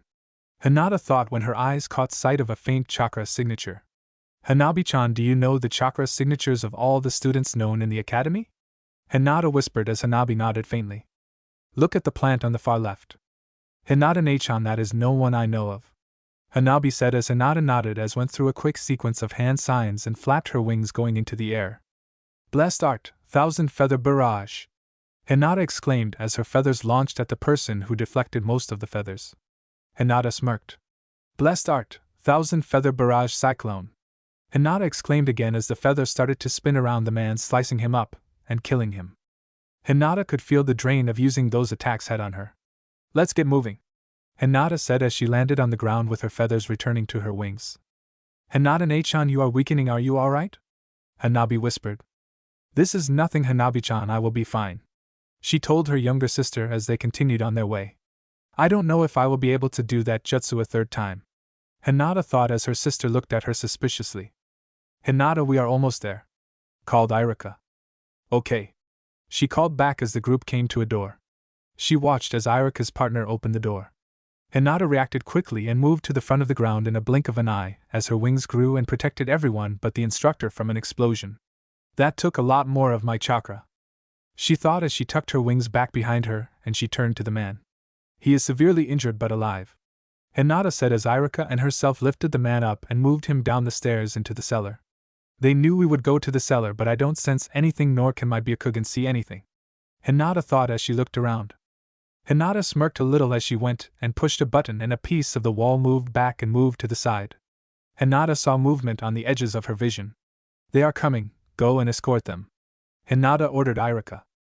But do it, Hinata ordered firmly as she walked towards stairs. Irika shook his head and led the student into the corridor. Hinata had made it to the top of the stairs to see all 6 squads in front of her. I might not survive this, Hinata thought as she looked at the sound shinobi. She is kinda cute, maybe we should play with her a bit, a man said. I don't appreciate you talking about my daughter like that, a male voice said behind the group before 2 of them fell. 8 trigrams 64 palms, a feminine voice exclaimed as a man sneaking up behind Hinata fell to the ground. Hinata turned to see Hanabi standing behind her. We are family, Hinata-chan, Hanabi said smiling. We will fight together, she added as the group attacked the 2 girls. Kaiten, a male voice exclaimed as a dome of chakra threw 2 of the men back. Niji and I-san, Hinata exclaimed. Hello, Hinata-sama, Niji said. Like Hanabi-sama said, we are family and we will fight together, he said as they all attacked the squads. Blessed art, feather barrage, Hinata exclaimed as a few hundred feathers launched at the shinobi. Blessed art, feather barrage cyclone, Hinata exclaimed as the feathers started to circle the men faster and faster as Hanabi, Niji, and Hayashi incapacitated or killed the shinobi. Hinata dropped to one knee. Hinata-sama, are you okay? Niji asked. I will be fine, Hinata said as she stood. I will need a good night's rest to gain my chakra back, Hinata thought. You are lying to me, Hinata-sama, Niji stated calmly. I just need some rest, that is all, but I can't as long as this invasion is going on, Hinata said. Don't push yourself, Hinata-sama, Niji said. I won't, Hinata promised. Let's go, Niji, you escort Hanabi-chan back to the other's father, and I will go help the other shinobi, Hinata said as he nodded, but Hanabi was reluctant. Hinata nodded and Niji pressed his fingers to the back of Hanabi's head, making her pass out. Niji lifted her and ran away towards the tunnel. Hinata, how much longer can you last? Hayashi asked seriously. I can only fight with taijutsu, Hinata said. If I use any more chakra I will pass out, she told her father as the 2 leapt away. The gentle fist relies on chakra, Hayashi said. Kyubi-chan has been training me for the past month in both the gentle fist style and another, Hinata said, shocking Hayashi. And no, she isn't a demon, she added as she leapt away. Hinata and Hayashi landed on the ground and the 2 worked expertly together and killed the 2 men attacking Konoha shinobi. Come, we are going to the arena where there is still people. Hinata ordered. One of the men opened their mouths but closed it immediately because of Hayashi's glare. They landed to find Kakashi and Guy fighting multiple sound shinobi. Hinata smirked as she saw the few sound shinobi alive. Blessed art, guided feathers of death. Hinata exclaimed as the 100 feathers launched her off of her wings and flew towards the sound shinobi, embedding themselves into the necks, chests, and stomachs of the sound shinobi. Hinata fell into the arms of her father. Few hours later, Hinata woke to find herself in a white room. She looked around to see Naruto in the bed next to her. My chakra is still low, she thought as she weakly sat up. She saw Anbu stationed in the room. Hinata-sama, it is good that you are awake, Anbu said. What has happened? Hinata asked. Naruto-sama beat Gaara, a woman said. He is currently unconscious with a combination of severe blood loss and chakra exhaustion, she told her. Since you have proven to be a good leader and with Naruto-sama unconscious, you will have to take over as leader because you are also his girlfriend and knows him best, she said. What? Hinata stuttered. You are the leader until either Naruto awakens or a better, more suited leader is picked, the woman told her. Right now the council has been awaiting for either of you to awaken. Take me to them, Hinata ordered as she weakly got out of the bed. Flashback end. It was a horrible council meeting. All she could make out was the words Jiraiya, Hokage, and next. Ugh, they gave me such a headache, she thought as she rubbed her temples. Naruto-kun, why can't you wake up already? Hinata asked. What? A groggy voice asked. Naruto-kun, Hinata exclaimed, turning around to see her blonde boyfriend rubbing his eye and winced in pain. He looked at his stomach to see he still had blood seeping from his stomach. Don't move, you are still hurt, she exclaimed before gently pushing back to the bed. What happened? Naruto asked. You have been unconscious for 3 days, Hinata said. And I have been worried sick, she added. Sorry? Naruto asked as he winced in pain. What has happened while I was out? Naruto asked. Somehow because me being your girlfriend placed me in the temporary Hokage position, Hinata said. I basically signed papers. She groaned a little. Okay, Naruto said, sitting up straighter. The council has been looking for a new Hokage, Hinata said. Ero-sensei was nominated but he declined because he has to keep his spy network up, she added as Naruto nodded. Don't ever do something like that again, Hinata whispered before hugging him. I cannot promise that, Naruto said as he wrapped his arms around her. But I will try not to get hurt like that again, Naruto added as he squeezed her a little. Sorry to interrupt you too, but I need Naruto to come with me, Jiraiya said from the window. But he just woke up, Hinata exclaimed. The next Hokage has been picked, Jiraiya said. And Naruto and I are going to go retrieve her, he added. Okay, Naruto said as he sat up while grabbing his stomach. Naruto. I have to do this, Hinata-heim, Naruto said, interrupting the girl. I promise to take it easy, he added. Okay. Hinata reluctantly agreed. When do we leave? Naruto asked. 30 minutes, Jiraiya said before vanishing. Naruto let out a shaky breath. Naruto-kun, you can't go, you are still seriously hurt, Hinata said. I have to, Naruto said. For the same reason Sarutobi didn't cancel the Chunin exams when he found out about Orochimaru, we need to keep up a strong front, Naruto explained as he lifted his shirt over his head with difficulty. Hinata shook her head and helped him put his clothes on. Please be safe, Naruto-kun, Hinata said. I will try my best, Naruto replied before releasing another shaky breath. You have to be safe too, Naruto told her. I will try my best too, Naruto-kun, Hinata said before hugging him. It will take us a while to make it to the gate, she added. You are a hero now. Oh no, Naruto whispered. That means more fangirls, Naruto whispered again as Hinata let loose a low growl. They won't touch my Naruto-kun, Hinata said in a dangerous voice. I wouldn't want anyone else but you to touch me, Naruto whispered into her ear, sending a pleasant shiver down her back. My little arrow Tenchi, he added, making her blush. You shouldn't say something like that, Hinata mumbled shyly. Naruto left a light kiss on her neck, making a soft moan escape her lips. We should get going before we get too into this and Ero-sensei comes to get you, Hinata whispered huskily. I could always place that sound and sight barrier up, Naruto whispered into her ear. As tempting as that is, I have to decline, Hinata said as she gently pushed him away. You are hurt, and I may get a bit rough at times," Hinata admitted with a soft blush. Naruto rubbed his shoulder in remembrance. "Yeah, you're right," Naruto said as he slipped into his cloak with a groan of pain. "I still think you shouldn't go," Hinata told him. "I know that, Hinata-heim," Naruto said. "But the Ero-sensei want." "Don't call me that." Both Hinata and Naruto heard a distant yell. Naruto blinked a few times. "Well, that was odd," Naruto said as he leaned in to kiss her, but she pulled away. "Nah," Hinata said. "No kisses till you are healed," Hinata added. "Think of it as a punishment," she said. Naruto pouted before flipping his hood up. "You sure know how to punish a guy," Naruto mumbled before wrapping an arm around Hinata for support as he walked. When the two made it out of the hospital, he was surprised that people actually stopped and asked if he was okay. Naruto would always reply that he was fine now, even though his wound was still bleeding. Naruto-kun remembered to change the bandage every other hour. Hinata told him as they made it to the gate. And to clean it out before rebandaging it. She told him. "Yes, Hinata-chan," Naruto said. "I will know if you don't take proper care of it," Hinata added as she pointed to her eyes. "I will know if you are lying," she added. "Okay, Hinata-chan, we need to be going," Naruto said. "Bye, Naruto-kun, I will be missing you," she said. "I know," Naruto said, smirking. "Come on, Naruto, we have to go," Jiraiya yelled. "Fine, you old pervert," Naruto yelled back angrily and instantly winced in pain. "Damn!"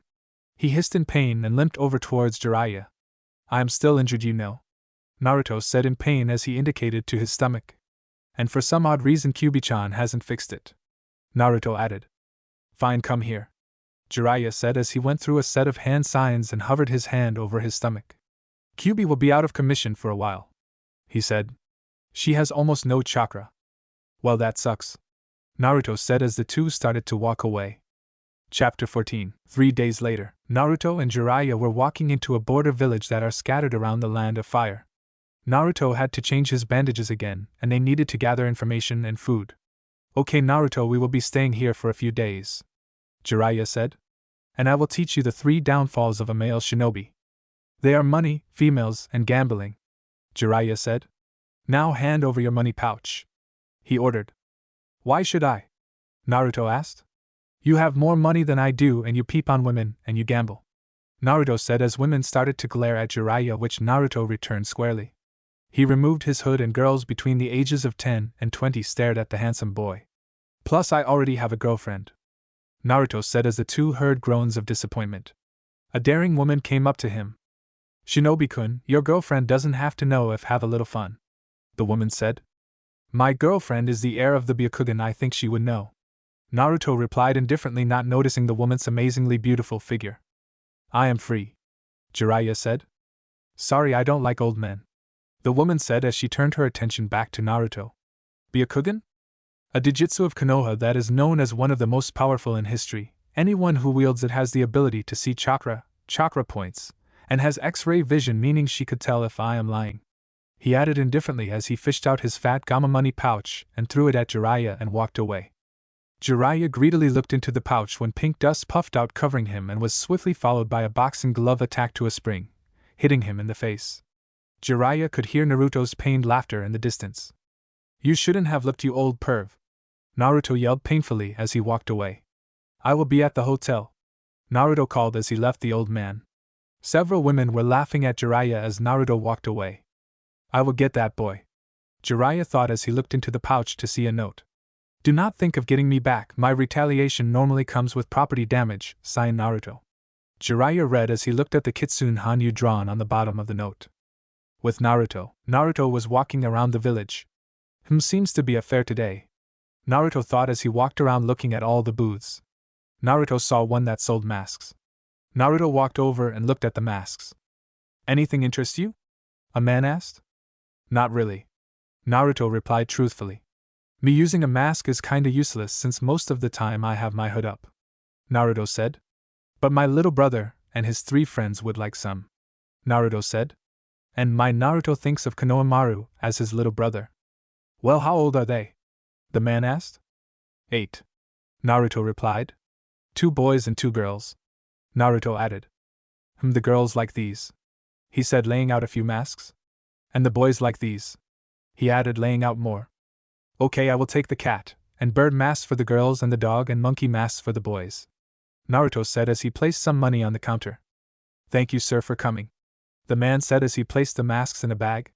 Naruto continued on his way until he came to a kimono store. Naruto looked and walked in to see a 14-year-old girl behind the counter. How may I help you?"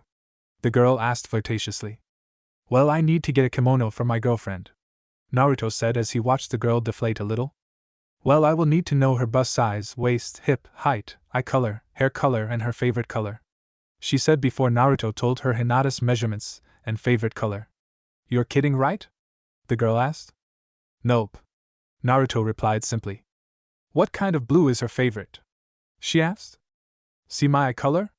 Naruto asked as the girl nodded. "A little darker than that." "Why, you sure know a lot about your girlfriend. How long have you known her?" she asked. 5 years, Naruto replied. "How long have you been dating?" she asked. Almost 3 months," Naruto said, stunning the girl.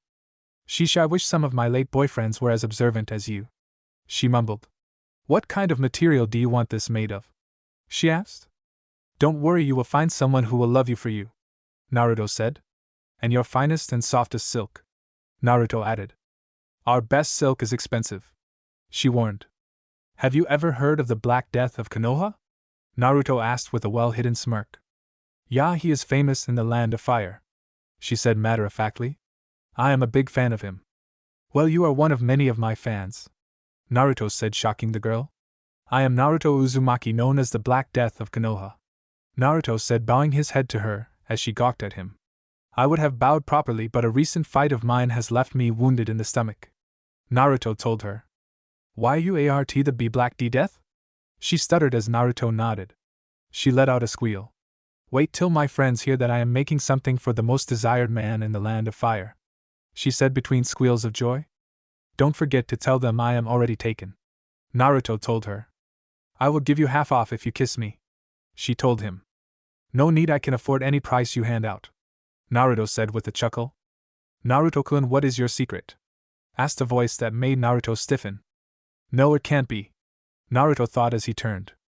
"Can I cut his legs and arms off so he can't pull another stunt like before?" a tall blue man asked. "Itachi, Uchiha, and Kisame," Naruto said as he looked at the two. "Come with us, Naruto-kun, and no one will get hurt," Itachi said. "Why don't we go outside so I can escape without making this shop explode like I did to that in last time?" Naruto suggested. "I do not fall for the same trick twice in a row, Naruto-kun," Itachi said. "I don't know if I will last a few seconds with them," Naruto thought as he saw Itachi activate his Manjikyu Sharingan. Naruto's eyes instantly lowered. "You know I can control what you have in you, right?" Itachi asked. "Well, right now she is a bit low on chakra, so I have none running though me," Naruto said as he burst through the window onto the street. "Where is Ero-sensei?" Naruto thought as he spun and painfully pulled his katana out. Naruto blocked a downward chop from Kisame and coughed up a bit of blood. "Wind style, air strike slash!" Naruto yelled as he unleashed an upward blade of wind. The wind forced Kisame into the air. Naruto grabbed his stomach as he weakly stood and glared at the two. Naruto could feel his blood flowing into the bandage. "I won't last long like this," Naruto thought as he tried to stem the flow of blood. "If you keep doing this, I will bleed to death," Naruto warned, trying to make them leave. "Now that is unacceptable, Naruto-kun, what would Hinata-chan think of that?" Itachi said. "Don't you go near her," Naruto warned lowly. My, that warning is a bit late, we just came from Konoha," Itachi said calmly. Naruto took a threatening step forward but almost instantly fell to his knees. "If you hurt her, I will make you pay," Naruto said dangerously as he grasped his stomach in pain. He felt the blood-soaked bandages. "Itachi!" the three shinobi heard. They turned to see Sasuke.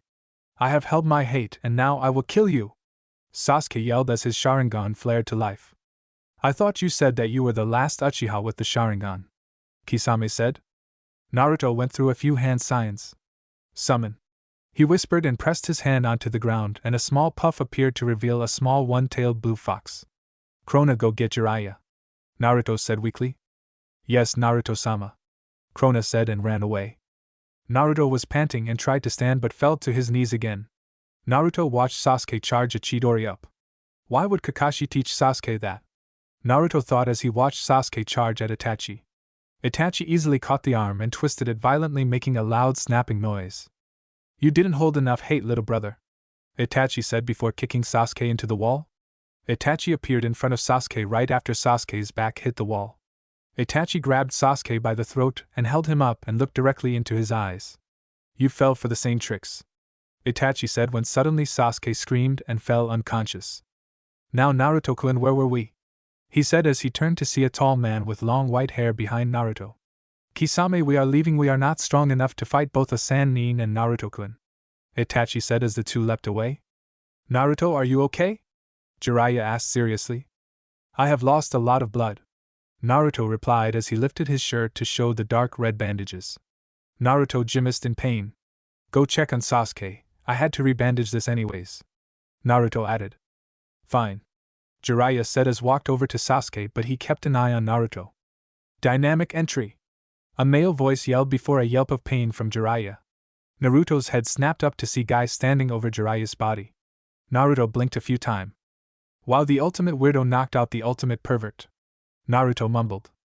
I am sorry, Master Jiraiya, Guy exclaimed as he helped the Toad Sage up. Why did you kick me? Jiraiya exclaimed when he and Guy were thrown apart by snakes. What happened, Naruto?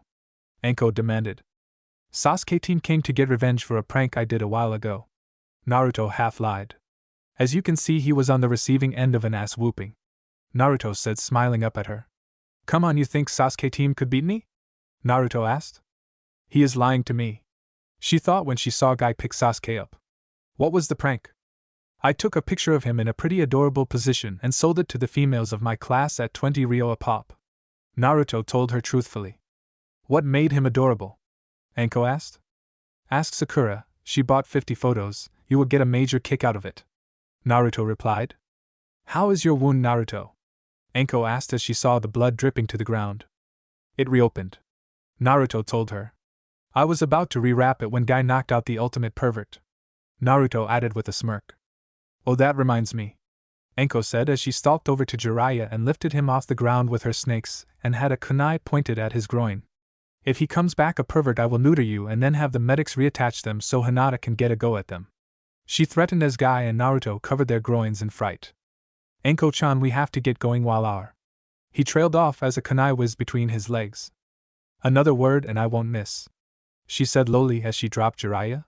Bye, Naruto-kun, Anko exclaimed before running away. It was then that the villagers started to look into the street. Naruto was still kneeling. You know, you perv, that I need help, Naruto said. He felt weak from the blood loose. Shut it, brat, I just got kicked in the head by a freak, Jiraiya said. I got 2 kunai stabs and a katana stab in my stomach that has reopened. Which is more serious? Naruto asked sarcastically. Jiraiya shook his head before lifting Naruto up. You know Hinata will kill you when you get back? Jiraiya told him. Most likely, but I couldn't run, Naruto told him as Jiraiya shook his head. She doesn't care about that, all she will care about is that you did something reckless, he told Naruto. So can you leave me in an alley? I am sure that will be less painful, Naruto joked and let out a pained laugh as they walked into a hotel. 2 days later, Naruto had spent the last 2 days in bed letting his wound close again. Jiraiya had looked around to find evidence of Akatsuki and his old teammate. Ero-sensei, you never did tell me who the new Hokage is going to be, Naruto said. It is my teammate Tsunadeheim, the slug princess, Jiraiya said. She is a field medic nin, second to none at it. If she isn't out of shape, she would beat me in a second, he said with a small blush. She is big-breasted, isn't she? Naruto asked emotionlessly. Oh my god, you will never see any as big as hers, Jiraiya said with a line of drool going down his chin. I don't care about that kind of stuff, Naruto said simply. Not even if Hinata becomes big-breasted? He asked as he started to imagine Hinata in the future. His thought was interrupted by a katana being pressed tightly to his throat. Do not think of my Heim like that, Naruto warned. Only I can think of her like that, Naruto added in his head. Have you gotten a lead on your teammate? Naruto asked, sheathing his katana. Yeah, supposedly she was seen in a town about a week away, Jiraiya told Naruto. Supposedly? Naruto asked. She has been dodging me for the past 13 years, Naruto. I could not find her at all, Jiraiya told him. I wanted her to take care of you. Jiraiya thought. When are we leaving? Naruto asked. Immediately, she might not be there anymore. Jiraiya told him. Naruto nodded and used his katana to help him stand. This katana was not meant to be a crutch. Naruto thought as he weakly got dressed. Come on, we have to go. Jiraiya said as Naruto nodded and the two left the hotel. I have something to pick up for Hinataheim, Naruto said as he walked towards the kimono store. Naruto pushed the door open to see the girl behind the counter. Hello? Naruto said as the girl beamed at him. Hello, Naruto, the girl said. Sorry about the window, Naruto said, a little embarrassed. I will pay for it, he said as he pulled a scroll from his cloak and placed it on the table, and wrote a kanji on it, and a pile of money appeared and the girl gawked at the amount of money. This should be enough money, Naruto said as the girl nodded.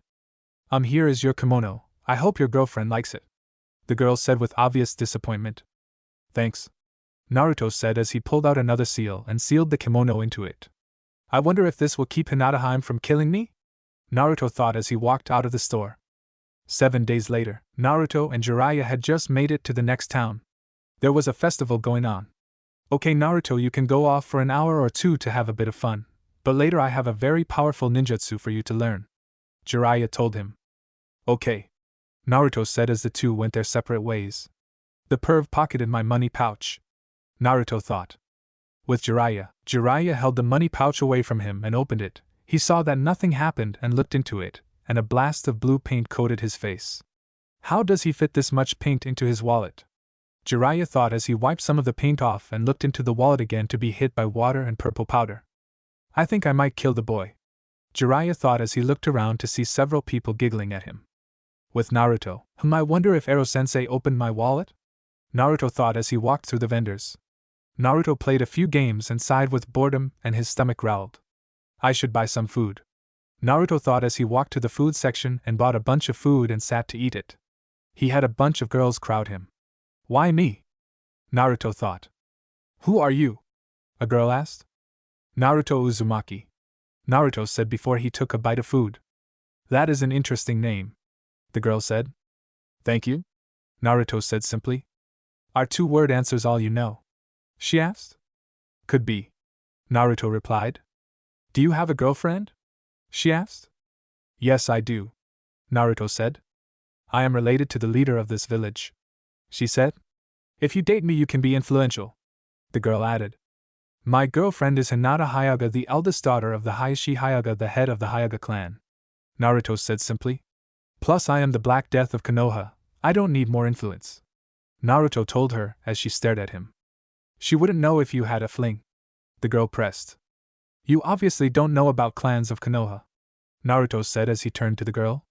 The Hyugas have the Byakugan. It is a dijutsu that lets them see everything in a 360 degrees chakra points, and see through things. Tell me, do you think it would be wise to mess with her?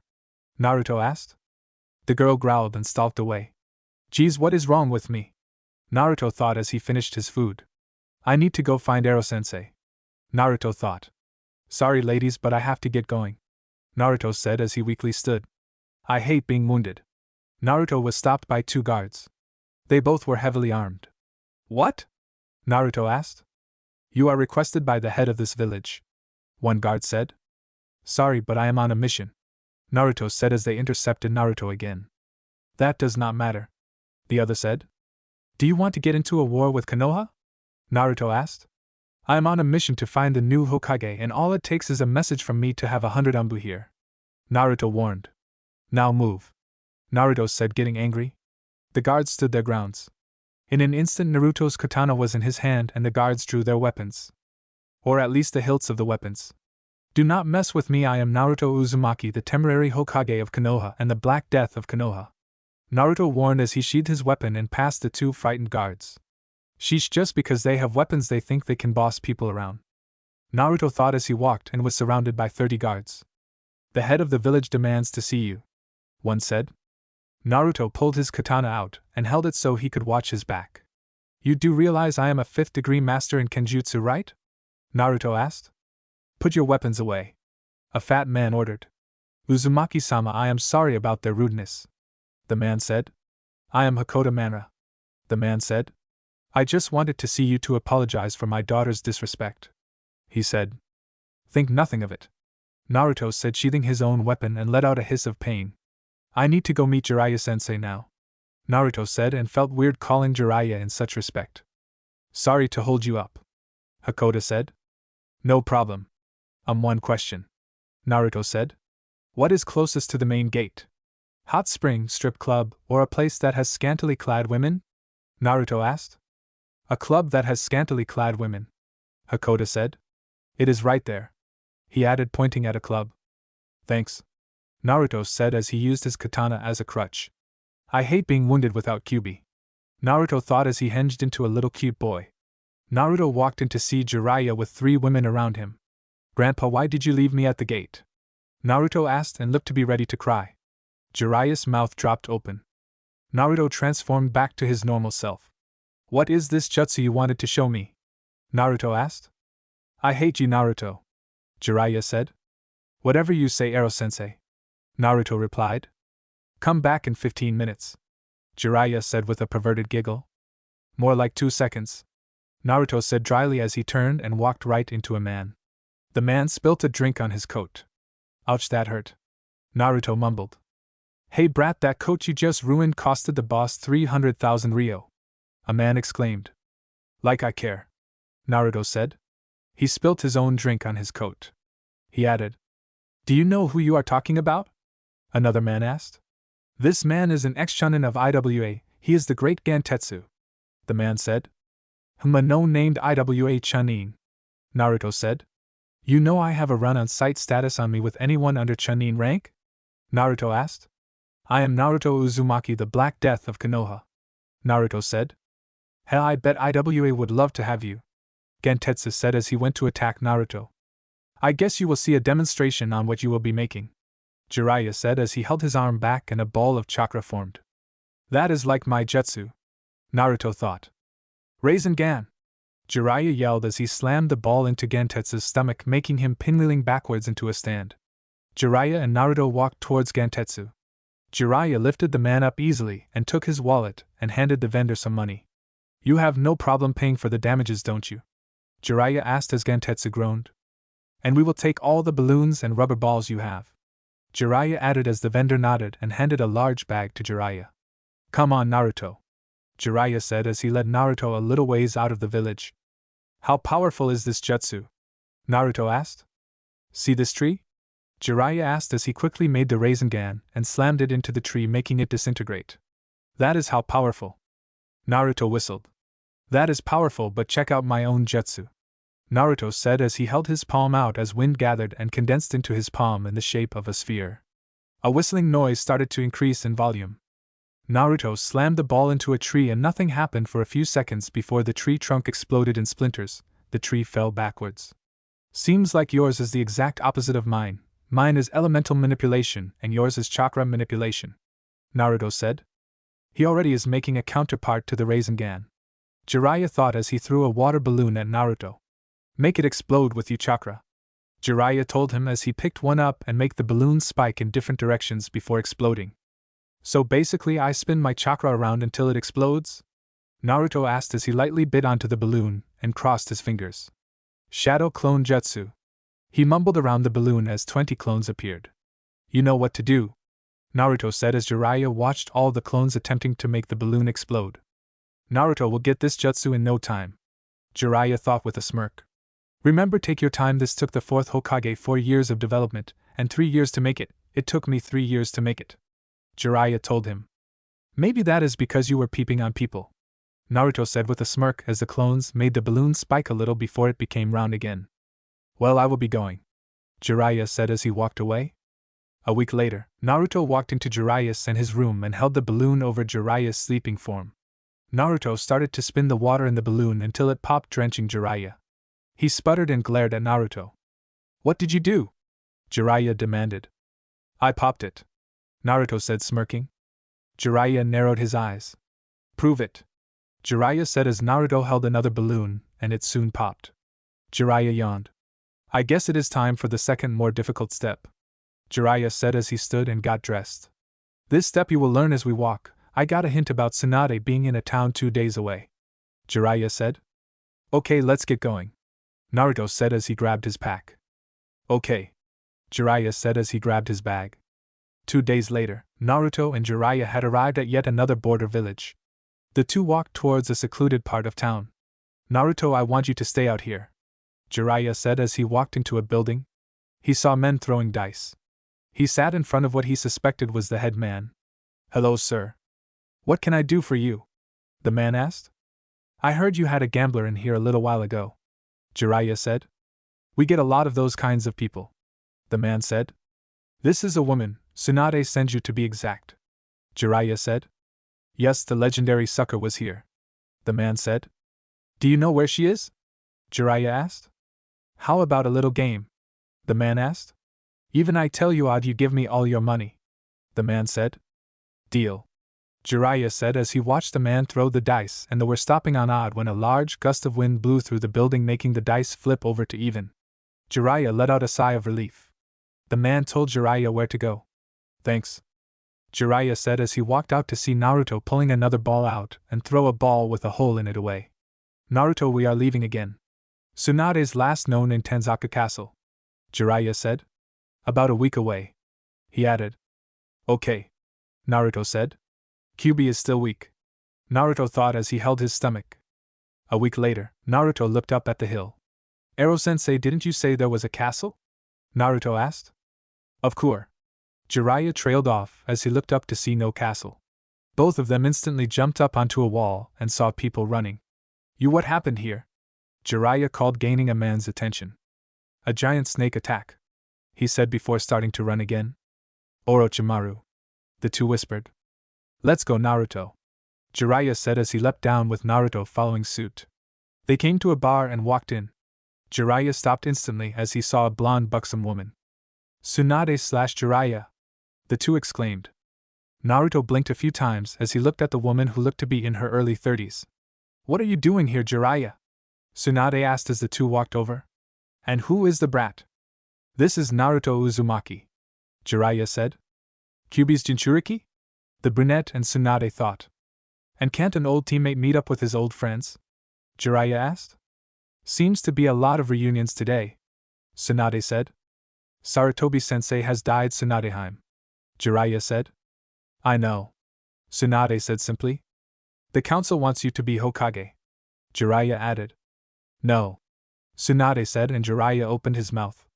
Hokage is a fool's game. Anyone who becomes Hokage dies shortly after. I mean, look at the fourth Hokage Hide. She stopped when she felt an unimaginable amount of killer intent directed at her. Do not say anything bad about the fourth Hokage or I will kill you, Naruto said threateningly. The fourth Hokage died to protect Fool, and that makes him a fool. Tsunade said. She opened her mouth to speak again but was stopped as Naruto appeared on the table and lifted her effortlessly off the ground. You want to fight? Tsunade asked. Let's take this outside, she said as she hit his arm, making him let her go. The two walked out but Jiraiya stopped Tsunade. Don't underestimate this kid and watch out for his stomach, Jiraiya warned. He can't possibly be that powerful, I mean he is a genin, Tsunade said as she walked out. Someone is going to get hurt, Jiraiya thought as he walked out and stood next to Shizen. To make things fair I will only use one finger, Tsunade said.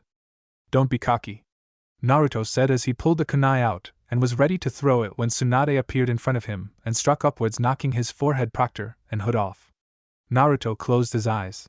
He cracked open his eyes to see Tsunade's finger ready to flick. She released her finger and threw Naruto back 10 feet before he rolled to his feet. Damn, she is strong, Naruto thought as he rubbed his forehead. Naruto threw a kunai at Tsunade that she flicked away. Naruto instantly charged low and placed his hand on his katana. As he drew closer he whipped his katana out and swung at Tsunade at the same time as he kicked. Tsunade stopped the katana blade with her finger and deflected his kick with her foot. She wouldn't, Jiraiya thought as he watched Swanda cock her arm back and struck Naruto's stomach. No! Jiraiya yelled as all three watched Tsunade's fist disappear into Naruto's stomach. Naruto coughed up blood and fell backwards. What happened? Tsunade stuttered.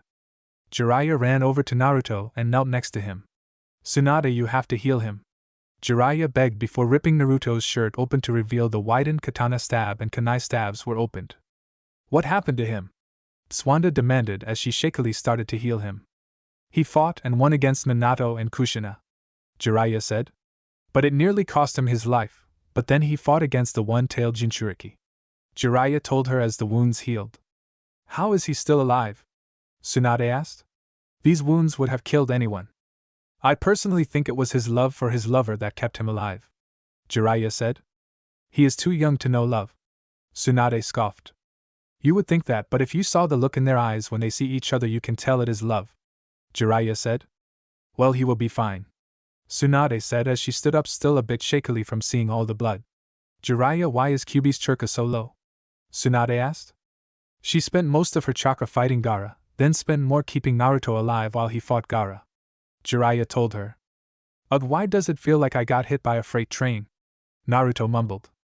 How are you awake? Tsunade asked. I heal fast, Naruto said as he gripped his stomach to feel that it was mostly whole, making him look down to see 3 small cuts. Did Kyuubi wake up? Naruto asked. Nope, I healed you, Tsunade said. That explains why it isn't completely healed, Naruto said as a tick formed on her head. Are you making fun of my healing abilities? Tsunade exclaimed. If I was you would know, Naruto told her as he grabbed his katana and jammed it into the ground to help him stand. Geez, why did you hit me in the stomach? Naruto asked. If I knew you were this seriously hurt I would have healed you first then kicked you tiny ass, Tsunade exclaimed at him. Well, I am healed now, Naruto said as he stretched a little. How about a rematch? Naruto asked. If I win you acknowledge that the fourth Hokage was a good Hokage and if I lose you give all my money, Naruto said. How much money could you have? Tsunade asked as Naruto pulled out a scroll as wiped some blood on it, and a pile of money came out. I have taken out a lot of missing needs, Naruto said. I have 10 more scrolls like this, Naruto said as he pocketed the scroll. You are on, Tsuwanda said greedily as Jiraiya groaned. And I will use one finger again. What is it? Shizen whispered. Naruto won 10,000 ryo on a scratch ticket, Jiraiya said. That isn't all that uncommon, Shizen said. This was a ticket that's max amount won is 5,000, Jiraiya said dryly. What kind of luck he has? Shizen asked as they watched Naruto charge Tsunade and held his arm back and charged an incomplete Rasengan. Shizen's and Tsunade's eyes widened. Tsunade shook her head and slammed her fist into the ground. Naruto's Rasengan slammed into the ground and threw himself away.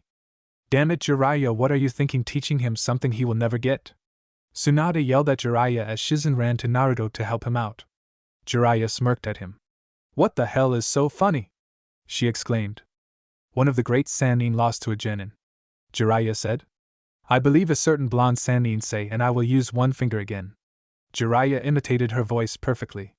Tsuwanda's mouth opened and closed. Hey brat! Tsunade called as Shizen pulled him out of the fissure Tsunade's fist created. Damn, she has some amazing strength, Naruto thought.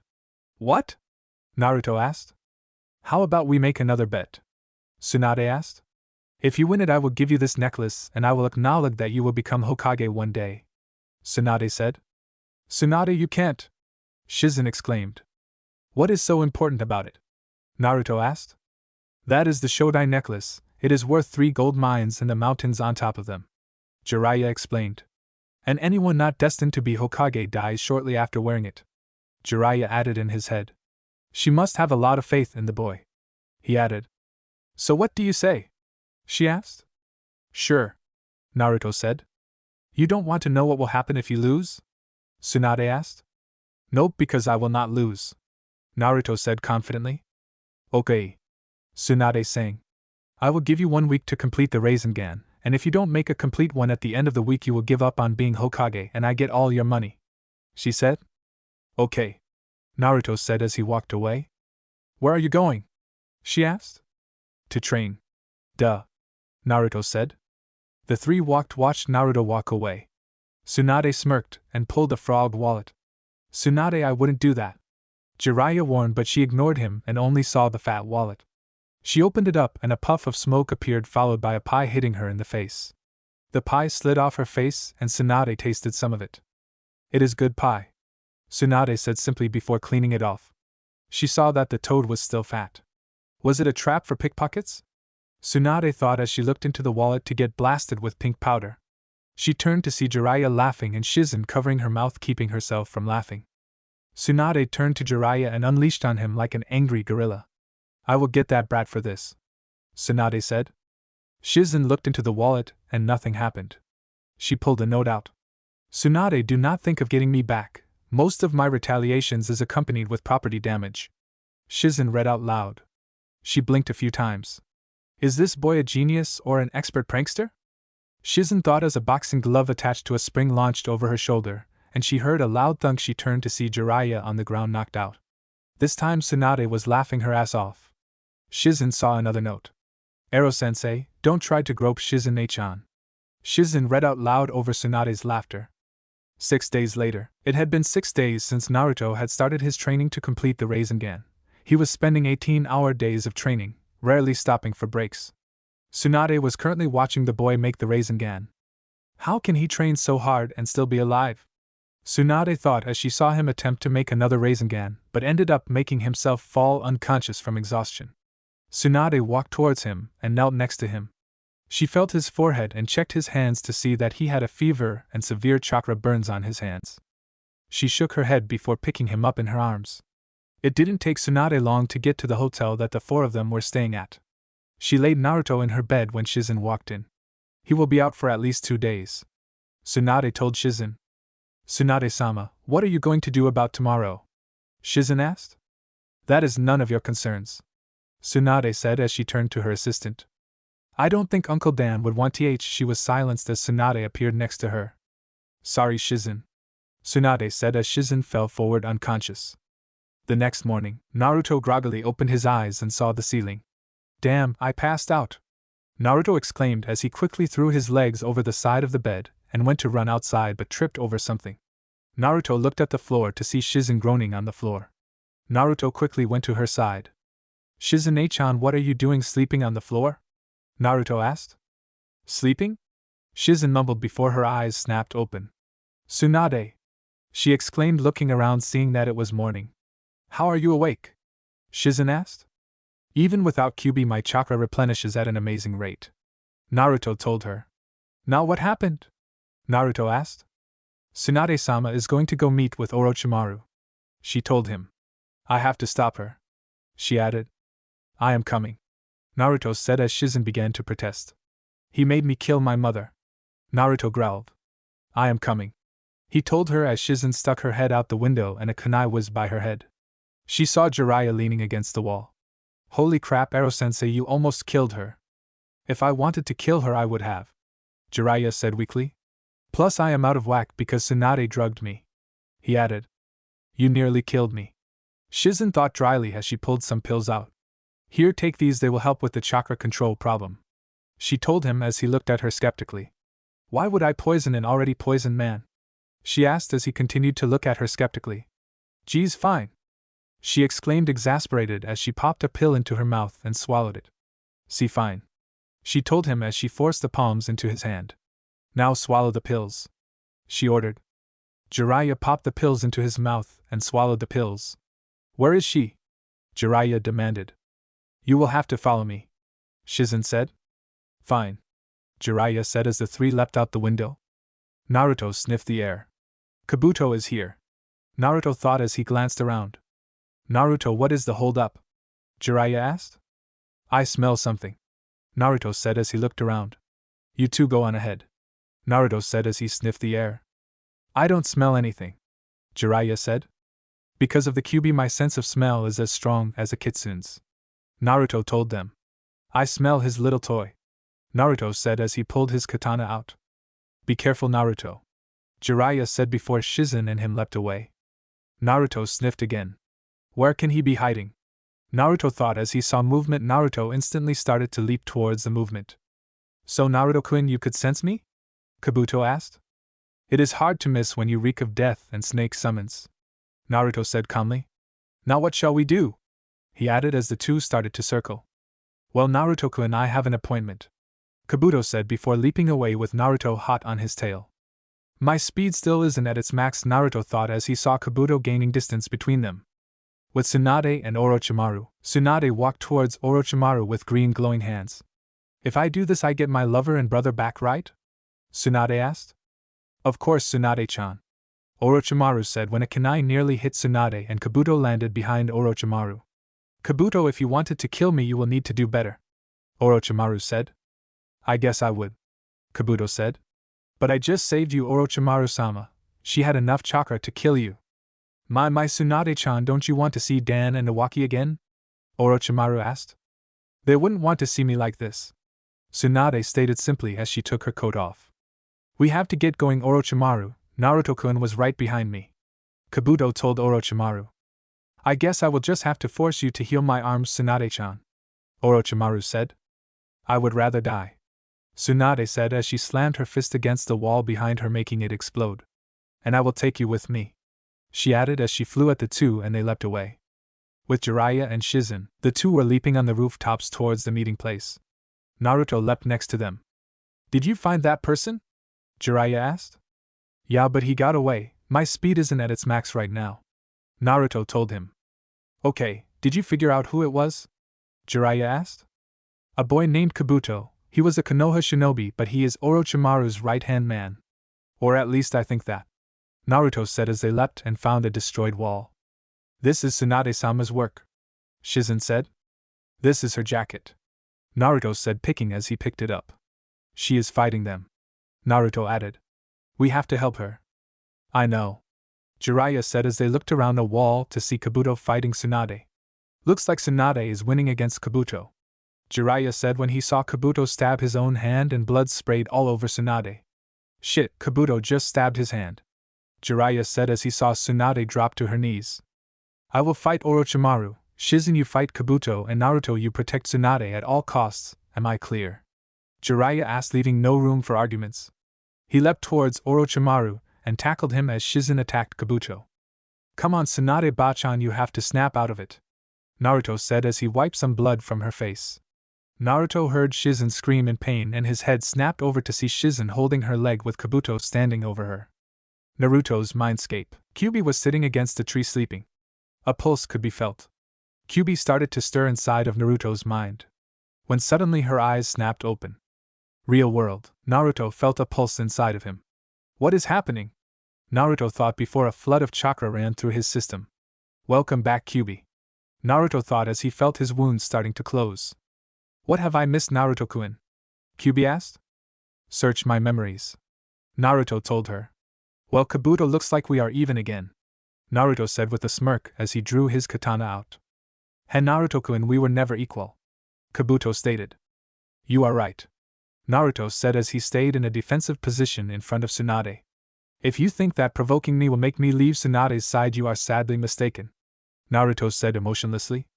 My Naruto-kun, I would never try to provoke you, Kabuto said. But I guess that won't matter when we destroy Konoha. I would never let you destroy Konoha, Naruto told him. Well, you are going to die today, Kabuto said as he charged at Naruto.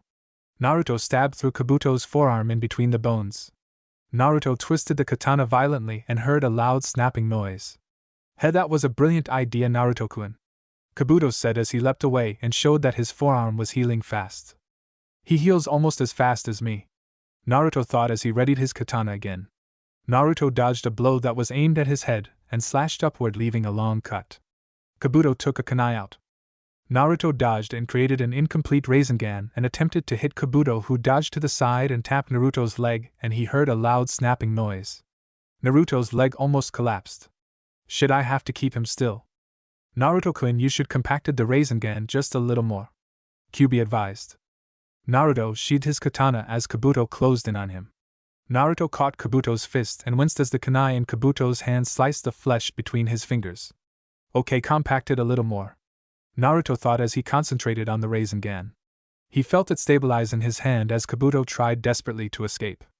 I don't think so, Naruto stated as he cocked his arm back. Rasengan! Naruto yelled as he slammed the ball of chakra into Kabuto's stomach. Naruto held on to Kabuto as a sphere of chakra surrounded Kabuto, and Naruto let go, letting Kabuto fly backwards. Naruto collapsed to one knee as he felt his heart slowing down. Naruto looked to see Kabuto slam into a boulder with a reassuring thud. Naruto watched as Kabuto slid to the ground. Naruto-kun, he severed the chakra lines to your heart, and destroyed most of the muscles. I can't heal it. Kyuubi said. This will be interesting to see if I live.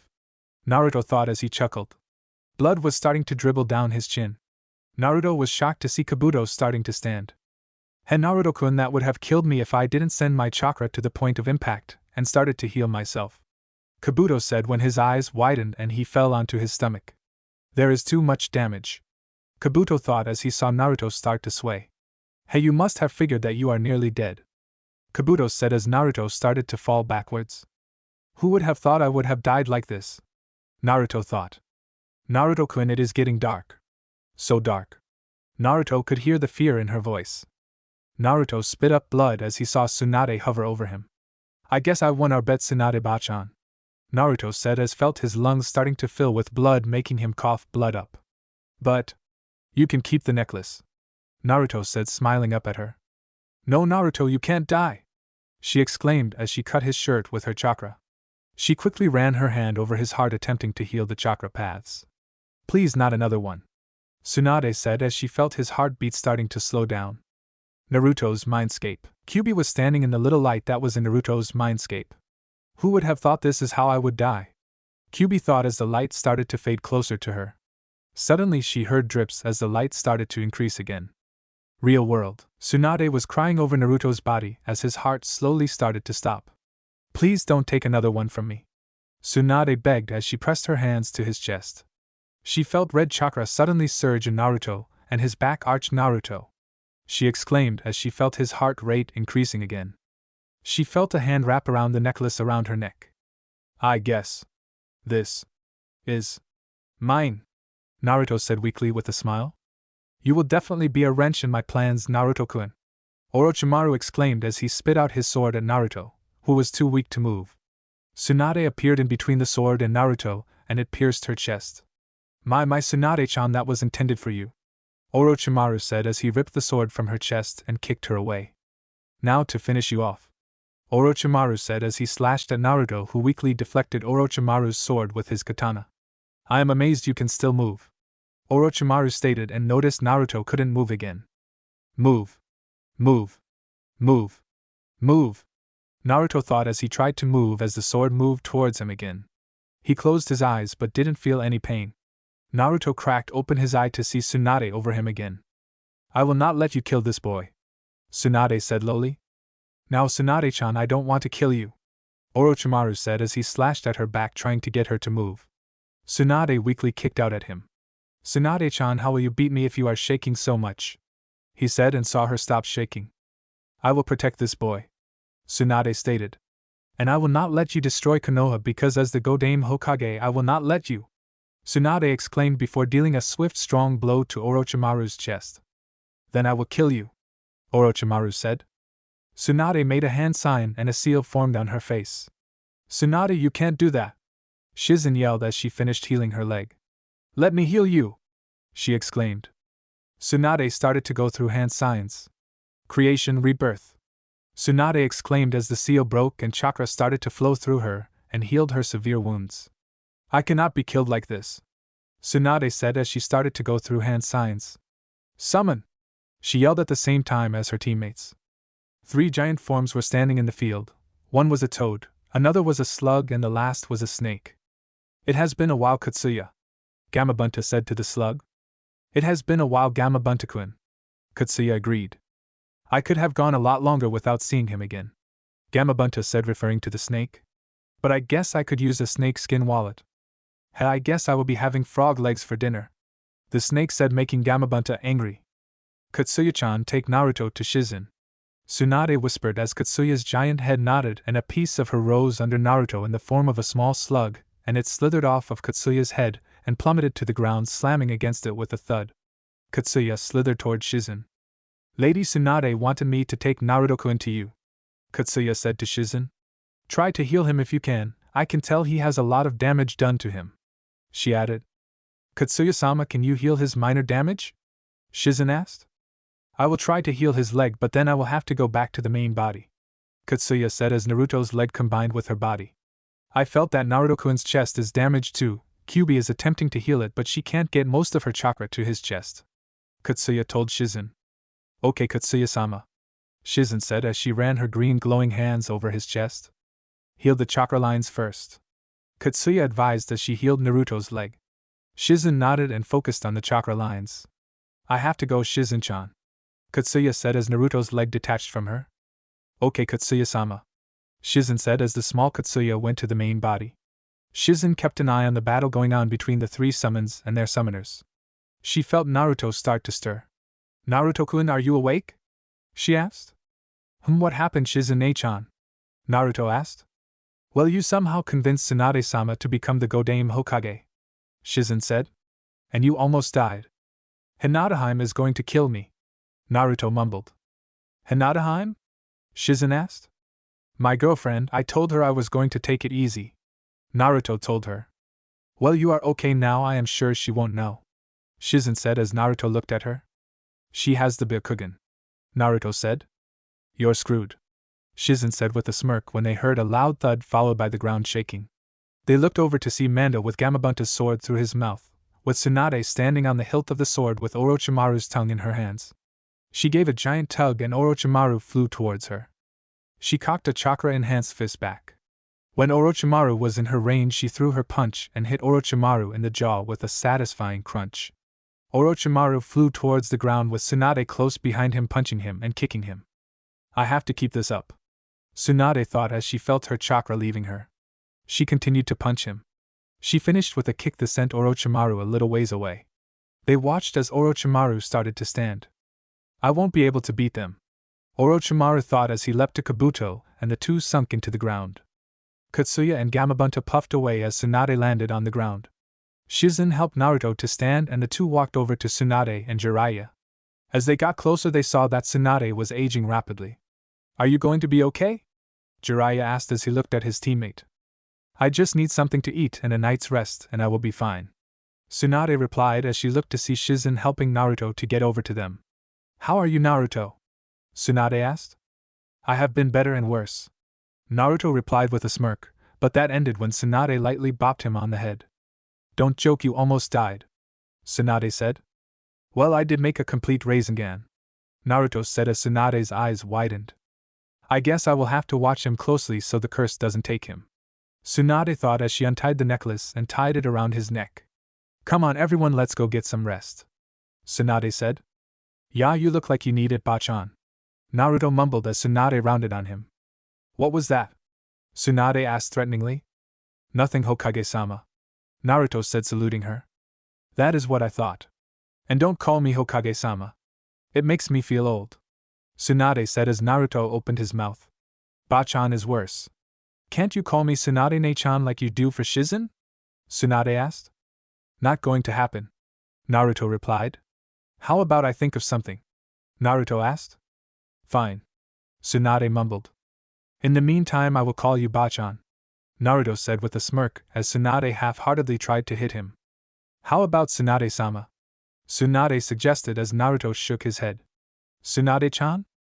Nope, Naruto said as the four walked towards the hotel they were staying at. Until I think of something you will be Bachan, Naruto said. Fine then, until you think of something new I will call you Naruto-chan, Tsunade said as she saw Naruto cringe. Bachan! Naruto exclaimed indignantly. Come on, Naruto-chan, Tsunade said with a smirk as Naruto sighed in defeat and followed the three adults to the hotel rooms. 2 days later. You really think you can beat me, Naruto-chan, because you mastered the Rasengan? Tsunade asked with a smirk. No, I think I will do better because now that Kyubi-chan is awake my chakra is a lot higher, Naruto said as he charged at Tsunade. Naruto was in front of Tsunade when his forehead protector flew off his head. He closed his eyes expecting a flick to the forehead, but he didn't feel anything. Naruto opened his eyes right as Tsunade's lips connected with his forehead. That is a special charm, she told the boy. Why can't she kiss me? One guessed to who that was. Naruto blushed and looked away from the older woman. She giggled a little. Come on, Naruto-chan, Tsunade called to the dazed boy. Chapter 16. It had been a few days since Naruto, Shizen, Tsunade, and Jiraiya left Tanzaku Castle, much to the townspeople's relief. They were currently at a hot spring that had males, females, and mixed bathing. Tsunade and Shizen went to the female's side, Naruto went to the male's side, and Jiraiya, can you guess it? Right, the mixed bathing. Naruto had his back to the wall with Tsunade and Shizen on the other side. Have you thought of something? Tsunade asked. Again. She has been asking every 15 waking minutes. No, and the more you ask me the less time I have to think. Naruto lied. He had thought of something to call her. Fine, Naruto-chan. Tsunade said. You two act like you have known each other your entire lives. Shizen commented. This is not the kind of women I wanted. They heard Jiraiya yell. Want to see? Naruto asked. You bet. Both Shizen and Tsunade said together. They walked to the third wall and Chakra walked up it and looked over to see Jiraiya in a pool with a bunch of primates. Naruto lost concentration and fell backwards onto his back because of his laughter. Oh my. I didn't know he was into this kind of thing. Tsunade said with a smirk as Shizen lost her concentration and followed Naruto's reaction and fell into the water. I can't breathe. Naruto said as he laughed. Well, I am going to the casino. Tsunade said. I want to come too. Naruto called as he reined in his laughter. Okay. She called and the three left Jiraiya waiting in the mixed bathing. Shizen and Tsunade dried off and waited outside for Naruto. It didn't take him long to come out with just a towel around his waist. Someone took my robe. Naruto said as Shizen stared and Tsunade tilted her head to the side. How can a 13-year-old boy have muscles like that? Tsunade and Shizen thought together. Come on, Naruto-chan, let's go get you a new robe. Tsunade said. How about I don't call you Bachan in public, and you can't call me Naruto-chan in public? Naruto compromised. Come on, I am the Black Death of Konoha, and being called Naruto-chan kinda takes away the fear I hold. Fine. Tsunade said. Okay, Tsunade. Naruto said. Why does she get respected like that? Jiraiya yelled. It is amazing how good his hearing is. Naruto said as Tsunade and Shizen nodded as they walked to the front desk. Hello? Tsunade asked, gaining the 16-year-old girl's attention. Yes. She trailed off as she looked at Naruto. What can I do for you? She asked Naruto naughtily. I need a robe. Naruto said simply. Does he really not see that she wants to get into his pants? Or towel? Tsunade thought. You will have to trade your towel for it. The girl dared. Naruto shrugged and pulled his towel off to show that he was wearing boxers.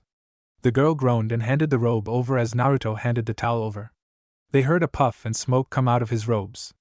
What was that? Tsunade asked. A shadow clone hinged into a pair of boxers. Naruto said with a smirk. Now that is smart. Tsunade said as she wrapped an arm around his shoulder. Now I am going to show you how to gamble. This place has a casino that doesn't have a gambling age. Tsunade said as she led him away with Tsunade on his side. Should I be worried that she knows about the casino? Naruto whispered to Shizen. With her, the only time you need to worry is if she gets a winning streak. Shizen replied. If she wins big, then we are in trouble. She added. Okay. Naruto replied as they walked into a casino. Okay, Naruto-kun, follow me. Tsunade said as she grabbed his hand and dragged him away. She sat him on the seat next to her. Okay, Naruto-kun, this game is called Blackjack. The point of the game is to get 21, 10, Jack, Queen, and King are worth 10, Aces are 11. She said as Naruto nodded and bit his thumb and pulled the sleeve of his robe up to reveal a storage seal on it. He ran his blood over the seal and a scroll opened and Naruto ran his thumb over that scroll and a pile of money popped out. Naruto gave Tsunade a fourth of it. Naruto placed some money on the table and the cards were dealt. Naruto got 2 kings. Now stay, Naruto. Tsunade said. Actually, I would like to split. Naruto said as he separated the kings and the dealer dealt out the other 2 kings. Split again. Naruto said and separated the kings again and he got dealt 4 aces. Tsunade's, Shizen's, and the dealer's mouths dropped open. Hey, I win. Naruto said. What luck. Tsunade trailed off. The dealer handed Naruto the chips he won. Naruto sealed the rest of his money and put the scroll back into his arm. So shall we go again? Naruto asked as he set up money in 4 different places. The dealer dealt the cards and Naruto got all queens and kings. I will split them all. Naruto said as the dealer dealt out 4 aces and 4 jacks. I will split these. Naruto said with a smirk as the dealer dealt out 4 tens. How is he so lucky? Tsunade thought as she saw the dealer get 18. You win. The dealer said as he gave Naruto a big pile of chips. Hey, I guess I am on a roll. Naruto said as he went to put the money down. Sir, I think you should give someone else a chance to win. The dealer said. Naruto shrugged. I guess I will go play poker, Naruto said while he gathered his chips and went to a poker table, Tsunade close behind. Naruto sat at the table with 4 other people around him. Tsunade was looking over his shoulder as Naruto placed a 1,000 ryo chip into the ante. Are you sure you want to place us, little boy? A burly man asked. Yup, Naruto said as he looked at his cards.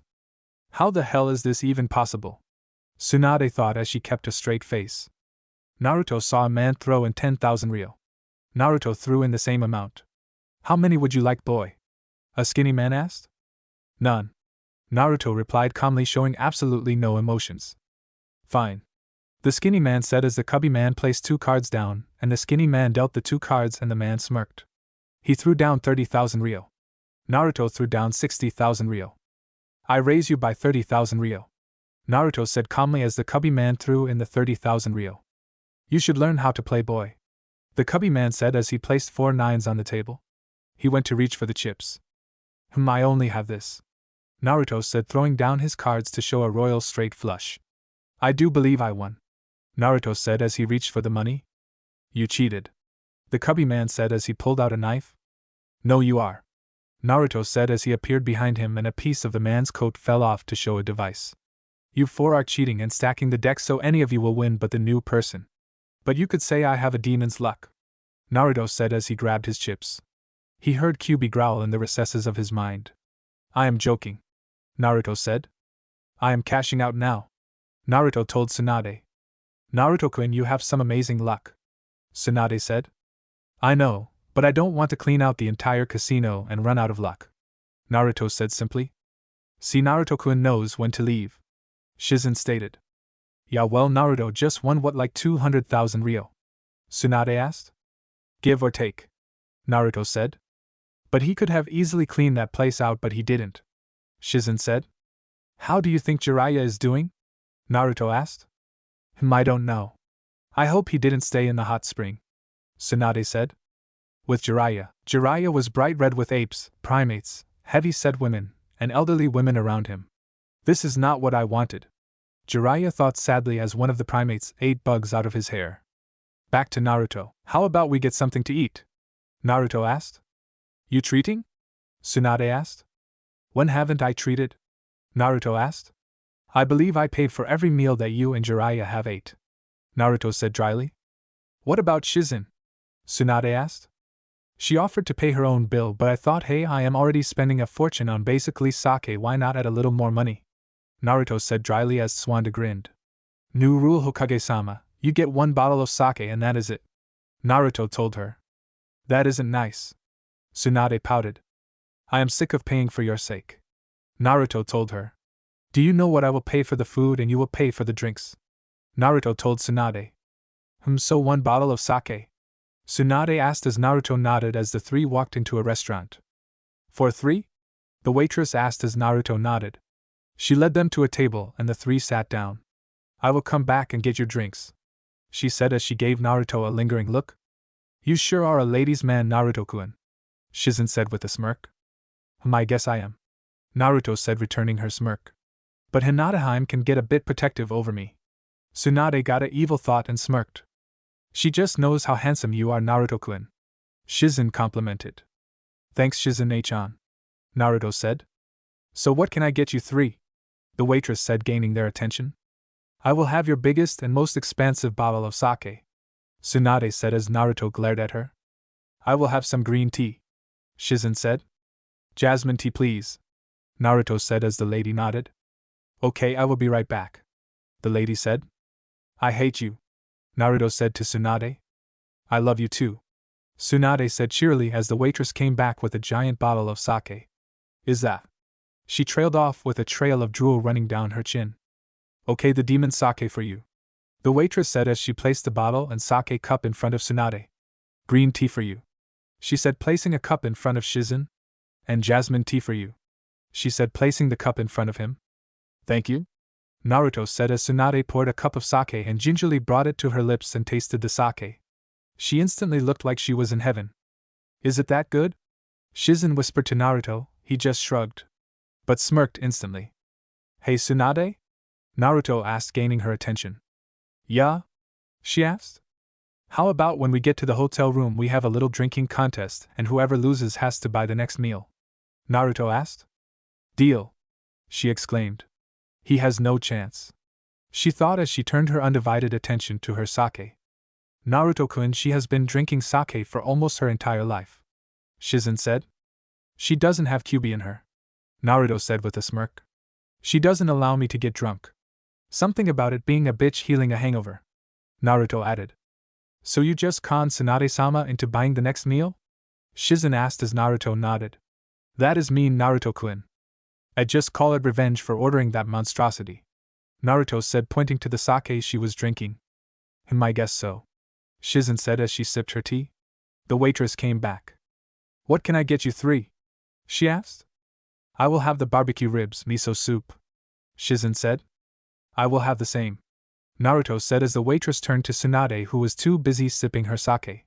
Naruto growled and grabbed the bottle and cup from her. She sent a death glare at him. Order your food. Naruto ordered. I am paying for this, and I will have her take it back. Naruto threatened as Tsunade looked like she was about to die. I will have whatever they are having. Tsunade said. Now gimme it back. She exclaimed as she grabbed the bottle and cup. And people think I am the kid. Naruto stated as Shizen and the waitress giggled. Naruto handed the menus to the waitress and she walked away. Sake. Tsunade moaned out. Naruto and Shizen stared at Tsunade. Did she sound like she was having? I think so. Naruto said, making Shizen stare at him. And how would you know what it sounds like? Shizen asked. Naruto trailed off. I mean, I have never done it. Naruto said truthfully as Shizen looked at him with a critical eye. The waitress came over with the food.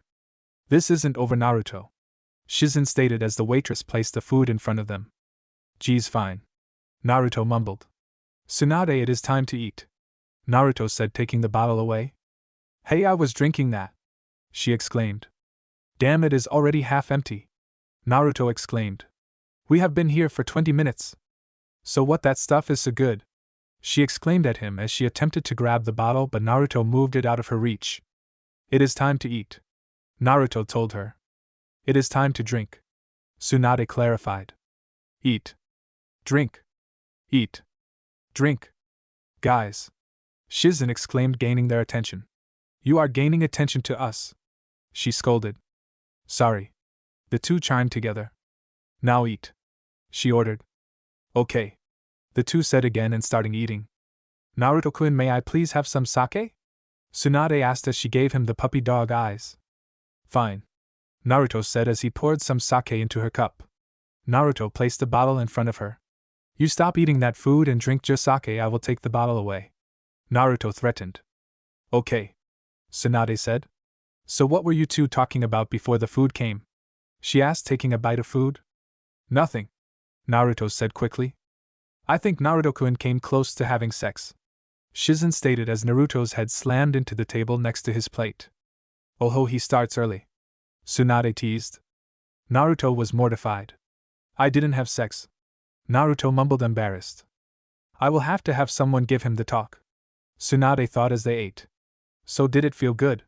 Tsunade asked as Naruto took a drink and almost choked on it. Naruto saw Tsunade take a drink of her sake. Actually, it felt amazing. Naruto said as Tsunade spit her drink out while she coughed. Naruto and Shizen laughed at her expression. Touche, Naruto. Tsunade said. I am not known as the Hokage of pranks for nothing. Naruto joked.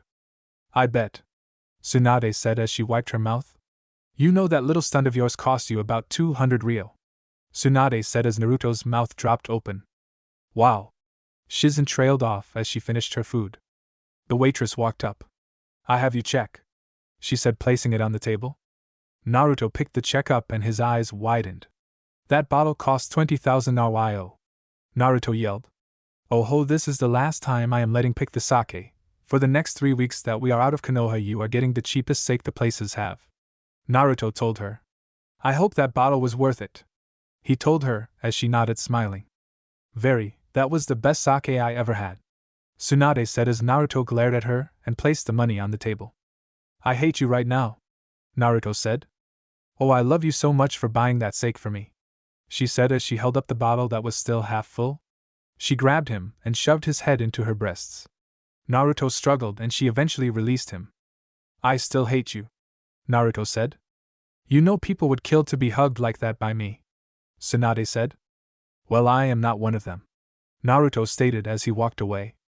Oh, come on, Naruto, you can't be that mad, Tsunade said. You just made me spend 20,000 ryo on one bottle of sake. You are lucky I am even talking to you, Naruto told her. Tsunade opened her mouth, but Shizen laid a hand on her shoulder. Not now, Shizen mouthed. What about our drinking contest? Tsunade asked. You would have lost, Shizen told her. Kyubi doesn't allow him to get drunk. So he conned me? Tsunade asked as Shizen nodded as they walked to their hotel room. Naruto was still not talking to her. Tsunade was actually a little sad. I am sure Naruto-kun will talk to you in no time, Shizen consoled her. 4 days later, Naruto had not even tried to speak with Tsunade for those days, and she was beginning to feel incredibly guilty. She watched him talk with Shizen but not to her. Naruto? Tsunade asked, gaining Naruto's attention. I am sorry for taking advantage of you buying dinner. Please talk to me again, she pleaded. Now was that so hard? Naruto asked. Huh? Tsunade asked. Naruto-kun was waiting for you to apologize for that incident, Shizen told her. Brat, do you realize how much guilt you made me feel? Tsunade demanded. Tsunade-sama, you had to learn what you did was wrong, Shizen said. Why does he get an apology? Jiraiya asked. You guys left me in that hot spring for 6 hours, he exclaimed. You could have gotten out at any time, Tsunade said. So I am forgiven? Tsunade clarified. Yeah, you are, Naruto said before Tsunade hugged him close to her breasts. Don't ever not talk to me again, she ordered. That is an order from the Hokage, she added. Okay, Naruto said, smiling up at her. Why can't I get hugs like that? Jiraiya asked. That is because you would try to feel me up, Tsunade said dryly. A week later, they were now only a week away from Konoha. They had stopped at a festival. Shizen and Tsunade wrapped their arms around his, making him blush. What are you two doing? Naruto asked, embarrassed. We have to keep the fangirls away, Tsunade reasoned. I see how they look at you, and if we stay on your arms they can't get to you. I also can't have any fun, Naruto added for her. Tsunadeheim, you can always keep the women off of me, Jiraiya said. Believe me, you old perv, you don't have that problem, Tsunade said dryly as Jiraiya's hopes were crushed. Plus Naruto-kun is a lot cuter, Shizen added, basically kicking him in the stomach while he was down. Well, ladies, I need to get more gifts for Hinataheim and my little brother and his friends, Naruto said as the three walked away from the crying Jiraiya. He sure is a baby, Tsunade said. I know, Shizen agreed. Now what do you want to do, Naruto-kun? Shizen asked. Well, I need to get accessories for Hinataheim's kimono I got for her, Naruto said. Can I see the kimono? Shizen asked as Naruto nodded and reached into his cloak somehow without Shizen letting go and pulled a scroll out and unsealed the kimono. She gasped when she held it out. This is so beautiful, Shizen whispered. Yes, it is, Naruto-kun, you sure do have some taste, Tsunade said. Well, I try my best for my Tenshiheim, Naruto said. I have heard you call Hinata that before. Why? Swanda asked. She has the ability to grow 2 indigo bird wings out of her back, making her look like an angel, Naruto told Tsunade. Oh, Tsunade said as she felt the silk. Oh, can you buy me one of these? She asked. Me too? Shizen asked. Sure, why not? Naruto said. But that is if we pass through that village. The one where you got attacked by Itachi Uchiha? Tsunade clarified. You are going to make Ero-sensei go that way, aren't you? Naruto asked as Tsunade nodded. Naruto sighed. Fine, Naruto said as Tsunade smiled. But you will owe me a lot of ramen for this. Okay. I mean, how much ramen can you eat? Tsunade agreed. Let's just say the ramen stand in Konoha made almost all of their money on me alone, Naruto said, smirking at Tsunade. I can eat 20 to 30 bowls, Naruto said. A week? Tsunade asked, amazed. A meal, Naruto corrected her as his mouth dropped open. Yes, I know it isn't healthy, but I didn't know how to cook until I started hanging out with Hinataheim, Naruto told them. Let me guess, because of the Kyubi in you, you couldn't go into most places, Tsunade said as Naruto nodded to her. Which places let you eat at their restaurants? Ichiraku Ramen, and the Akimichi place. Naruto told her as she growled. That is horrible. Shizen said. I know, but they were scared of me. Naruto told her. I wasn't liked much when I was younger. Naruto told them. Well, you shouldn't care about the people who don't care about you. Tsunade said. Only care for the few that are truly your friends. She told him. Or family? Naruto added, smiling at them. Yes, or that. Tsunade said. Well, let's go get some things for this girl. Tsunade said as the two girls dragged Naruto away. I have feeling this will impact my savings a lot. Naruto thought as they dragged him to store after store. 4 days later, the four of them came to the town that Naruto fought Itachi and Kisame. Naruto walked into the store that he bought Hinata her kimono. The same girl was behind the counter with 3 girls in front of it. They were talking. Oh, Naruto-kun. The girl behind the counter said, happy to see Naruto. She instantly saw how close Shizen and Tsunade were to Naruto. Who are these women? The girl asked. This is Tsunade-ka-san and Shizen-ne-chan. Naruto said as Tsunade's mouth dropped open. He thinks of me as his mother? Tsunade thought with a warm feeling spreading in her chest. She instantly shoved his head into the valley that she calls her breasts. Ah, stop, I can't breathe. Naruto exclaimed, making the girls giggle a bit. Oh, I am sorry, Naruto-kun. Tsunade said. Naruto straightened his hair and cloak and cleared his throat. I need to get kimonos for these two, that are made out of the previous kimono I asked you to make. Naruto told the girl. Okay, Naruto-kun. The girl said. Can you two please come with me so I can get your measurements? The girl asked as she led Shizen and Tsunade to the back of the shop. The instant Shizen and Tsunade were away, the 3 girls mobbed Naruto. Will you go out with me? The 3 asked at once. Sorry, I have a girlfriend. Naruto said. The 3 girls opened their mouths. And I am very faithful to her. Naruto added as they all groaned. Tsunade and Shizen walked out. She said the kimonos will be done in 2 days. Tsunade said as Naruto nodded. Okay. Naruto said as the 3 left to see Jiraiya still crying from 4 days ago. You are a crybaby. Well, excuse me for not having 2 stunning women on both of my arms. Jiraiya said sarcastically. Hey, what can I say? You have it when you have it. Naruto said with a smirk as the 3 walked away from the crying Jiraiya. I wonder if I henge into Naruto I will get women? Jiraiya thought. If I find out you henged into me I will kick your ass, Yaro-sensei. Naruto yelled to Jiraiya, crushing Jiraiya's last hope. 3 days later, the 4 of them were 15 minutes from Konoha. For some odd reason Tsunade changed her age to that of her 14-year-old self. Naruto had no idea why. Well, that was until they were 10 minutes away when Tsunade latched onto his arm and wouldn't let go. What are you doing? Naruto exclaimed. But Naruto-kun, I am not doing anything. Tsunade said when they saw a shadow circling them. You did this on purpose. Naruto said as he glared at Tsunade, who smiled innocently. Suddenly Hinata landed in front of them with her hands on her hips. Wow, Naruto wasn't kidding when he saw she looked like an angel with those wings. Tsunade thought as Naruto struggled against her grip. Naruto-kun, what is going on? Hinata demanded. Her anger was easily noticeable on her voice. Nothing is going on, Naruto said as he got his arm out of Tsunade's grip. Then why did I find you with another woman's arms wrapped around you? She demanded again. Do not worry, Hinata, I am not after you, man. Tsunade said as she reverted to her 30-year-old self.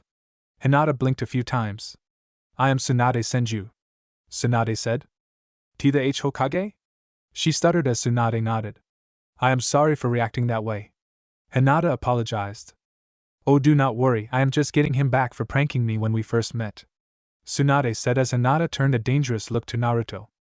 What she did tell you was that she took my wallet. Naruto told Hinata. Ah, which one? She asked. I believe it is the pie in the face, then powder, then the boxing glove. Naruto told her. You hit the Hokage with a boxing glove? Hinata asked. Oh no, I have it set up so if Ero-sensei isn't around it won't activate. Naruto said as Jiraiya stared at him. What the hell did I do to you? He exclaimed.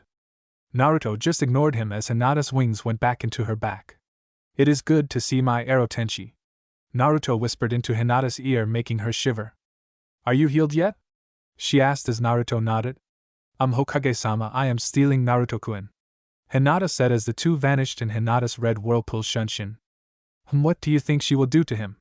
Tsunade asked. By that look in her eye I suspect she is ripping his clothes off. Shizen said, not knowing how true her answer was. Chapter 17. 3 days later. It was 3 days before anyone saw Hinata and Naruto. When they did see Hinata, she had a noticeable limp and a satisfied smile. Many people wondered what the two had done, but they didn't ask. The two were currently walking towards the Hokage Tower. Naruto-kun, I didn't want to get up today, Hinata told him. Neither did I, but I sense that it is only a matter of time before Tsunade sent Umbu to retrieve us, Naruto said. I know, but our bed is so comfy, Hinata said. Our? Naruto asked with a smirk as Hinata had a small blush. Last I knew you were still living with Hayashi, Naruto stated. Father said I could spend as much time with you, Hinata said. So technically I could move in with you, making it our apartment, Hinata said. I guess you could, Naruto said, completely unfazed. Does anything faze you? Hinata asked dryly. Well, that outfit you wore 2 days ago fazed me, Naruto said suggestively. Long time no see, Hinata, Naruto, Kurenai said, walking up to them. Hello, Kurenai-sensei, the two chimed. What are you two up to? Kurenai asked. Oh, we are just going to be placed back on active duty, Naruto said. Really, that is good. While you were gone, our mission count for C and B rank caravan missions went down, Kurenai said. Are you going to go see Asuma-sensei? Naruto asked as Kurenai blushed a little.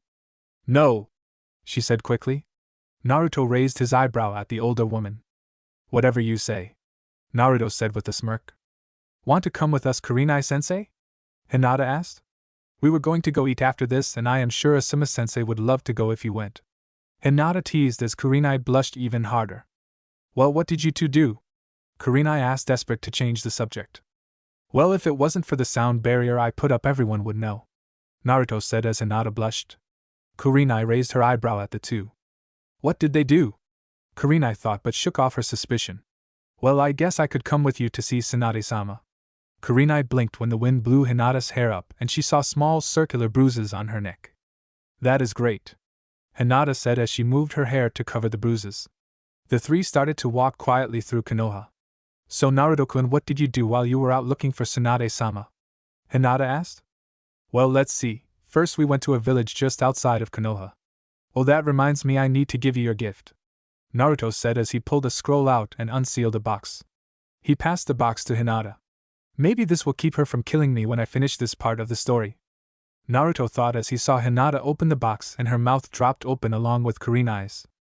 Naruto. That is beautiful, Kurenai said as she stared at the shiny fabric. Hinata was still in shock.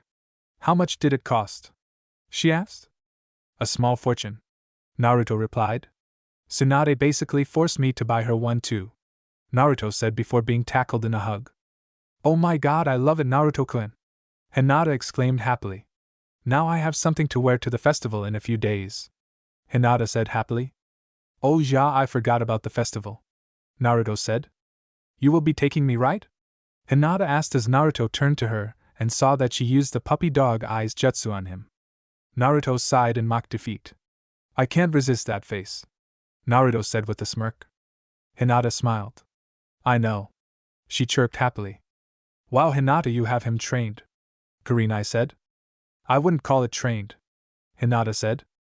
You know I am right here, right? Naruto asked as the two nodded. Naruto shook his head at the two. Where are my friends when I want to talk with them? Naruto thought as the two talked about things. It didn't take the trio long to make it to the Hokage Tower to see an annoyed Tsunade. Naruto blinked a few times and motioned the two behind him. You okay, Tsunade? Naruto asked.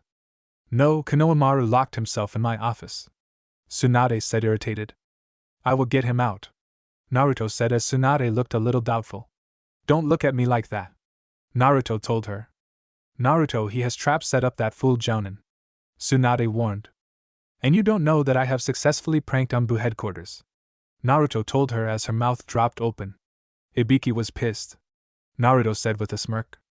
It takes special Jounin status to make it into Umbu headquarters, Tsunade thought as they made it to the office. Naruto tilted his head to the side.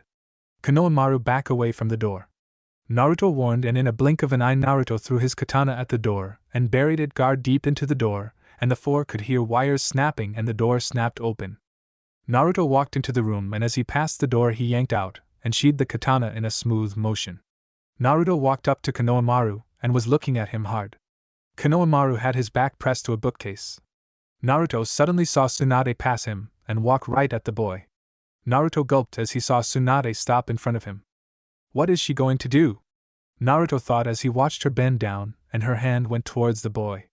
Konohamaru flinched as her hand brushed his face as she grabbed a book and walked out. Naruto walked up to Konohamaru and lifted him roughly off the ground. Do you realize how lucky you are? Naruto demanded angry. Tsunade could have easily turned those doors to splinters if she wanted to beat you. Naruto told him. If myself and her were to have a real fight, I would lose in less than a minute. Naruto added. What would compel you to do something this stupid? Naruto asked softly, still holding Konohamaru off the ground by his shirt.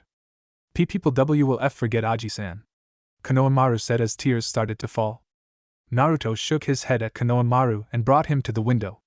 His face is up there, Naruto said, pointing at the Hokage faces. No one could forget Sarutobi because everyone in Konoha loved him. Naruto said gently as he placed Konohamaru onto the floor. But how about this? We will go around and make every person in Konoha promise not to forget about Sarutobi. Naruto suggested.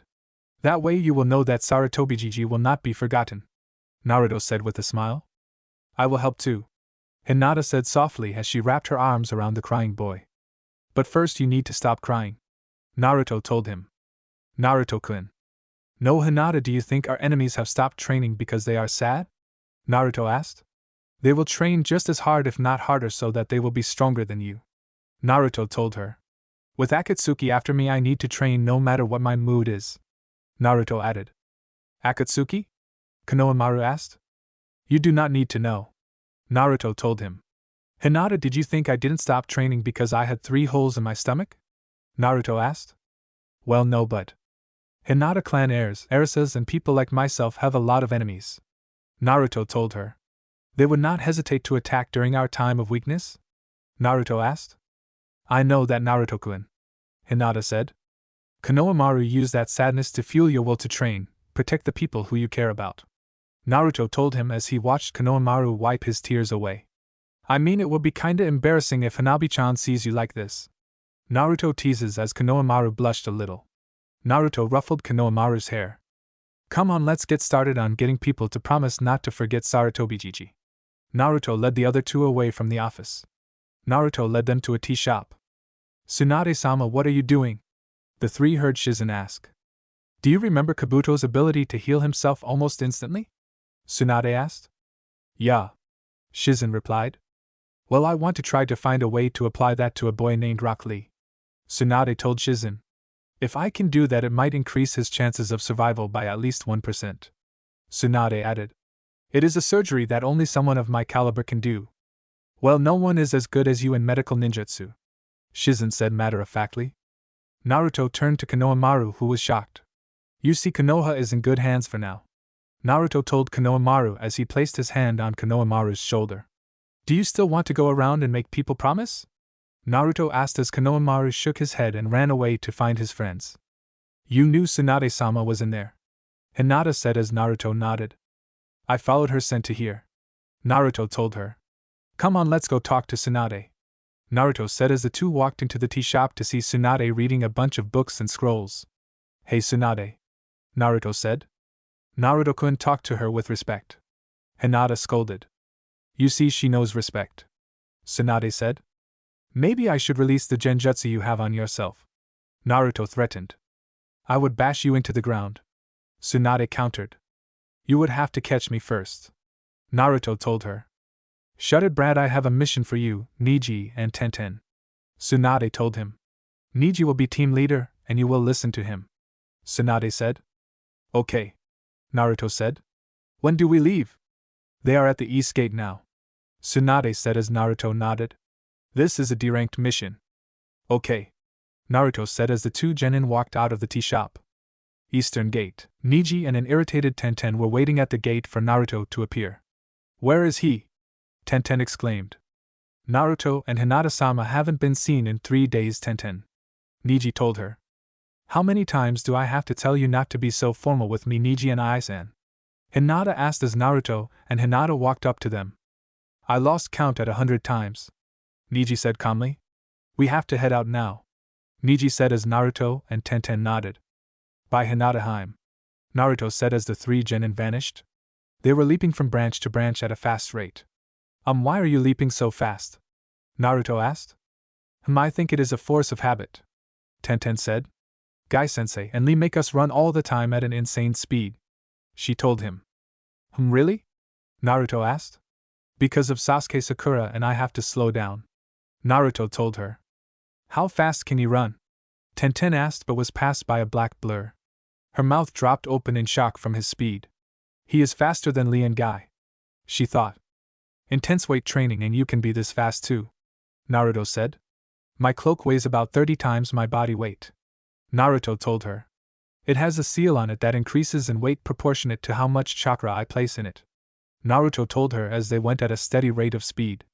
Naruto sensed something a little ways off. Niji, Naruto whispered. I see them, two shinobi, Niji said as Naruto unsheathed his katana and Tenten saw it and went into fangirl mode. Oh my god! That is a beautiful blade, she exclaimed with hearts in her eyes. Where did you get it? What kind of metal is it?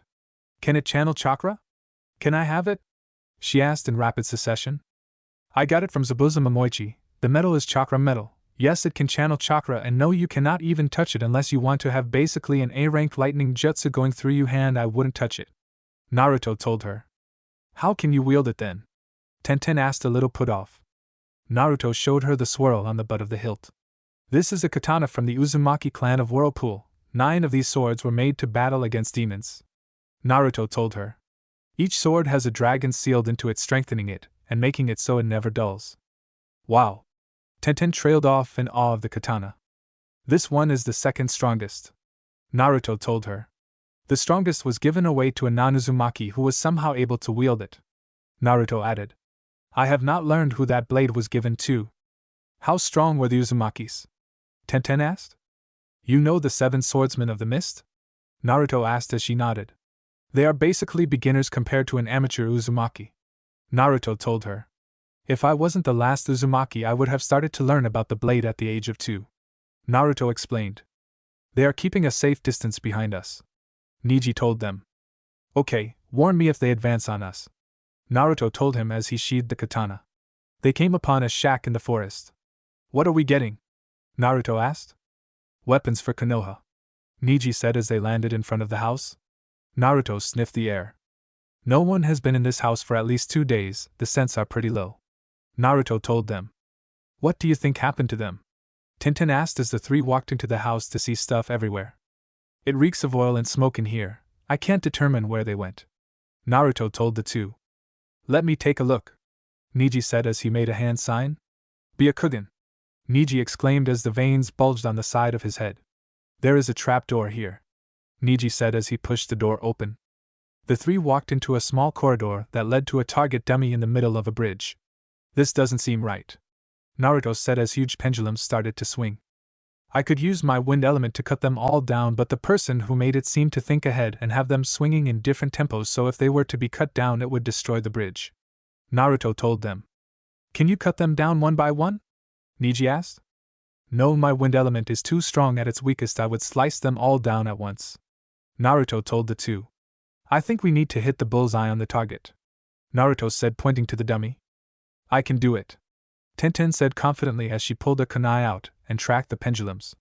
She threw it and she made it through all the pendulums and struck the bullseye. See, she said as the pendulum stopped and went into the ceiling. What do you think will happen next? Naruto asked as the 3 walked across the bridge. He had his hand on his katana's hilt. Naruto heard a faint click and he pulled his katana out as a pendulum came towards them. He blocked the blade, stopping it dead in its tracks, but it was pushing him back. Get across now, Naruto struggled to say. He felt his feet slowly moving off the ledge. He quickly twisted as the pendulum came back down and nearly hit him. Are you okay, Naruto? Niji asked. I am fine, Naruto said, sheathing his katana.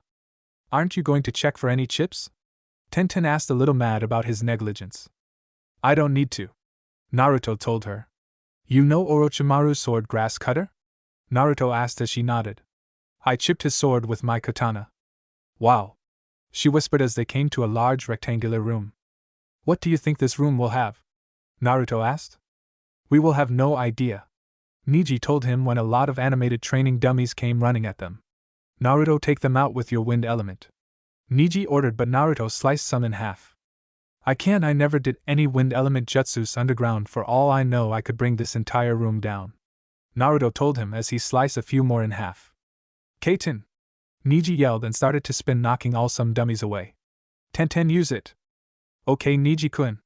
Tenten exclaimed as she grabbed 2 scrolls and jumped into the air and spun. Twin Dragon Jutsu! She exclaimed as weapons started to fly out of the scrolls. Naruto was deflecting the ones that would hit him. Wow, that is similar to Hinataheim's Feather Barrage, Naruto said as all the dummies fell to the ground motionless.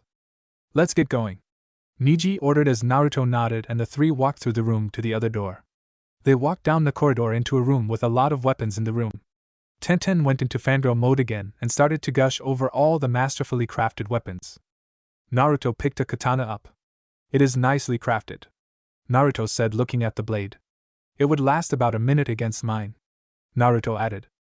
How dare you talk about my weapons like that? An elderly voice said. Naruto looked over to see an old man with a younger man. Naruto unsheathed his katana. Mine in an Uzumaki legendary sword, Naruto told him as the man gawked at him. That is Baraka Hakai, the old man said in awe. The lost Uzumaki katana, he whispered. Yup, Naruto said as Niji walked up to the man and handed a list to him. We need you to make these immediately, Niji told him. 10,000 kunai, 20,000 shuriken, and any experimental weapons I have, the old man said. Okay, let me show you a few of the experimental weapons, the man said as he led the 3 away to a table. He held up a kunai. How are you supposed to throw it without a handle? Naruto asked, looking at the odd kunai. That is why I made this, he exclaimed, holding up a handle with loops on each side. Is he senile? Naruto asked dryly. Naruto, Tenten scolded. Geez, sorry, Naruto said. I have to side with Naruto on this matter, Niji said, looking at the bizarre weapons. These weapons are perfectly fine, the old man exclaimed. Throw the kunai then, Naruto said as the man hesitated. Do you have any other weapons? Naruto asked. Yes, come with me, the old man said as he led them away. 15 minutes later, how did I pick to be in his? Naruto asked dryly as he was strapped to a large shuriken. Okay, when in the air all you need to do is using the handles to direct yourself, the old man said. I don't think this is HHHHH, Naruto screamed as he was launched into the air. Pull the lever, the old man yelled. Oh, Naruto yelled as boosters went off and Naruto went spinning into the target. Tenten and Niji ran over to the target to see a soot-covered Naruto. I hate you, Naruto said as he coughed up dust. Is there any other weapon that won't end up with me being hurt? Naruto asked as he dusted himself off. Well, there is one weapon, the old man said attentively. But it has been left untested, he added as they started to walk back to the weapon chamber. He pulled out a large scroll. Naruto raised his eyebrow at the scroll. That is an advanced storage seal, Naruto thought. And a seal that size must mean that weapon is massive. Follow me, please, the old man said as he led them to the front of the house. Hey, old man, hand over that weapon, a man with a shield said. I was wondering when you would show yourself, Naruto said, unsheathing his katana. That is my Tsuruken, the old man exclaimed. And that is Deiko, he exclaimed at the other man. These weapons are ours, the one with Deiko said. Naruto cracked his neck. It has been a while since I last got in a fight, Naruto said as he kicked off the ground and flew at the man with the shield. Naruto's katana slammed into the shield, creating large amounts of sparks. Naruto's fierce attack made the man skid backwards. Hey, attacks like those won't do anything to me, the man said. Check the shield, Naruto said as he crouched and stalked towards the man. The man looked at the shield face to see a large gash in it. My Baraka Hakai can cut through almost anything, Naruto said as he struck again, leaving another gash. Naruto! Tenten exclaimed as Naruto blocked an attack aimed for his back. That shield is pretty tough to withstand my attacks, Naruto thought as he diverted another attack from the Deiko. As long as they have that shield and spear combo, I won't touch them, Naruto thought as the shield opened up and Saban fired at him. Naruto quickly started to dodge and deflect all the Senban. That combo can only be beaten by Jidanda, the old man yelled as he handed the scroll to Tenten. She unsealed the weapon to show a massive spiked club. The only problem is that it is too heavy to lift. I can only hold off these attacks for so long, Naruto yelled as Neji appeared and started to spin. Kaiten! He exclaimed as he created the ultimate Hyuga defense. Neji, how do you make the Kaiten? Naruto asked as he went to defending against the Senbon again. I can't tell you, I could be brought in front of the Hyuga Council, Neji said as he dodged the Senbon and Deiko. Damn it! Naruto exclaimed. Naruto lowered his head and forced chakra into his cloak, making harder and heavier. With an earth-shaking thud, the cloak hit the ground and the Senbon harmlessly bounced off of Naruto as he rested. Neji had hid behind Naruto. Why are you using me as a shield? Naruto asked. Because you are a nice shield, Neji said sarcastically. Naruto pushed chakra into his legs and lifted the heavy cloak up and started to back up. Naruto took all of his chakra he put into the cloak back into himself. Tenten, have you figured out how to? Why is there explosive seals on that thing? Naruto asked. Defend for me, Tenten said. If you want, I could give you a boost into the air, Naruto said. That thing weighs a lot, the old man said as Naruto crossed his fingers. Multi-shadow clone jutsu, Naruto exclaimed as 100 clones appeared and half of them attacked the Dui shinobi. As the rest surrounded the mace and a third of them ran at the mace and slid across the ground and kicked it into the air as the next third leapt into the air, kicking it higher as the last ones leapt right after the second wave, making the mace go even higher. It is all up to you now, Naruto called as he fell to the ground. Naruto concentrated his wind element behind him, and he suddenly propelled towards the duo shinobi at an insane speed. He hit the ground with such force it blew the two shinobi back. He could hear the explosions going off behind him. Naruto weakly stood and leapt back. Naruto dropped to one knee as he watched the giant mace become a flail. He winced when the giant ball hit the two shinobi, crushing them into the ground. Tenten easily landed on the ball with a pleased smile. Remind me not to make her mad, both Naruto and Neji said at once. Naruto weakly stood when he felt his muscles were almost healed. Your girlfriend is pretty strong, Naruto said as Neji nodded before stopping. She isn't my girlfriend, Neji said quickly before jabbing Naruto in the shoulder, stopping the chakra to his arm. Oh! Naruto exclaimed as Naruto jabbed Neji's leg, making him fall sideways onto his side. How did you shut the chakra off to my leg? Neji exclaimed as he hit the points, making them reopen. Naruto gathered his chakra and flooded it into his arms, making them reopen. The Hyugas use a needle's length and width of chakra, while I can only use the equivalent of a spear, Naruto told him. I could miss your chakra points, but I will still shut down the chakra network, Naruto said with a smirk. You are something else, Naruto, Neji said as Naruto helped Neji to his feet. Hinata showed me the general area of the chakra network so I could incorporate gentle fist strikes into my taijutsu form I am creating, Naruto told Neji. Disrupting chakra while dealing insane amounts of damage, Naruto said with a smirk. You are something else, Neji stated. Thanks, Naruto said, smiling broadly. The two boys turned to see Tenten attempting to drag the giant weapon. I think we need to help your girlfriend, Naruto said. She isn't my girlfriend, he exclaimed. Yeah, whatever you say, Naruto said with a smirk as the two ran up to Tenten. If I were you two, I would back away, Naruto warned. You can't possibly move that by yourself, Tenten said as Naruto kicked it, and it rolled a few feet. Her mouth dropped open. I would make shadow clones to move it, but someone messed up my chakra flow, Naruto said as he glared at Neji. Naruto kicked the ball again, making it roll further. Hey, why don't I seal it up? Tenten asked. Because I need to release a little frustration your boyfriend gave me, Naruto said as Tenten blushed. He isn't my boyfriend, Tenten mumbled. Although I can hope, she thought. She sounded disappointed that I am not her boyfriend. Neji thought but shook it off. Can we get the kunai and shuriken? Neji asked as Naruto gave another kick to the ball and had a malicious grin on his face. I have the feeling he is thinking that ball is my face, Neji thought. Take that, Neji, Naruto thought as he kicked the ball again. Naruto could faintly see the old man and Neji walk into the house. Chapter 18. Neji, Naruto and Tenten were walking down the road. Naruto had 4 large scrolls on his back while Tenten and Neji each had 1. Naruto was irritated because he was carrying the most things. Why am I the pack mule? Naruto asked as he shifted the scrolls around. Because you maliciously attacked that weapon, Tenten stated. So I kicked it into the cliff wall, Naruto said. You dented the supposedly undentable weapon. Tenten stated dryly. It was false advertisement, Naruto said sheepishly. I am telling Hinata-chan, Tenten said as Naruto paled. You damaged a unique weapon, Niji said as Naruto shrugged. I paid for the damages, didn't I? Naruto asked. How did you get that much money? Tenten asked. Have you seen my mission record? Naruto asked as she shook her head no. This will be the first D-ranked mission I have had since before the wave mission, Naruto told her. Well, in person that is, Naruto admitted.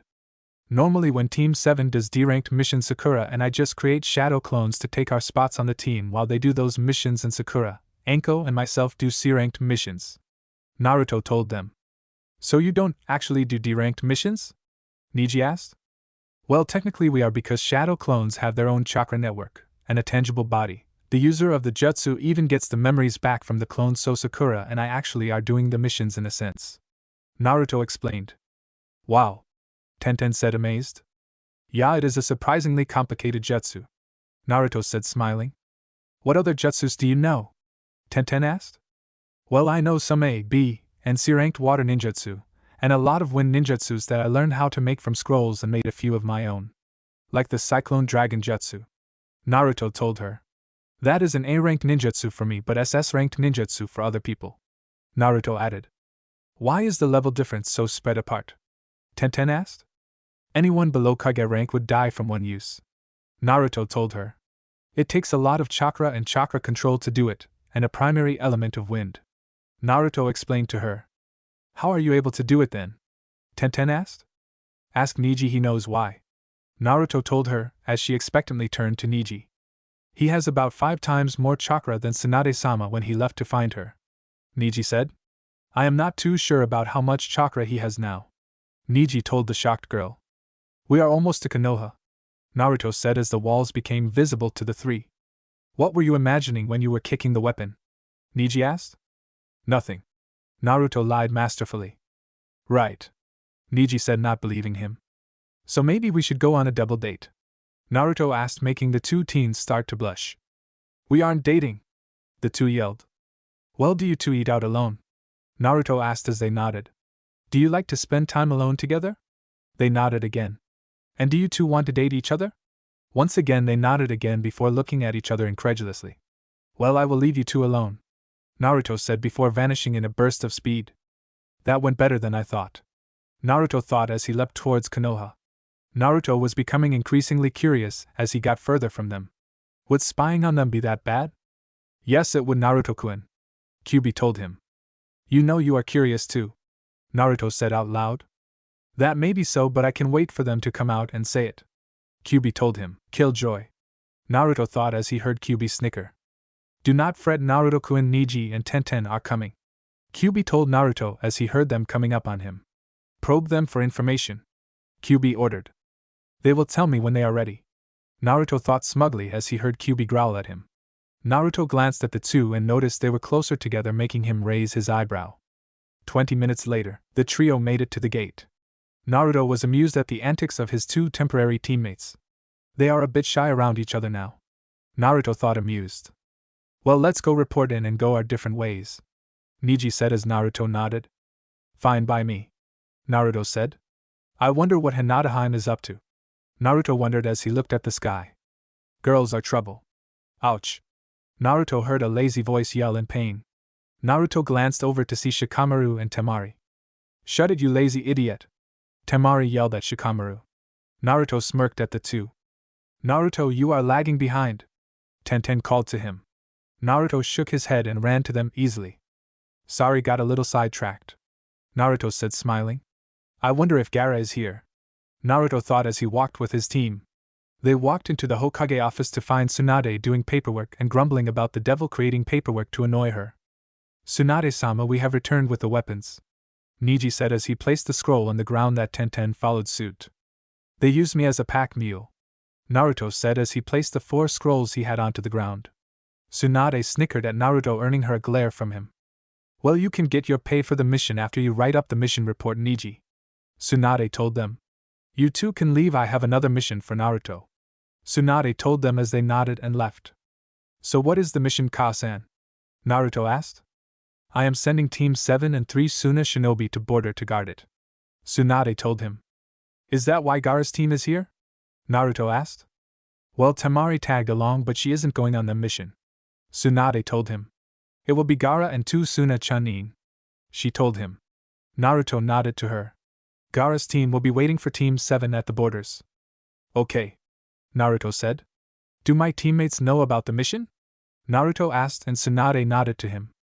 They should be waiting for you at the northern gate. Tsunade told him as he nodded. Okay. Naruto said as he leapt out the window.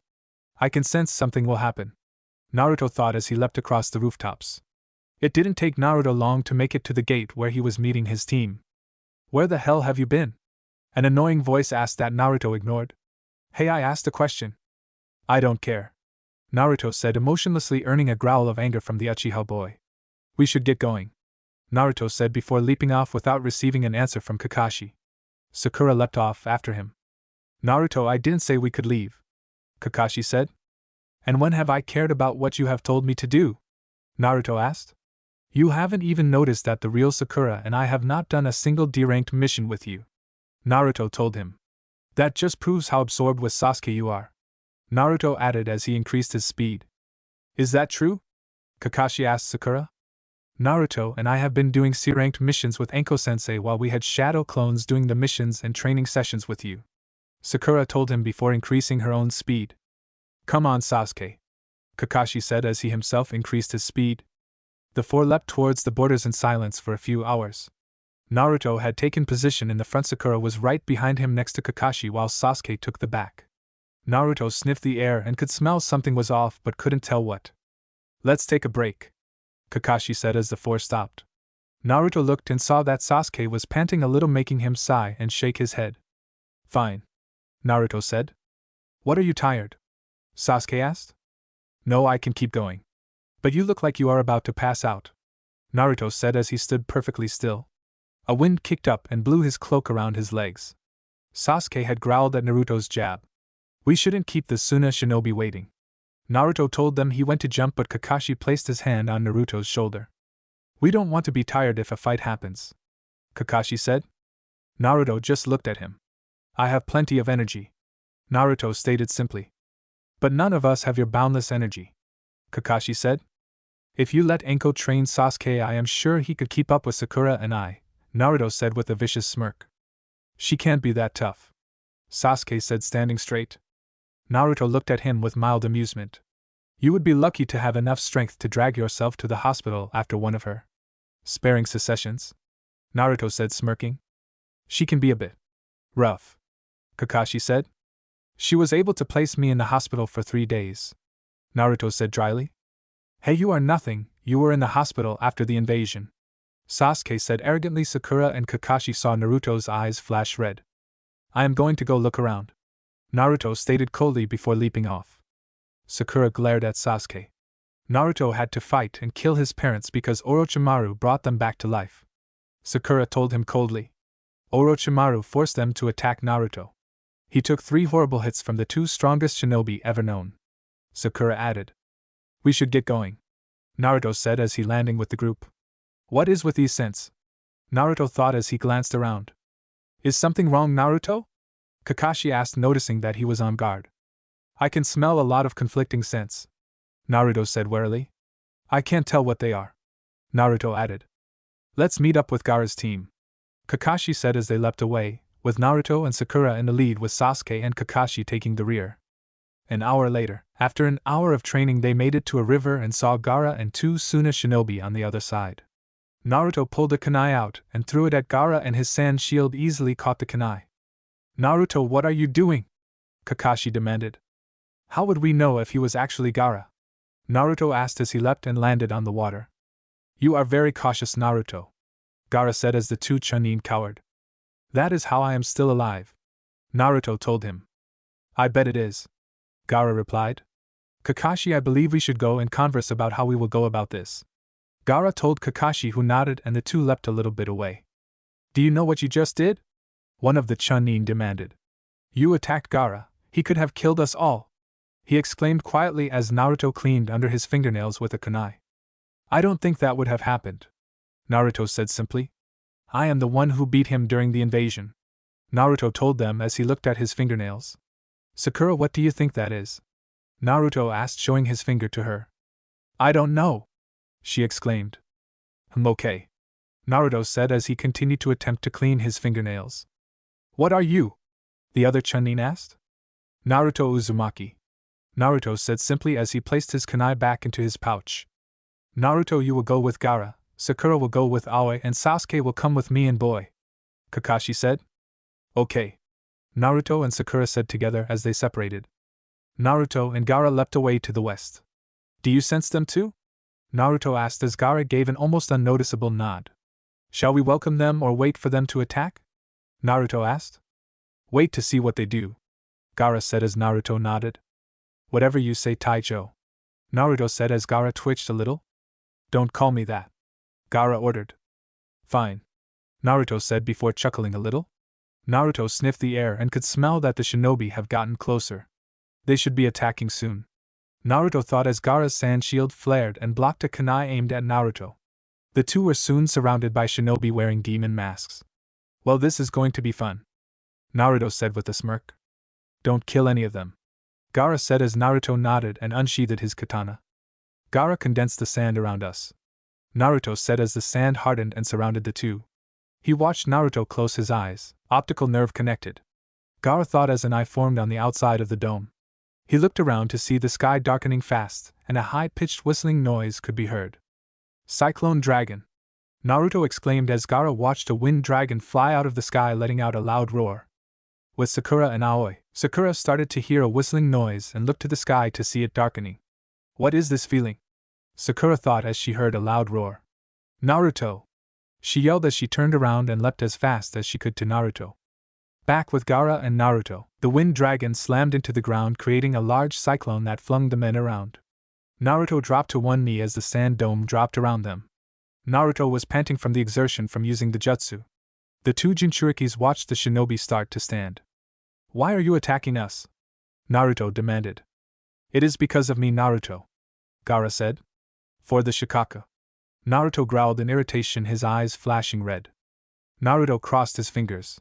Shadow Clone Jutsu, Naruto exclaimed as hundreds of clones appeared, shocking the shinobi.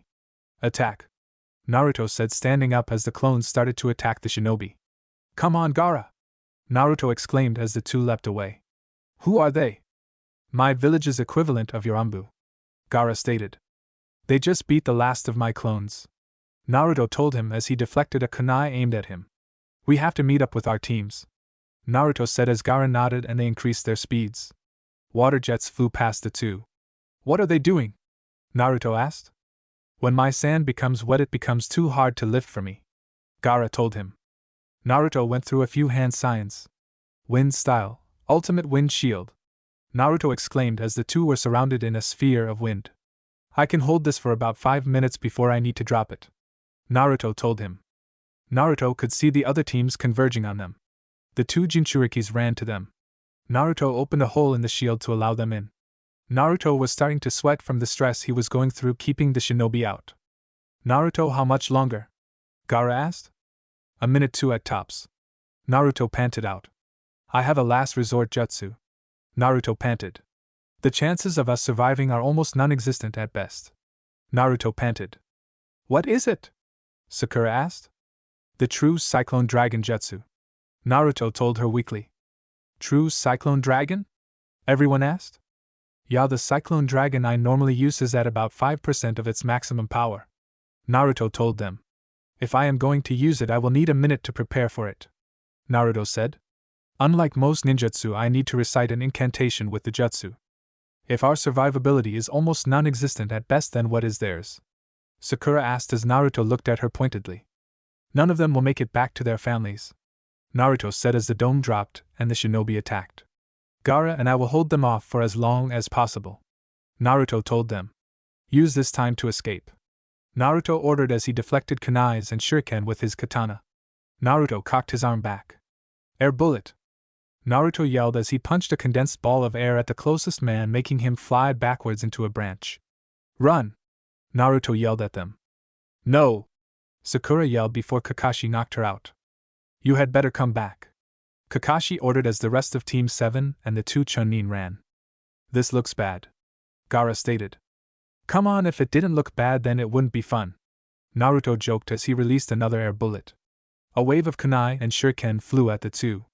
Naruto closed his eyes waiting for the ensuing pain. Kaiten! Two voices yelled. Twin Dragon Jutsu! A third yelled. Naruto opened his eyes to see a blue dome and a white dome while every conceivable pointy object flew around them. Tsunade-sama got intel that this mission was going to be more difficult than thought before, Neji said as Hinata walked up to Naruto and bashed his head. If I ever hear of you even thinking of using that jutsu, I will kill you myself, Hinata threatened with tears in her eyes. And for you who tried to kill my boyfriend, Hinata said dangerously. Blessed art, death by an angel, Hinata yelled as millions of feathers launched out of her wings and pierced through all the shinobi. Hinata let out a breath as she looked at the carnage she created. I couldn't bring myself to kill them, Hinata said. That is good, Naruto said as Neji helped him stand.